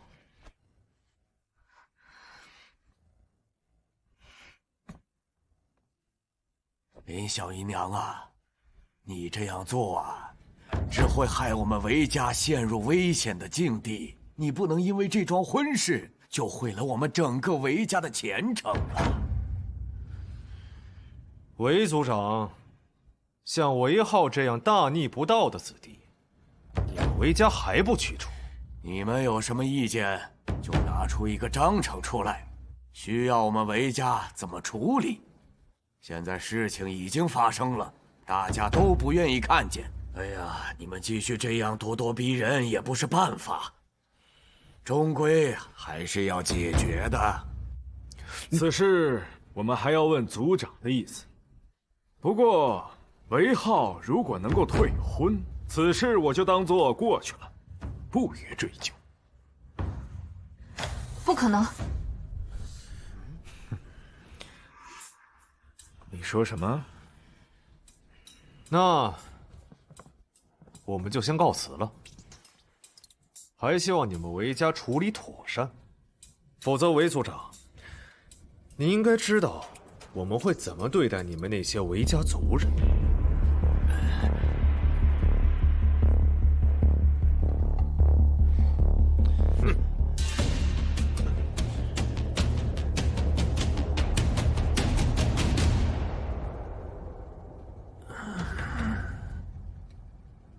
林洛，难道你希望老夫真的把你们全部逐出家族不成？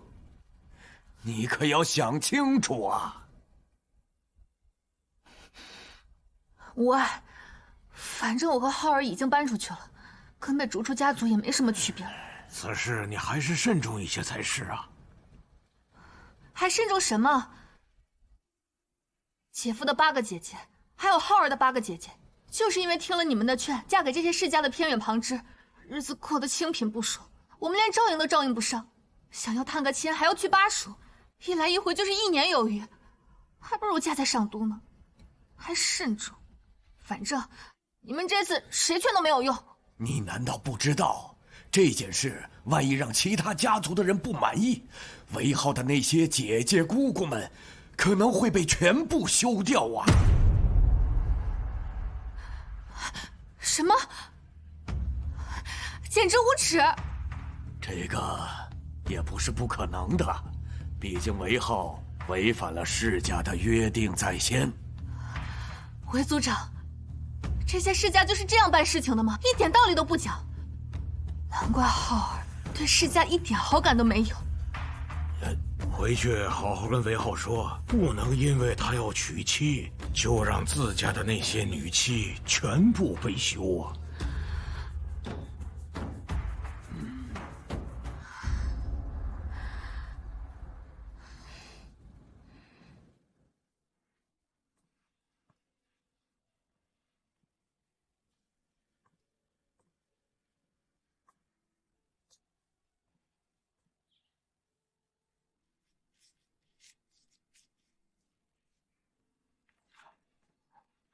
小姨，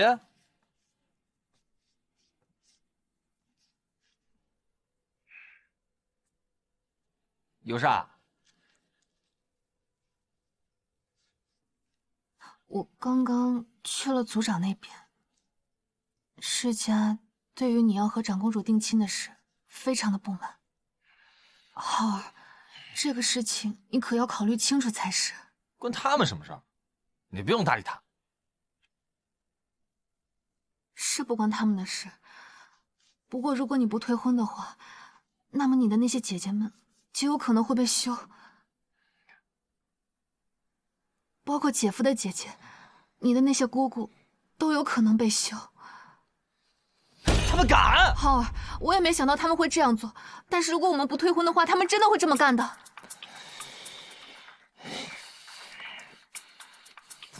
我去找他们。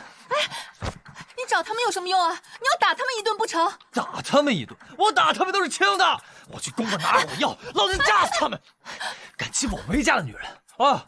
就因为我要结婚了，就把那些韦家已经出嫁的女人全部休了，这我还能忍？哎，浩儿，你不要冲动啊！小姨，你放心，你信不信？我就是把上都世家那些负责人的宅子全炸了，他们还得过来求我，不求啊？那我就把他们世家连根拔起，我让他10年之内再也没有世家这个说法。我浩儿，哎呀，你放开，放开！不是我炸他们是白炸，我又不傻。浩儿，三思而后行。哎呀，小姨，这次让我按照自己的办法来行事，我这次就是要把他们都按在地上，还要他们自己来求我。哎，浩儿。你可千万不能骗小姨啊！他们要是真的这么干了，实在不行，小姨给咱们家的女人每人100亩地1处宅子，但你要出了什么事，你让我怎么办？小叶，我岳父是陛下，是皇上，他能拿我怎么样？我还怕他们不成？我跟你说，世家就是这样，你退一步，他们就步步紧逼。我之前琉璃的生意是不是就这样啊？到现在我一样不败给他们。哼，这件事儿你就甭管了。浩儿，哎呦！你快去跟上公子，别让他打架，快去！好。这个长孙英受一点伤就要休沐半年，朕看他就是记仇，朕给韦浩和宁安赐婚。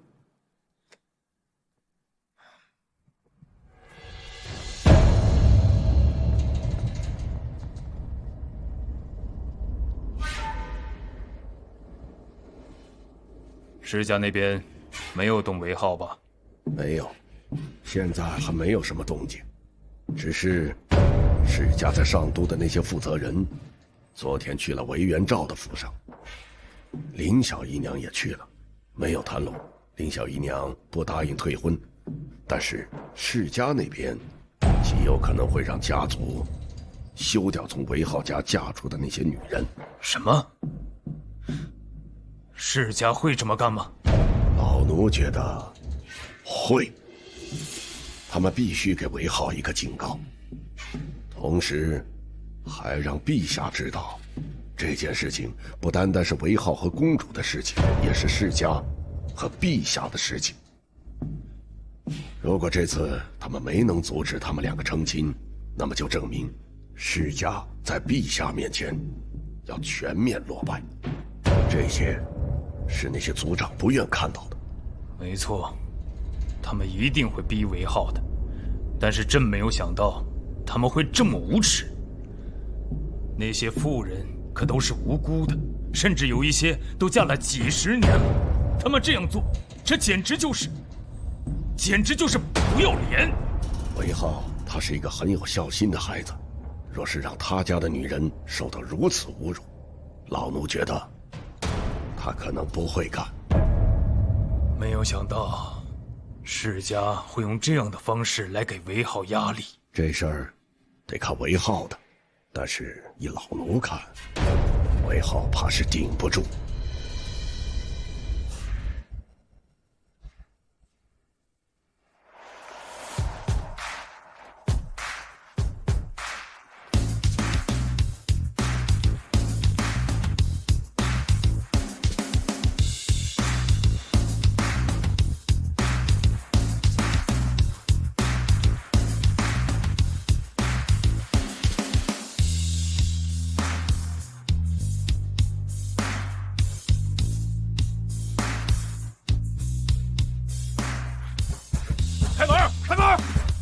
何人？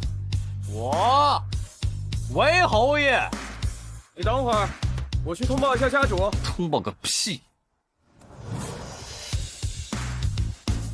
先送你们一个没有铁屑的。里面的人都后退啊！一会儿受伤了，别怪我没提醒你们啊！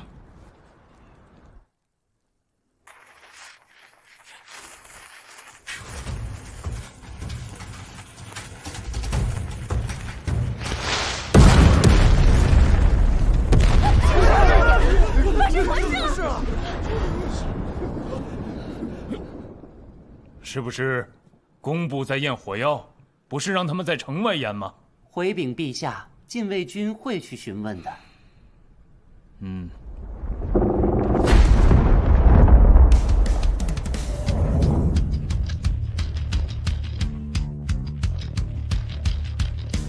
怎么了，家主？家主，怎么回事？你快出去看看吧！大门被……你说呀！就那个巨大的响声，大门开了。什么？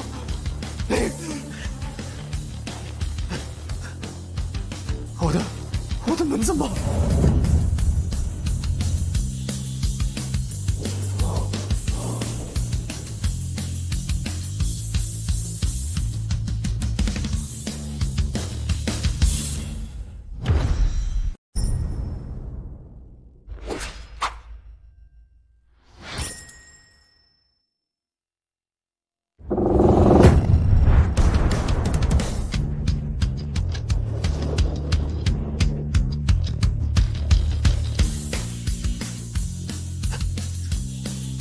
我的门怎么？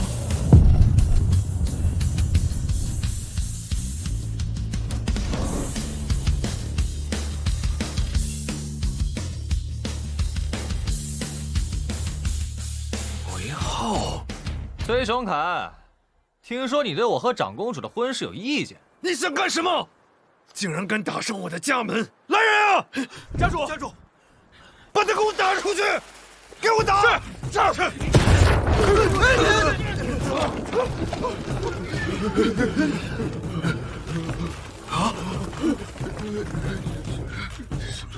来，都上来试试！一会儿我就给你们丢人群中，看你们能活下来几个人。韦浩，你到底要干什么？你对我和长公主成亲有意见，还要休了从我韦家嫁出去的女人啊？你有没有这回事儿？明明是你有错在先，当初各家族都商量好了，谁都不能和皇家联姻，你犯错，反倒怪我们了。我这是犯哪门子的错？啊！你们的约定关我屁事儿，老子的婚事你管得着吗？还休了我家的女人，你休一个试试？崔雄凯，你给我记住了，10日之内叫你们家的族长来上都城见我。10日之内不来，1个月后，上都城就会有10万种不同的书。你看我10年之内能不能将世家连根拔起？你放肆！还连根拔起？还10万种书？你有那个能耐吗？你通知你们族长就是了，来不来是他们的事。另外，你敢休我韦家1个女人，那就没得谈了。1个月后直接来买书吧，我保证那些书生需要的书我都有。韦浩，你等着，我就不信了，没人能压得住你。好了，都让一让啊！我把你家客厅给你炸了，警告你一下。你们还愣着干什么？给我拦住他！来，谁敢上前？快跑啊！快跑！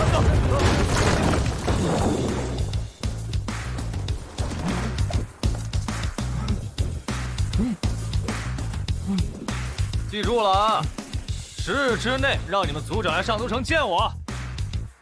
韦浩，老子跟你拼了！来，这个可是装铁线，绝对能够炸死你。我让你们拼！走，大家。韦浩，韦汉子！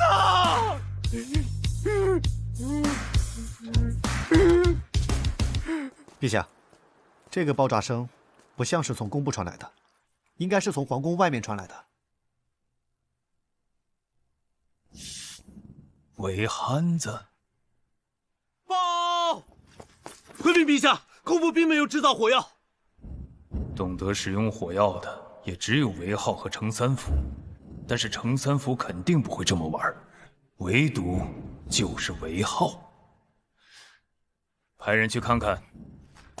啊不，你亲自去，换上自己的衣服，看看到底是不是韦浩在用火药。如果是韦浩的话，你就当作不知道，回来汇报给朕。是，陛下。韦汉子，你疯了！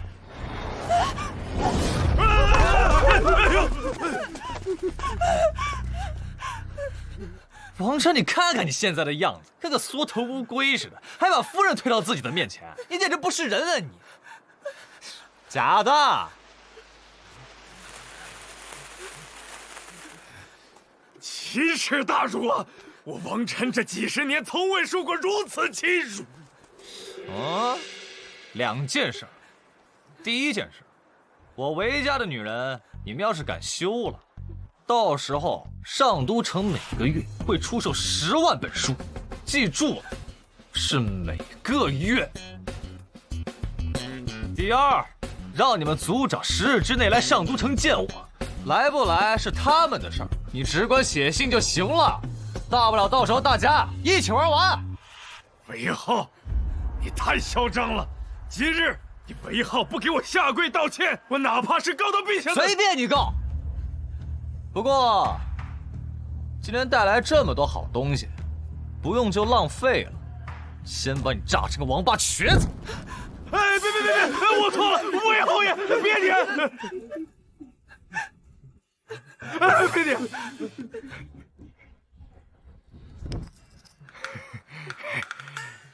侯爷，你看有什么事儿好商量吗？你和我都是有头有脸的人物，这不至于啊！谁让你笑了？我今天就是来通知你的。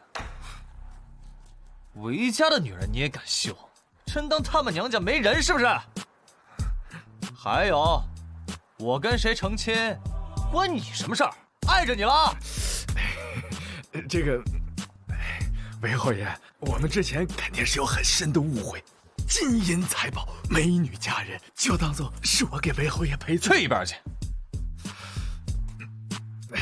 这韦侯爷，你看这么多人看着我呢，给我点面子。我还要赶着去下一家，我刚说的话你记住没有？哎，自然。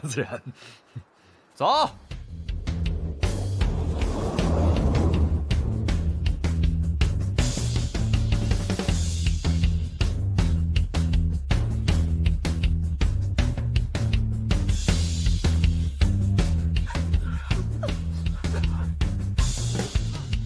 杀我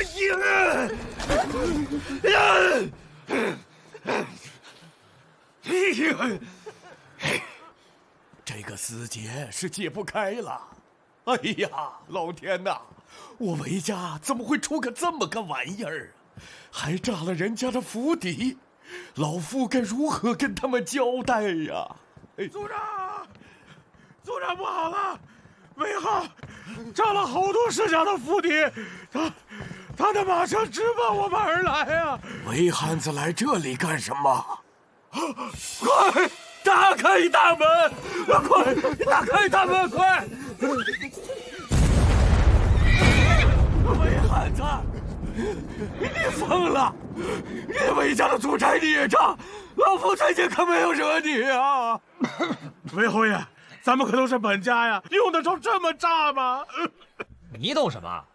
组长，我这可是在帮你啊！其他家族的大门我都炸完了，你家的不炸，他们不来烦死你。现在你家大门炸了，你就清静了。我估计他们不会来找你。韦浩，老夫饶不了你。那我去炸客厅了。别！这个客厅可是保存了100多年的老物件，你炸了，老夫跟你没完。那你倒是叫他们过来拦我呀！快拦住他！拦住这个不孝子！成，不炸就不炸。回头我让小姨给你送10万钱，你们自己交啊。1万块钱，少1文钱，我派人去拆了你家大门。拜拜。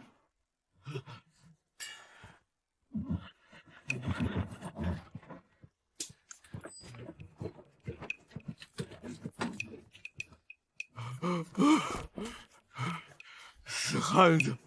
就知道欺负自己家的人。组长，现在该如何？该如何？该干嘛干嘛去！走。艾三这小子有良心，没炸了前厅。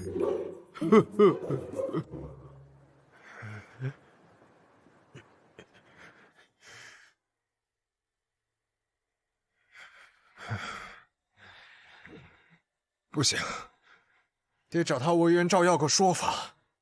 这次，我看他韦元照还怎么说。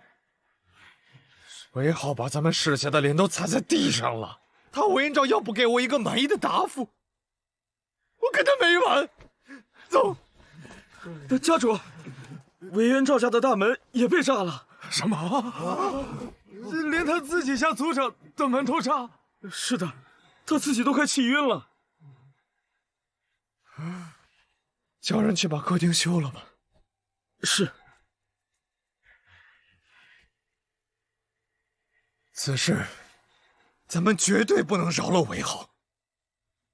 告诉咱们家族那些官员，让他们继续弹劾他。韦浩是当朝侯爷，皇帝的准女婿，这件事情，皇帝不给咱们一个满意的答复，我们绝对不放过。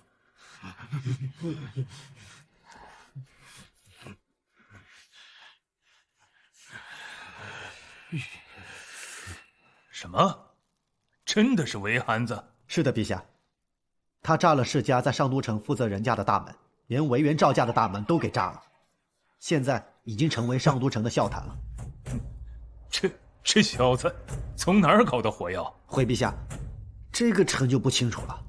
估计是他自己配出来的吧？他可是有配方的。陛下，这个事情，世家定然会弹劾韦浩，要如何处理呢？处理？为何要处理？啊？炸就炸了。这样都没事？陛下是有多宠韦憨子啊？陛下，这些都是御史大夫刚送来的，说都是弹劾韦侯爷的。放那儿。是。韦浩炸了那些世家的大门，朕很痛快，还让朕处理韦浩。这个女婿那可是干了朕一直想干的事，朕还能真的处理他？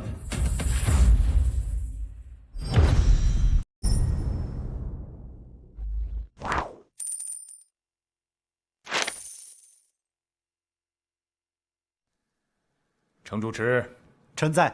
你亲自去通知韦浩，明天一大早准备去刑部大牢带上东西。啊，这去坐牢还提前通知他吗？记得告诉他，带一套换洗衣服就成，太多的东西不用带，但是书一定要带，不要天天就在里面打牌，要看看书，天天不学无术的，以后如何为朝堂办事？是陛下，那臣现在就去。不用，你下了职再去，不要让别人知道就行。是。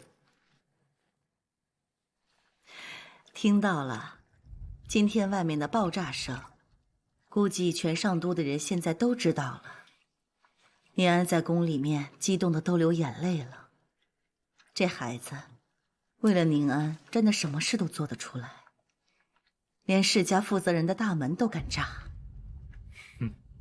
炸得好，必须杀杀他们的嚣张气焰。你瞧瞧，现在我大雍的商家还剩多少？世家聚集了多少财富？陛下，此事浩儿可是会受到处罚。民间的事情，他们捅到朝堂来，朕可处理，可不处理。但是需要韦浩去牢里待几天，也需要平息一下世家那边。但是要说处理的多严重，那他们就是做梦了。昨天刚颁布的圣旨，他们就开始闹事。他们是欺负韦浩啊，还是欺负朕呢？还有脸把弹劾奏章拿到朕的案头上来？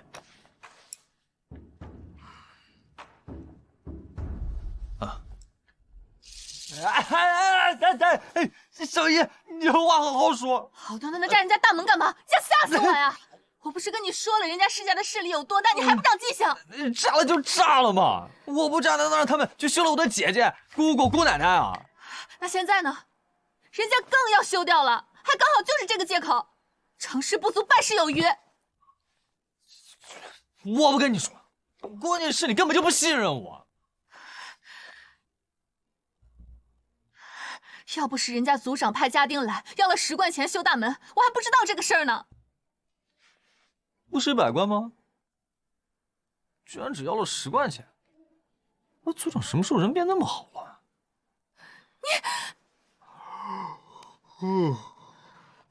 你现在犯了这么大的错，陛下和皇后娘娘那怎么说？妈，他们让程主持来说了，说我配合一下，坐几天牢就可以。小姨，你帮我把牢里用的东西都再准备一下啊！我困了，我先去睡了。怎么又要坐牢？韦侯爷，我没花眼吧？您才出去几天呢，怎么又来了？还是我那房间吧，走。不是侯爷，您这次又是因为什么呀？这你都不知道？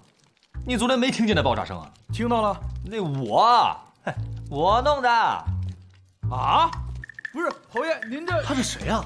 怎么这么好的待遇？1年进5次刑部大牢的人，进来几天就出去了，人比人气死人呢。确定抓进去了？确定，很多人看到韦浩被刑部带走了。总算是进去了，就算他在里面有多逍遥，那也是刑部大牢。看来我们的那些弹劾奏章还是起作用了。这次倒要看看他怎么能嚣张得起来，还敢让我们的组长来见他，他以为他是谁呀？好啊，抓进去就好，让我们各家的官员继续弹劾他。这次无论如何，也要削掉他的爵位。如果能削掉侯爵，我看他怎么和长公主成亲。太嚣张了，府上的正堂还得重新装饰，这得花多少时间和钱呢？关键是，这次我们世家的名声算是扫了地了，不知道外面有多少人在看我们的笑话呢。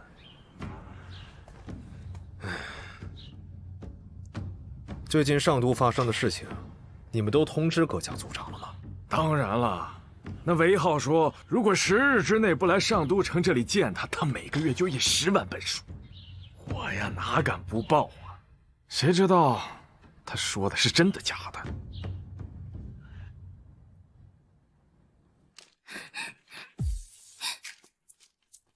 死汉子！你说你没事占人家大门干嘛？不理他们就是了。我们成亲跟他们有什么关系啊？哎呦！那能行吗？我们成亲，他们说三道四的，算个屁呀！你放心，有我在，你没事啊。你放心，我过2天就让复活放你出去。嘿，无妨，岳父说了，3、2天的事儿。那就好。如果父皇不把你放出来，我就去跟母后说，让母后替你做主。嘿嘿，还是岳母对我好。这2天没事儿，你就不要出门了。放心，他们也蹦跶不起来。遇上我，他们算是遇上对手了。他们之前敢欺负别人，你看他们敢欺负我吗？我说炸他们家大门就炸他们家大门，连他们家客厅也炸了。哼，没事儿，你不用担心我，也不用担心我们的婚事。我可还有杀手锏呢。他们要真逼着我退婚，我分分钟让他们哭着喊我爷爷。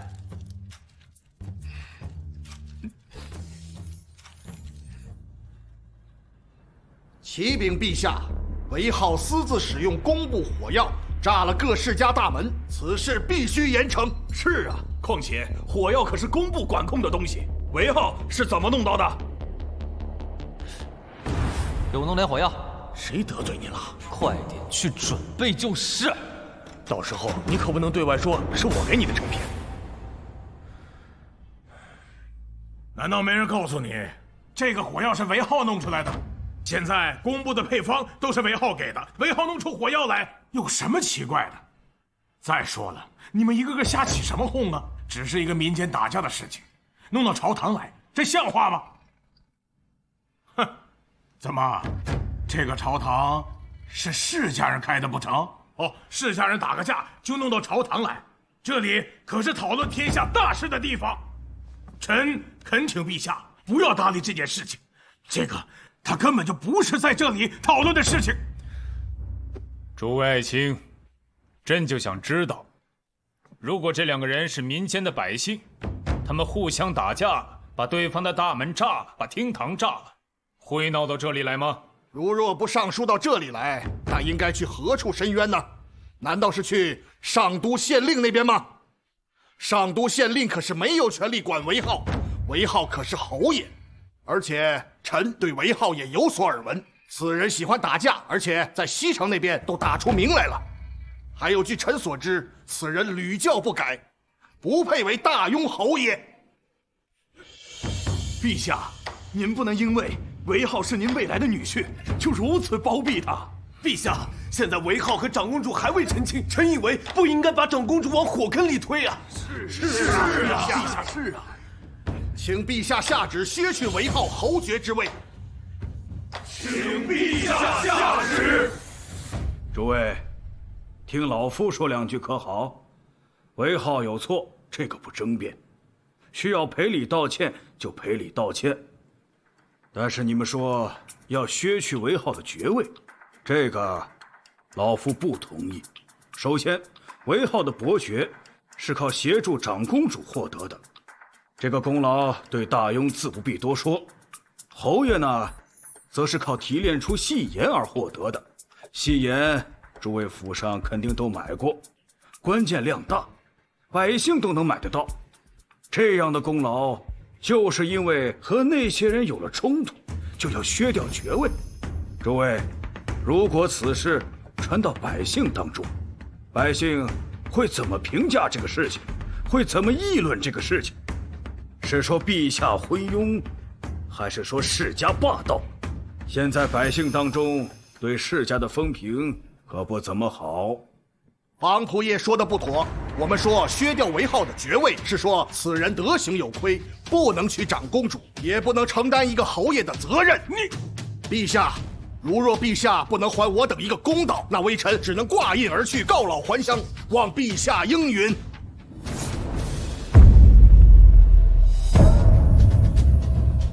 请陛下明鉴，还臣等一个公道。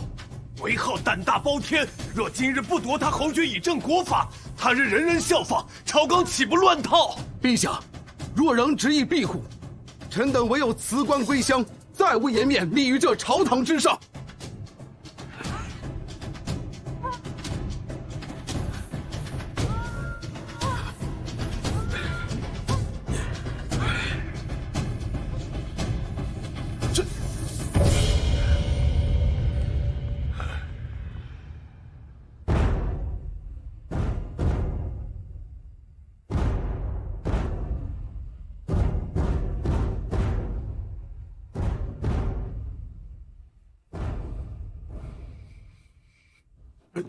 陛下，这些人这次真辞官呢？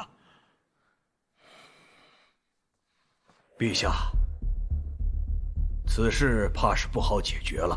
世家那边的态度太坚决了，与其说是韦浩打人，不如说是要韦浩退婚。估计如果陛下拿这个跟世家那边做交易的话，世家那边肯定也不会追究韦浩炸门了。这不明摆着的事情吗？是，这个韦浩也是，为何送这个把柄给世家那边啊？不是送把柄，哪怕韦浩不去炸门，那些世家也会找到其他借口的。这可如何是好啊？这样推来推去的，也不是办法呀。陛下，世家联合到一块儿，一定要推翻陛下您的赐婚圣旨，这个事儿不好办呐。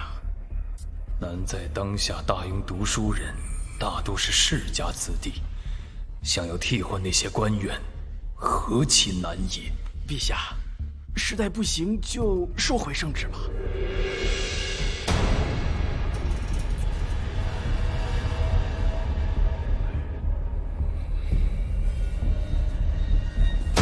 朕再考虑考虑。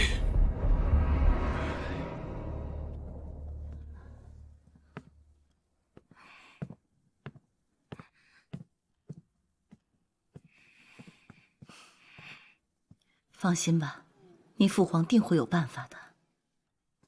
陛下驾到！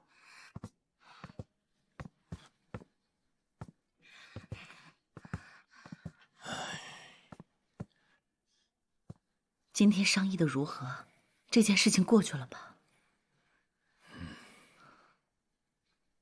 世家那边非要抓住韦浩不放不成？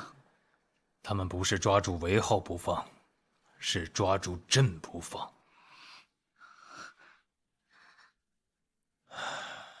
丫头，父皇得给你交个底。没有想到这次世家的态度如此坚决，世家的那些官员抓住了韦浩，不松口啊，很有可能父皇真的会收回赐婚的圣旨。什么？丫头，父皇和你母后都非常喜欢韦浩，也希望他能够成为我们的女婿，不然的话不会让他一直喊我们两个岳父岳母的。但是世家之前有约，不和皇家联姻，所以这次你们的婚事，世家是竭力反对。父皇和你的那些叔叔伯伯们一直在跟那些大臣争辩，但是没有用。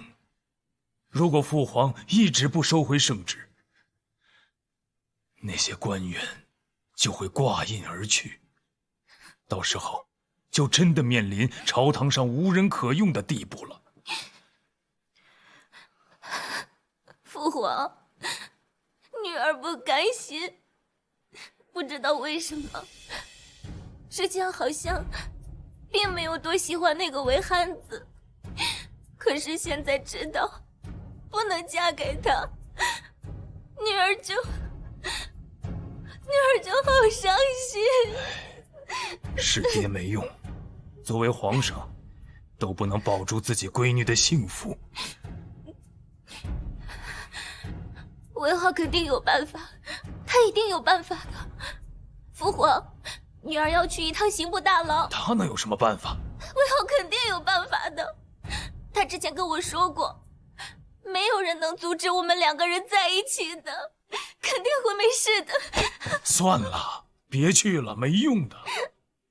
这个小子有时候说话也不靠谱的。你就让他去吧，去问问韦浩。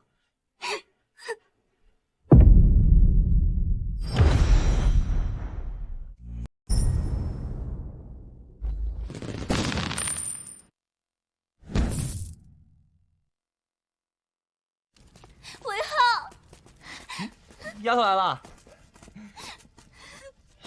谁欺负你了？我的天，谁欺负你了？你跟我说，我弄死他！你放心，家里还有火药，没有我也能配。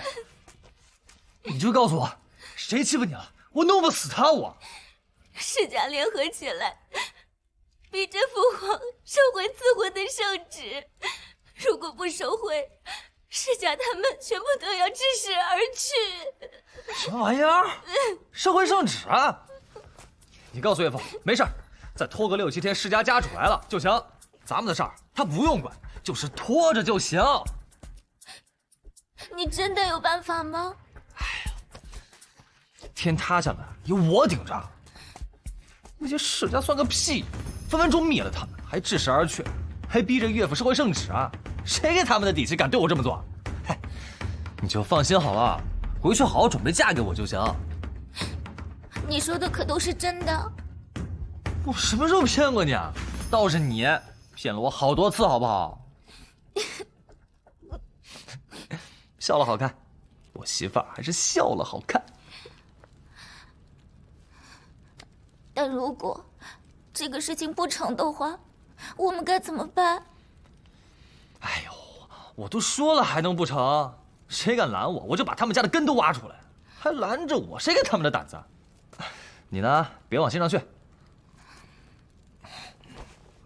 对了，你跟岳父说一下，这2天把我放出去，我要准备一些东西。你要准备什么？准备对付世家的东西，其他的你别管，我来对付他们。你也不许哭了。还有，这么冷的天你就别往外跑了。我不是给你那儿安装了暖炉吗？你就在宫殿里待着，等我的好消息。好，那我就相信你。还不相信我，相信谁啊？岳父都靠不住。还好父皇不在，要不然你们2个又吵起来了。哎呀，我怎么会跟岳父吵架呢？他有办法。他让女儿不要操心，还有，说让您拖个6、7天，等世家的家主来了就行。还有，说过2天要把他放出来，他要准备一些东西来对付世家的人。那没问题。他真说了，他有办法。这憨子能有什么办法？你没有办法，不代表他也没有办法。你能想到琉璃吗？你能想到暖炉吗？反正臣妾这个女婿办法比你多。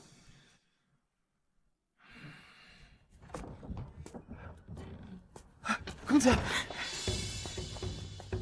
公子，来。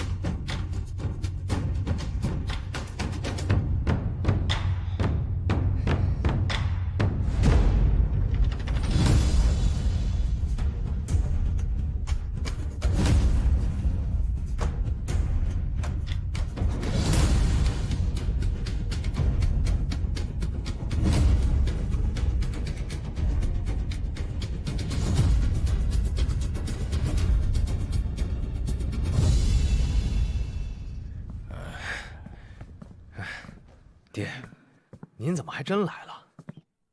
这都重新装饰了。是爹，都装饰好了。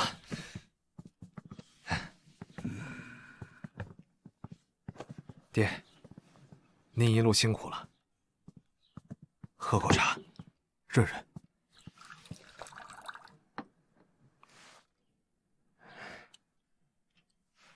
其他各家的族长，差不多也要到了吧？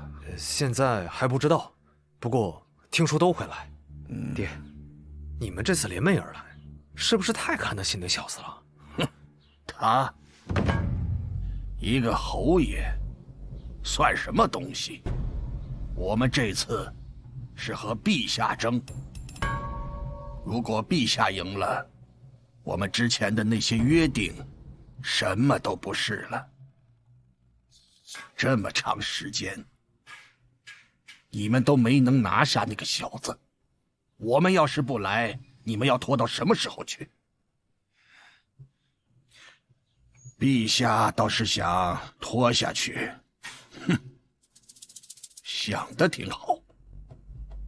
是，只是现在上都城民间对我们的风评不太好，孩儿只是担心。在乎他们做什么？我们又不是那做天下的，百姓说的话，会有谁在乎？是朝堂大员在乎，还是陛下在乎？既然没人在乎，百姓说什么都无妨。我们世家什么时候在乎过那些个百姓了？是，爹。老夫要休息了，这一路坐车，骨头架都要震散了。您慢点，爹。来，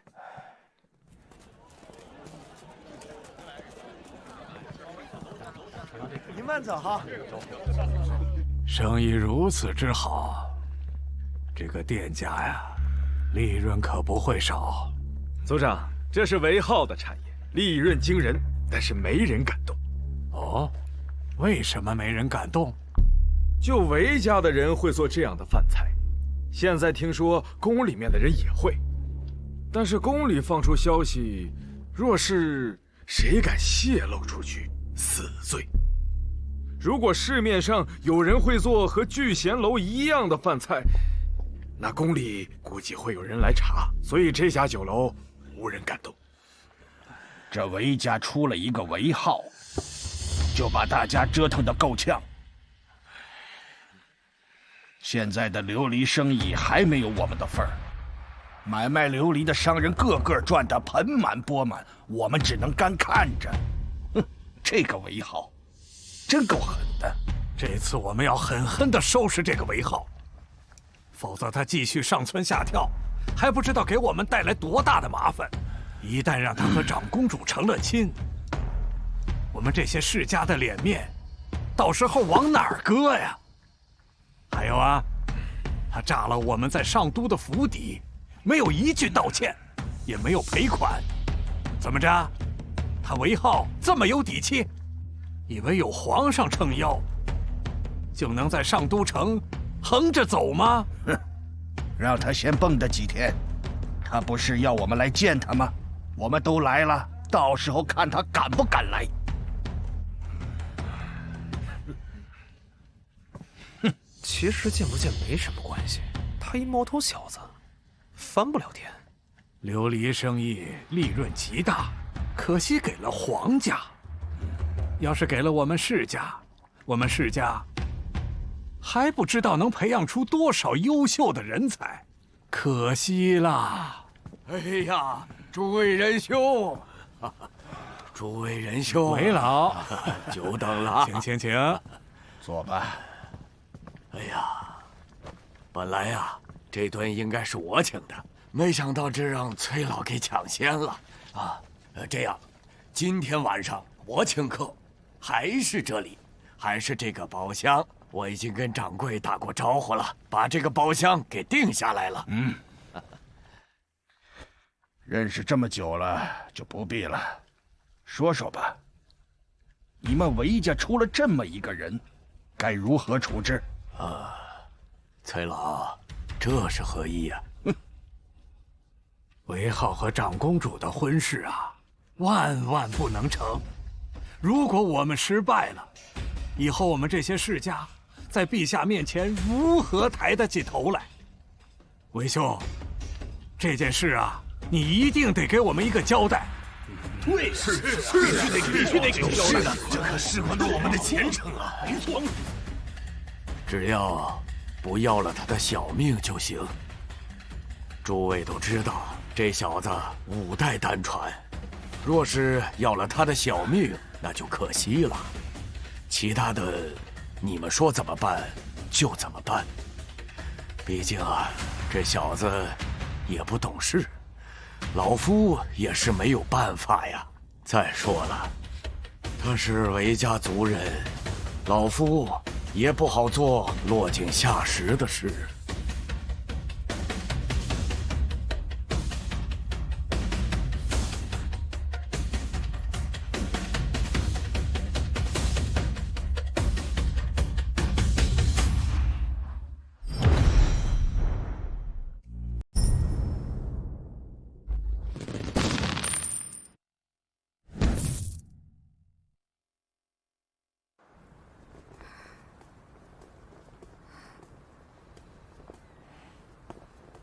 韦憨子，你怎么不进来？母后都说了，你不用通报的。给，我不冷。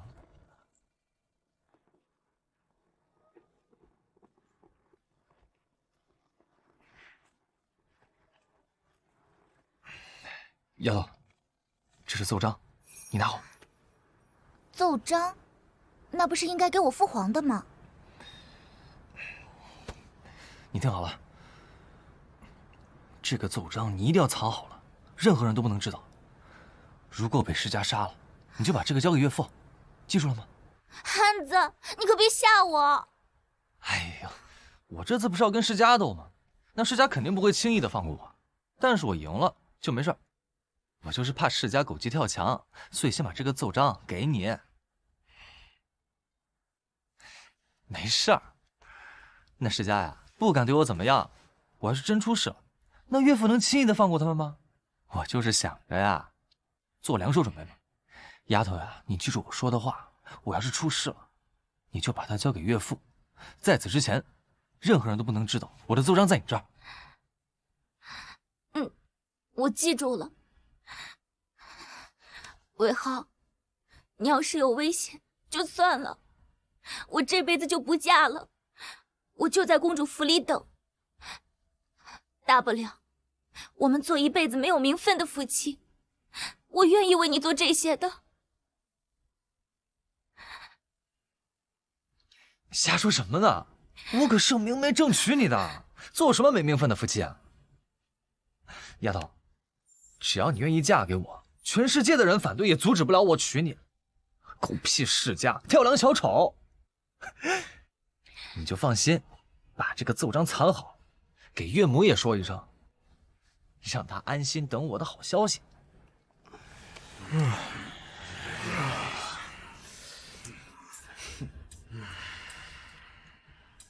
这韦浩什么意思啊？让我们等他这么久？应该快来了，快来了。这个韦憨子这么难说话吗？爹，您一会儿看见他你就知道了，简直就是胡闹。这么一个人，就把你们几个收拾成这个样子，你们不嫌自己丢人呐？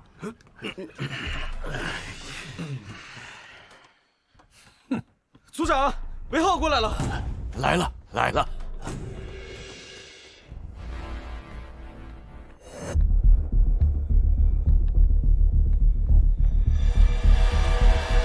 都来了。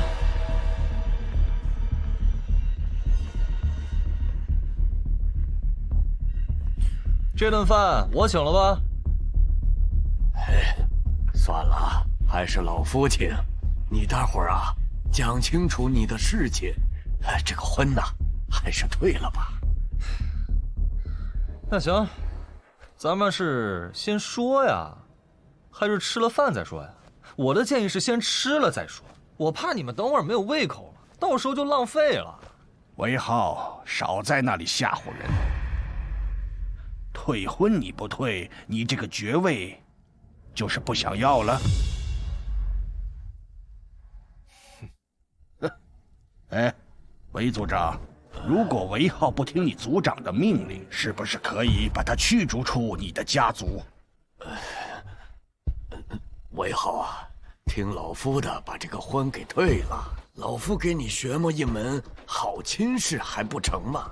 这几个族长家里都有闺女有孙女，你现在是侯爷呀，随便挑啊，何必要闹出这么大的事情呢？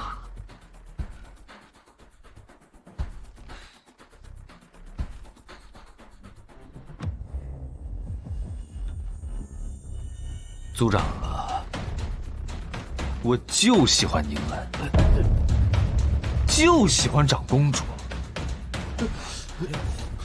怎么办？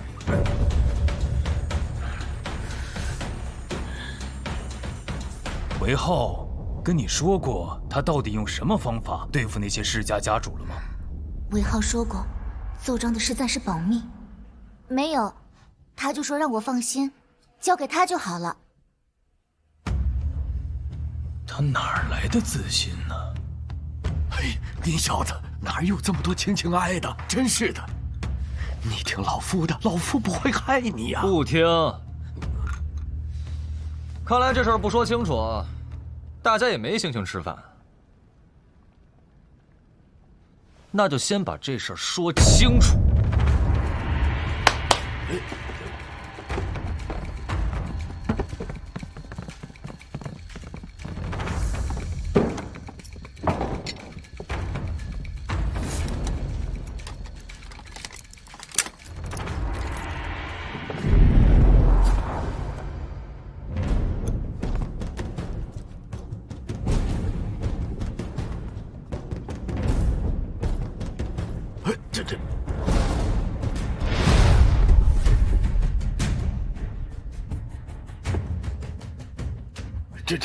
这是什么东西啊？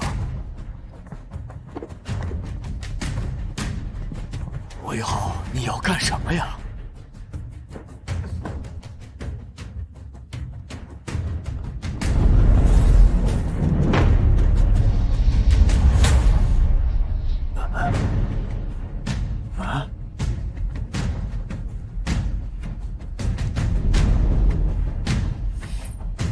这是干什么用的？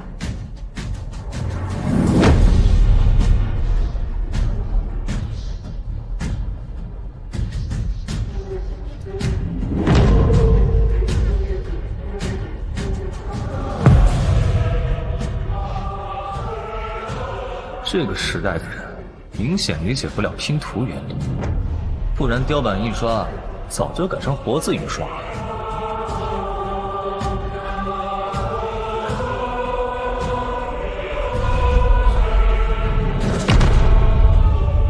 故弄玄虚。既然这样，就给你们来一场活字印刷的视觉震撼。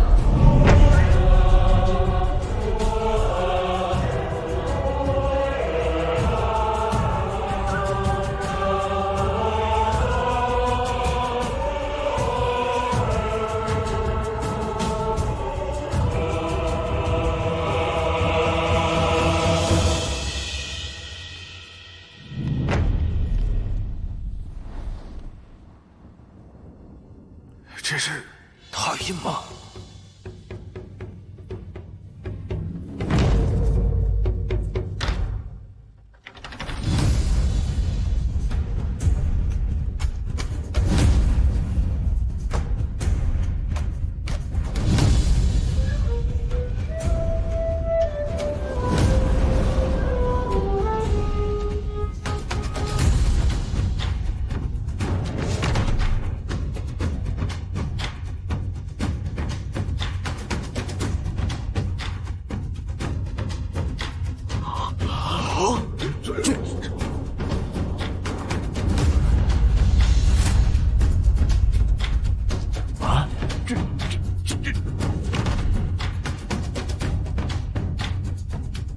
哎呦！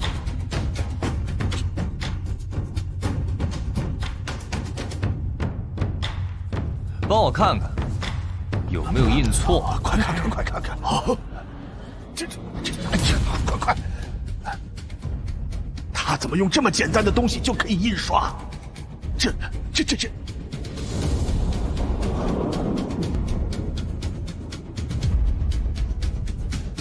他这是在拼第2页的雕版。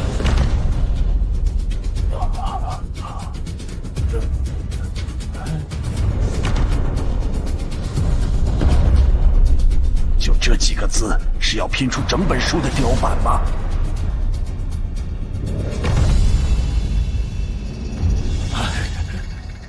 哎呀，完了！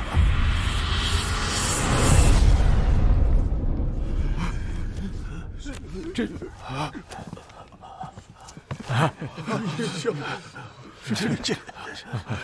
帮我看看，我前2页印对了吗？爹，你这拼来拼去就能印出一本书来。来，你来挑字儿。第3页，给你印。不了，你试试嘛。不了。我之前说，1个月卖10万本那是轻的。告诉你了，1个月最少100万本。啊！我还能同时印100本不同的书。我保证，从今天起，天下所有的读书人都不缺书了。完了！要命啊！这是能要了世家命的东西呀！崔组长，要不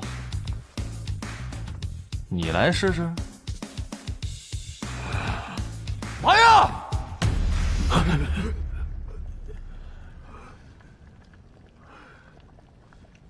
真没想到魏汉子居然会这个东西。现在有了这个，皇帝随时可以收拾世家呀！不可以让皇帝知道此物，要不然世家就完了。韦浩啊，收起来吧，咱们好好谈谈。对，好好的谈谈。谈是吧？哎，行，说吧。去。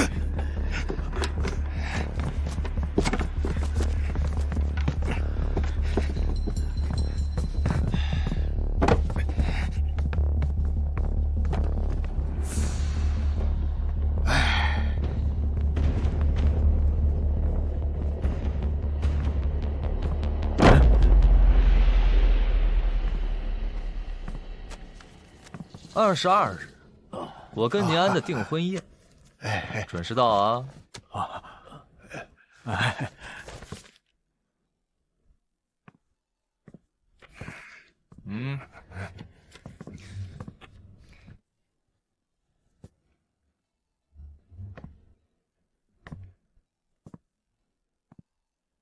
来不来说句话呀？来，你放心，来，对，来，一定来。好，谈谈吧。这个事情如何赔偿我呀？这个东西放出去，1个月少说也3、5万贯钱。那你们到底怎么说呀？放是不放啊？当然不要放出去了嘛。对，韦组长，劝你家子弟不要那么冲动。是啊，韦浩啊，不要冲动嘛。你看，你和长公主的婚事，我们不反对，我们还会祝福你们啊。就是那个东西最好把它毁掉，永远不见天日才好。先谈谈嘛。既然要谈，那就拿出点诚意来。要不您提个条件，商量商量，行不行？行，既然这样，我就不客气了。我给你们2个选择：第一，每个家族每年给我1万贯钱，直到我死为止；第二，让我每年招收500名寒门子弟，我培养他们。这怎么回事？你要为陛下培养500寒门子弟，是不是用来对付我们的？现在动手！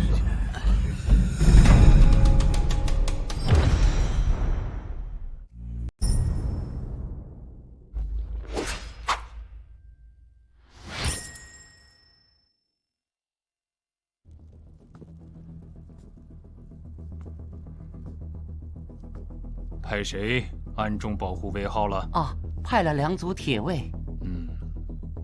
好。你们也可以干掉我，不过这个东西我已经备了好几份，只要我出事，这个东西立马就会出现在陛下的案头，到时候陛下自然知道该怎么做。你们的势力太大了，每次出事都有世家的人在朝堂给你们撑腰，说弹劾就弹劾我。我也要有我自己的势力。既然不能把印刷术光明正大的拿出来，那就为这个天下培养人才。也许后面的人会想到签字印刷术，到时候就和我无关了。哎呀，这第一个条件吧，1年1万贯，这确实太多了。你看，我们这是7个家族，你1年那就是7万贯呐。你看能不能？我发现你们的算术是真不好啊！我那个活字印刷术，1个月赚不到1万贯算我输，1年就是12万贯，这是最少的，很有可能1年能赚到30万贯。我大雍的百姓，包括你们世家，谁不想多收集点数啊？再说你们世家有那么穷吗？啊，1万贯钱小钱，根本没多少钱。臭小子！咱们家族1年才2万贯钱的营收，你就要拿去1万贯钱？这族长给你当吧。我不当，族长又不是说谁当谁就能当的。培养500人太多了，而且是每年。这样吧，每年100人，行不行？100人，想都不要想！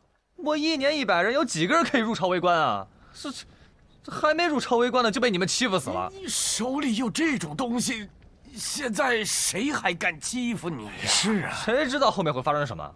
韦浩啊，你放心，以后我们世家见到你都会绕道走。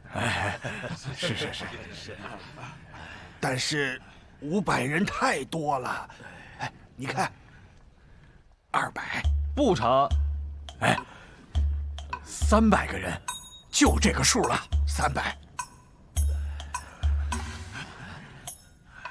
300人，每个家族一次性交1万贯钱。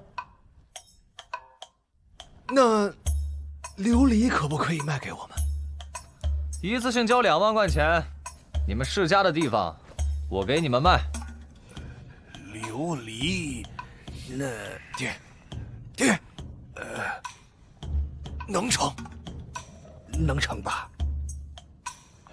可以。好，那就2万。22日，我订婚宴，送过来。啊！只是，这有点太近了吧？我们没有那么多的现钱呐。那是你们自己的事儿，你们自己想办法，总不能让我一直退让吧？好，我们想办法。那就是谈成了。吃饭吧。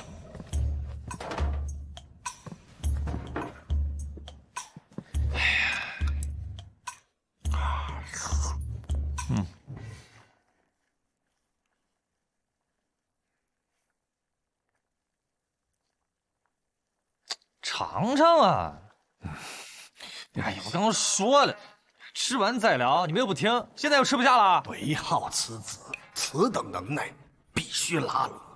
韦浩，你毕竟还是世家子弟，不要多偏向陛下那边，把心也多放在我们这边。是。咱不吃了。我呢，不管你那些破事儿。你们也别管我的，我们互不干涉。你们要是再来招惹我，别怪我没提醒你们啊！不会，我韦浩不是能忍的人。订婚宴记得来才是啊！记得啊！走了。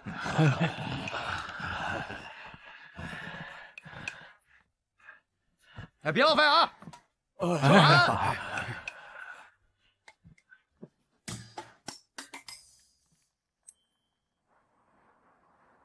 回禀陛下，并没有打听到。我们看见韦浩带着箱子进去，又带着箱子出来，表情是很轻松的。打听不到，那小子还把周边的包厢都清空了。这小子肯定是有事瞒着朕，难不成手上真有杀手锏？我有个主意。在我们世家当中选一个女子送给韦浩，不知行不行？你的意思是拉拢韦浩啊，不能让他完全倒向陛下那边，得倒向我们这边。诸位，这事儿你们就别想了。韦浩现在是位长公主，迷得神魂颠倒、鬼迷心窍的，你们还想送女人拉拢她？这样不但无法拉拢她，还会坏事儿。现在最主要的是稳住他，别让他把箱子里面的东西给拿出来，其他的事情啊就别管了，没必要。哎呀，失策了，都是这帮废物！明知道韦浩有这样的本事，你们还去招惹他？谁能想到那憨子有这种本事？是啊，那些个东西哪是人能研究出来的？不知天高地厚的东西，你们有什么本事还去招惹韦浩？爹，哦，族长，我也不知道会酿成这般大祸。错了就是错了，不要再找什么借口。世家100年基业，何曾这般抬不起头过？韦浩本就是身怀大才之人，我们世家应该主动跟他接近，可你们倒好，直接把路给堵死了。不严惩你们，我们怎么向韦浩表示诚意？不严惩你们，我怎么对得起族人上上下下？族长，我愿意弥补，我愿意把我的家产全拿出来，天不亏空。那每年培养出的300寒门学子呢？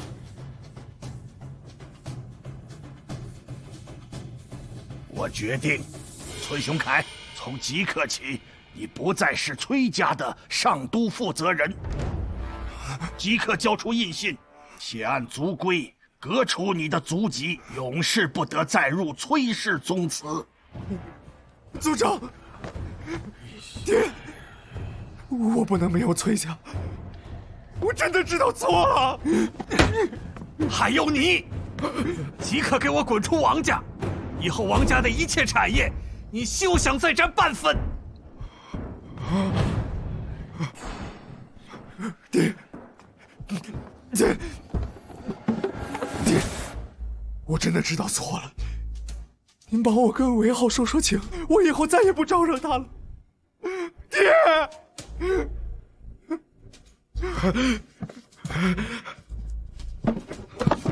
族长，我们以后一定对韦浩尊重有加，为他马首是瞻，不要赶我离开王家。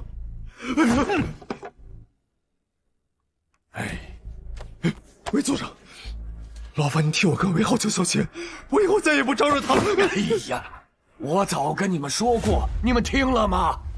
那时候，你们可没把我韦族长放在眼里啊。早知今日，当初何必这么嚣张呢？当初是多说无益，族规难违，今日之法，谁也改不了。来人，把他俩拖下去，即刻送出上都。族长，不要赶我走，我不能离开王家。族长，不要！族长，族长，哎呦，族长！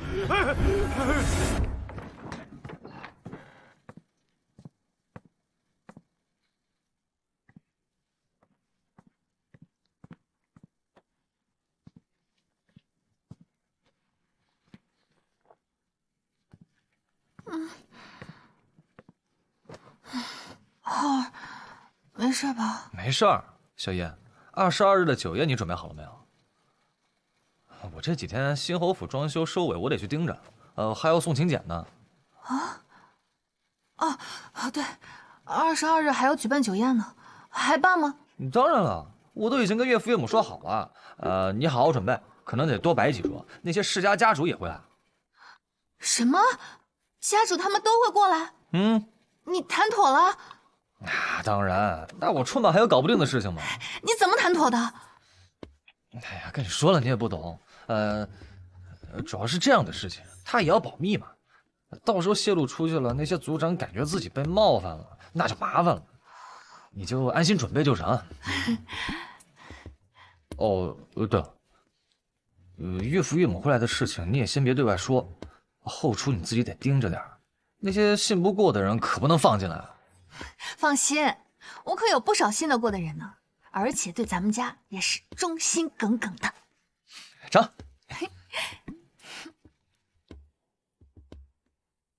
今天可有新送来的弹劾奏章？回禀陛下，并无新的。看来这憨子应该是谈妥了。怎么样，这小子过来了吗？侯爷是进宫了，不过侯爷去找殿下了。这小子什么意思啊？不来跟朕汇报，去找丫头。程主持，臣在。马上去叫这小子来趟甘露殿。这小子现在眼里根本没有朕了。是，陛下。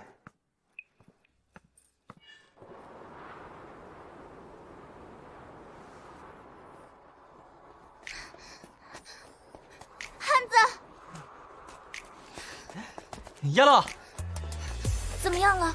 他们说了什么？他们有没有对你怎么样啊？丫头，你没睡好啊？你眼睛里有红血丝了。我就是没睡着。你快跟我说说，到底谈得如何了？你就是瞎担心，我都说没事了，你还不相信我？放心吧，都谈妥了。对了，22日记得来啊！我要办订婚宴，没有你我可不好办。真的谈妥了？死憨子，我就知道你一定能行。必须行。行了，我一会儿还要去勋贵家里送请柬呢。这眼看就22了，我还没去拜访他们。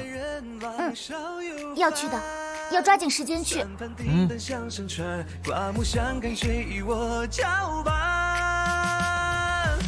世人无我，唯一对草把明晚。风雨欲来，而我谈笑笑眼看。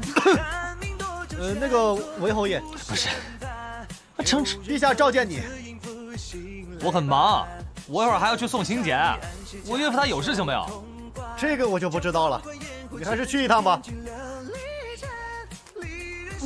你快去吧，父皇找你肯定是有重要的事情的。真是，净让人添乱。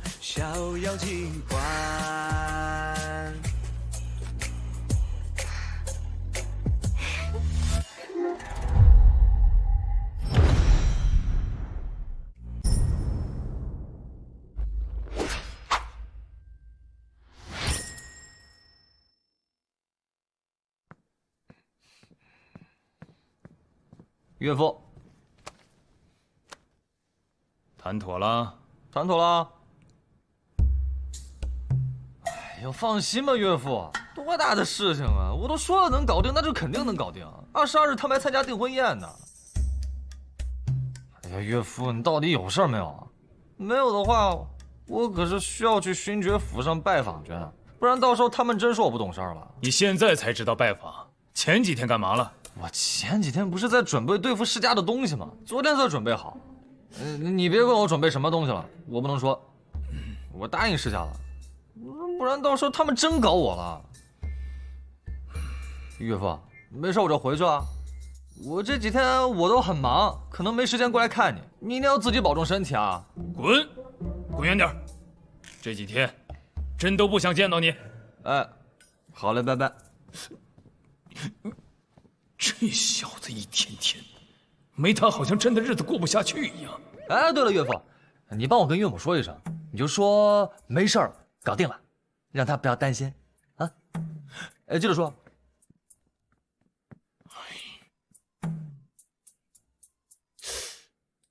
这憨子到底用了什么方法？一定是那个箱子。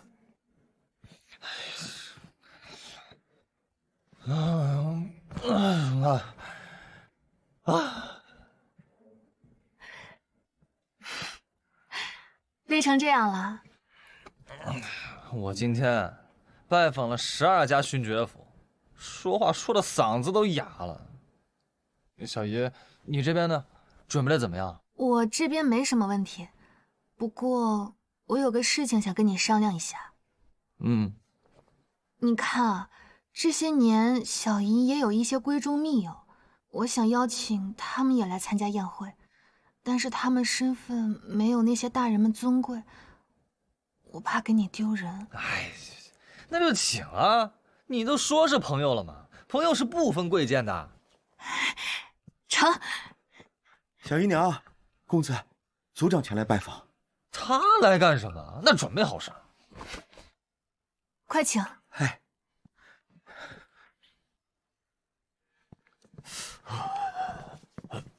哎，怎么这么暖呢？是这个炉子，这是浩儿弄的，特别暖和。哦，你小子居然还有这等本事啊！我说呢，聚仙楼怎么会这么暖和呢？您过来找我，肯定是为了钱吧？啊，哎，你这小子，有时候也不憨嘛。对，是钱的事情啊。哎呀，这个钱，韦浩啊，2万贯钱太多了。家族虽然是有，但也不能全部给你呀。给了你，家族那边如果出了什么事情，可怎么办呢？什么2万贯钱？浩儿，你要收族长的钱？不成，你不能坏了规矩。没坏规矩，真的。我的意思是说，你少收点儿。对自己家族下手不要这么狠，多少给家族留点儿。少多少？少1万贯钱，如何？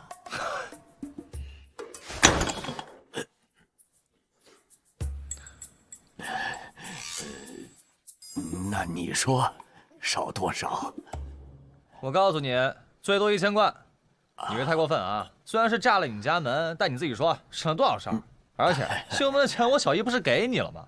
他们可是2万贯钱，1文都不能少。再说，我这次念在我是韦家子弟，我都没下狠手。我要是下了狠手，你还有心情在这贪钱？想想你自己脖子上的脑袋吧。对，族长，这到底是怎么回事啊？是这样的，家族因为一些事情啊，具体什么事情不方便和你说。因为这些事情啊，必须要补偿韦浩2万贯钱。哎呀，你是知道的，家族是有这么多钱，但也不能全部都给了韦浩啊。林小姨娘，你帮老夫劝劝。小姨，这个事儿跟你没关系啊。2万贯钱，这么多。你想啊，这些钱是家族的备用资金，家族需要用钱的地方太多了，需要给那些官员补助，还有那些读书人补助啊。另外呀，家里有喜事啊、白事的，家族也需要出钱嘛。还有啊，家里出了巨大变故的，家族也是要出钱的，需要用钱的地方不少啊。是，我也知道。这样吧，我做主了，那就少2000贯钱，怎么样？这再多，我说的也不算。这个行是行，只是能不能再少点啊？不是，你别太过分啊！这2000贯钱，很给你面子啊。浩儿，怎么跟族长说话的？那这样，那就再少1000贯。族长，你下面就别说了，你再说3000贯都没了。行，就少3000。韦浩啊，你这个啊，族长，你现在能跟我说说到底是怎么回事了吧？昨天的事儿就这么谈拢了？你说呢？老夫钱都送来了，22日你们举办订婚宴的时候，老夫和那些族长都会过来。这小子，从另外的方面来考虑，为咱们家族争气了，绝对是个人才。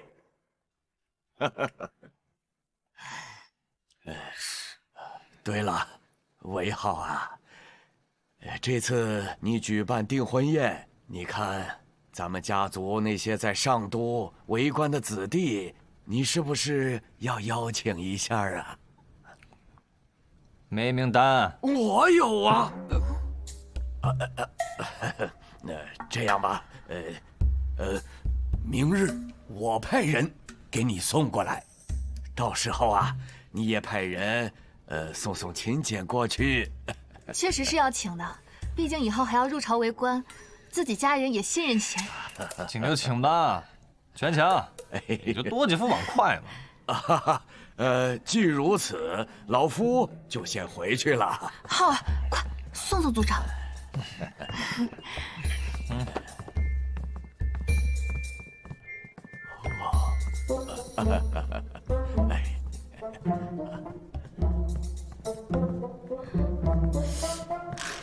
小姨娘，我觉得这件事有鬼。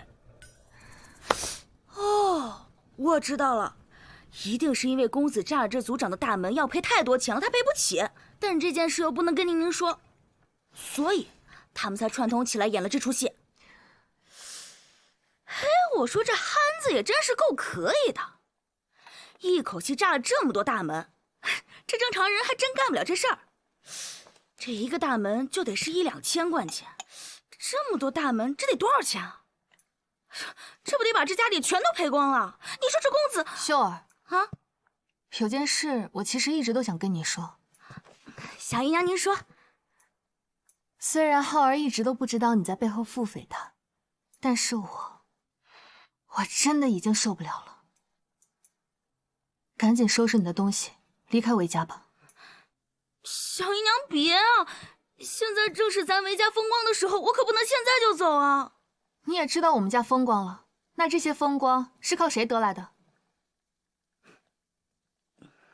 是公子。那你为什么还总是在我面前颠倒是非，不承认浩儿的优秀呢？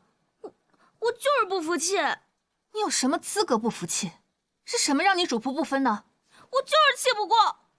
当年您本来可以带着我嫁进宁远侯府的，但是就是因为这个憨子，耽误了您的姻缘，把我这一生也给耽误了。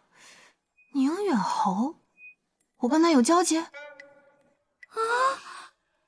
小姨娘，你连那宁远侯府的大公子都不记得了？为什么您的眼里只有那个韦憨子？韦憨子也是你叫的？王管家，哎，把秀儿逐出侯府，永不再入韦氏。小姨娘别，我还没跟你过上好日子呢。走吧，小姨娘她仁慈，要是在别的家，早把你给弄死了。王管家，你替我求求情好不好？我替你求情，老子早就忍你好久了，还替你求情，赶紧走！求情还？走！哎呀，别赶我走！恭喜恭喜啊！恭喜恭喜！慢点啊！哎，来，放这儿。诸位里边请。哎，里面请。哟，你小子行啊啊！程叔叔啊，今晚可把酒喝饱了。那放心好了啊！恭喜了，恭喜啊！恭喜恭喜！来坐，坐。浩儿，他们是工部、兵部、民部的尚书。尚书。见过太子殿下。免礼。韦浩，这次的事情办得厉害啊！拜佛，必须的。大舅哥今晚可得喝好了。楼上请。里边请。韦公子，恭喜了，恭喜啊，韦浩，恭喜！东西带了吗？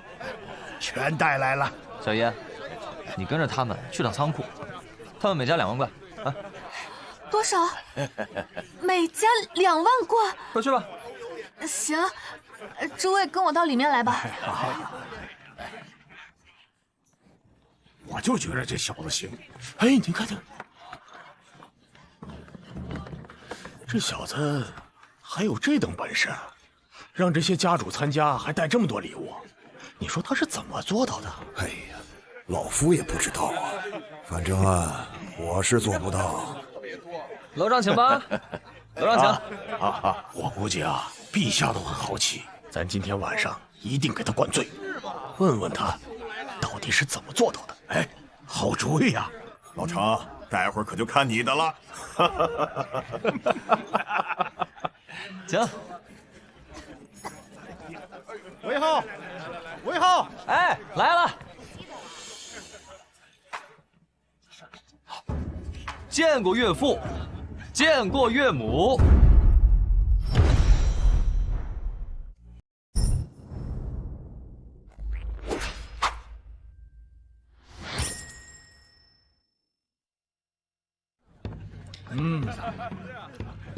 你小子这几天也不来皇宫了，看来得尽快让你完婚，尽早在宫里给你找份差事。岳父，今天不提这事儿。还是岳母好，岳母里面请。好。你小子，你今天穿的真漂亮。恭喜陛下！你装我干什么？这今日可是韦浩和宁安的订婚宴，大家放开了喝便是啊！谢陛下。岳父，楼上请。魏浩，你父母回来了吗？现在这个信太慢了，我父母估计我结婚前能回来。哦，那赶紧回来啊！朕呢，和皇后准备御赐你母亲为诰命夫人。真的？嗯，多谢岳母。这岳父就不用谢吗？岳父，我发现你小心眼儿。岳母请。你这小子，你看，一会儿记得过来找我。陛下到。见过陛下，见过太子殿下。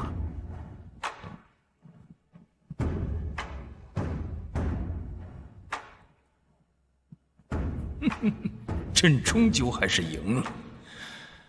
朕都还没出马呢，朕的女婿就帮朕赢了这一局。今日你们能参加韦浩和宁安的订婚宴，朕很高兴。都坐下说。谢陛下。韦浩，过来，到这儿坐。哎，父皇叫你呢，我都说了我去女眷那边，你可别犯憨啊。你，哎呀，岳父，我现在给外面的客人打声招呼。诸位族长和大人们送了不少礼物，都是庆贺我定亲的贺礼。我去看看小英弄完了没有。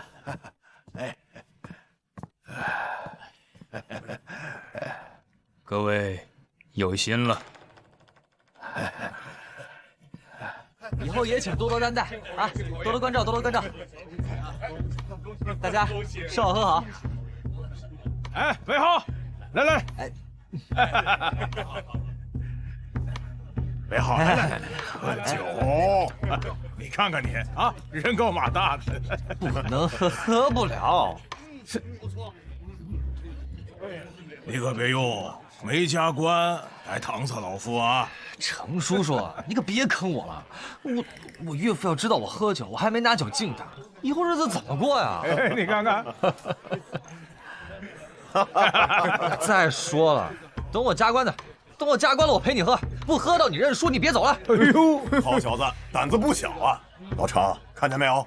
挑着你酒量的人来了。好，韦浩，就冲你这胆子，老夫敬你是条汉子。哎，那成，那我等着你啊，等着你加官那天呐。一言为定。来，我一水带酒，敬各位大人。好，哎，有心呐。来。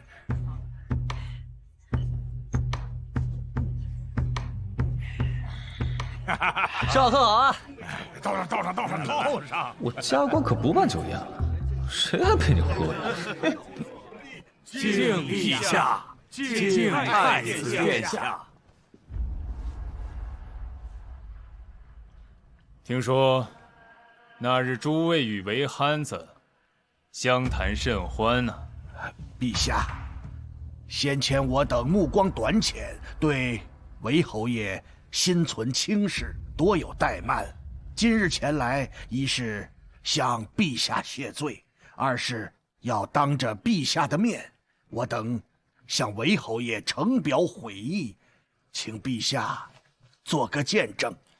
哦，那韦浩和宁安的婚事，韦侯爷是有大才之人，且抱有忠君爱国之心，与长公主那是天作之合。之后我们世家上下对韦侯爷、对朝廷诚心敬服，绝无半点推脱。我等诚心敬服。这韦浩到底是给他们看了什么，才把这些个不可一世的老东西吓成这样？崔族长言重了。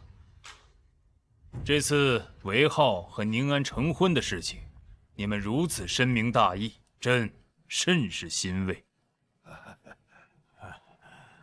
外面的人都说，世家抱团要对付皇家。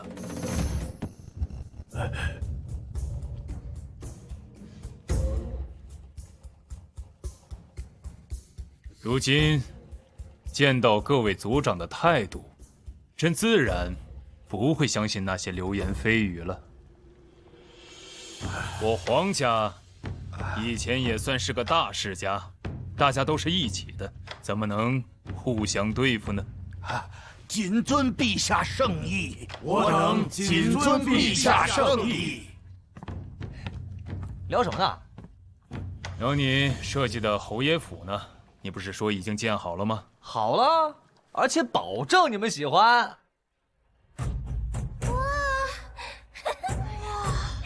这房子好特别呀！父皇母后，你快看，这里好漂亮啊！皇兄，你快一点，你别磨磨唧唧的了。这儿，岳父、岳母、大舅哥，小姨，快来！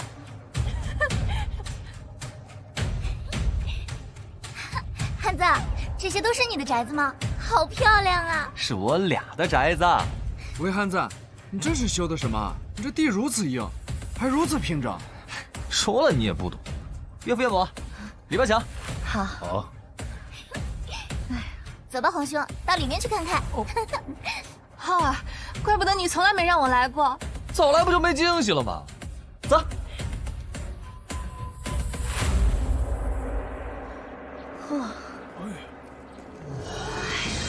这究竟是何造型啊？哇塞！还有这透明的东西是什么？玻璃啊！啊？哎，皇兄，看那个琉璃啊，跟那个一样的。哦，可是这个如此透亮，而且这么大一块，真漂亮。日照也好。如果甘露殿也装上这样的琉璃，那朕以后白天看书的时候也就不那么累了。如此独特的建筑，太漂亮了。嘿，岳母，外面可看不出什么。走，我带你去里面看看。好，走走。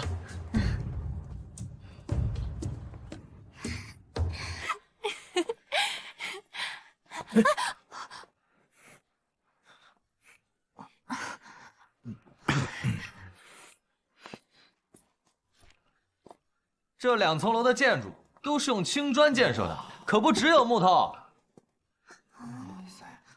青砖是何物？是如何做的？这又是何物？竟如此整洁干净，这和陶瓷一般。瓷砖，大惊小怪。母后，之前这些地面都是用木板做的，踩上去嘎吱响不说，而且每年的梅雨季节还要花费一大笔发霉损毁的修整费。现在这个瓷砖不仅相当平稳，而且一看就很结实。真好啊，韦浩啊，明年朕想修缮一下皇宫，这样这件事情就交给你了啊。其实我不会。哎，行，我来。丫头，你过来。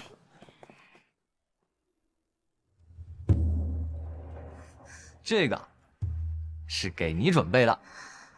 这是梳妆台，确实比之前的好用，而且这么多格子可以装很多东西，还有妆帘。只是这个红色的布盖的是什么呀？坐稳了啊，都别眨眼。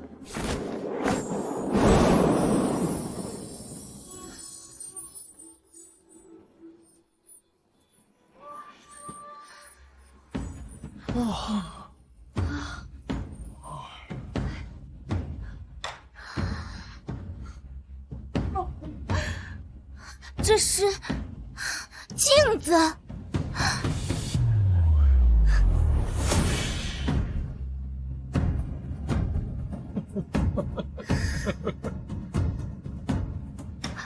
这世界上为何会有如此清楚的镜子？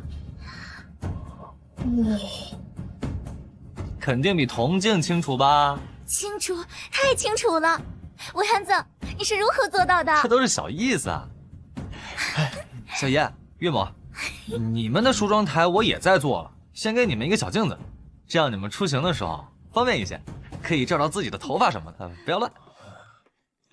好孩子，母后喜欢。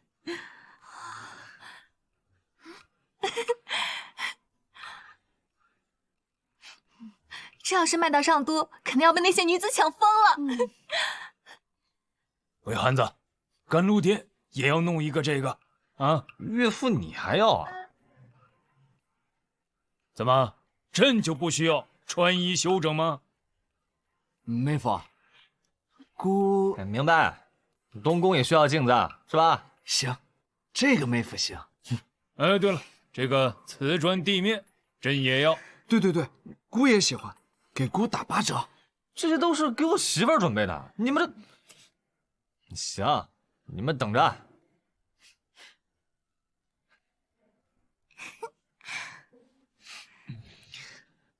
别臭美了，你这么好看，不用看得那么仔细。就你知道油嘴滑舌。喜欢吗？喜欢，不仅喜欢这个镜子，还喜欢这里。行，那我们就在这里结婚。陛下，喝喜酒的勋爵和世家家主们喝完酒正赶过来，问能不能也来参观参观。不行，让他们等着吧，朕还没感受完呢。是。这样，你先带他们去另外几栋楼参观，等待岳父召见。哎，魏憨子，你还有多少栋啊？岳父，我这侯府可占地1500亩呢。咱们成亲的时候，你都给我配几个东方丫鬟就行。你盖那么多房子干嘛？是不是想娶很多妾室啊？媳妇儿，你知道的，我家情况特殊，我家到我这一代5代单传，所以我得想让我多生几个儿子，那我不就得多纳几个小妾吗？你说什么？魏憨子，你是不是想死啊？你再敢乱说，一会儿我让人把你房子拆了，你信不信？我没胡说，我说的都是真的。要不你就多给我配几个通房丫鬟，这样我就少纳几个小妾。我爹说了，要我生一个马球队的儿子，这得需要多少女人？我爹有5个老婆，生了我这么一个儿子。我爷爷听说也有个7、8房，才生了我爹那么一个儿子。这任务太艰巨了，头疼，都不知道要纳多少房妾才够。是你个魏憨子，还纳妾，给我上，给我上！说着玩这个魏憨子还想娶7、8房呢！别打脸，别打脸！打他屁股，狠狠的给我打！敢欺负我妹妹！打他！别打脸啊！这汉子什么话也敢说，把他嘴给我封上！是陛下。人皆言我是傻大汉，于是只会摆手指来掐算。摇头到傻的真可怜，叹气走开。殊不知我本玲珑婉，心如明镜洞，世间斑斓灰暗。但将锋芒收敛，名扬四海，指日可待。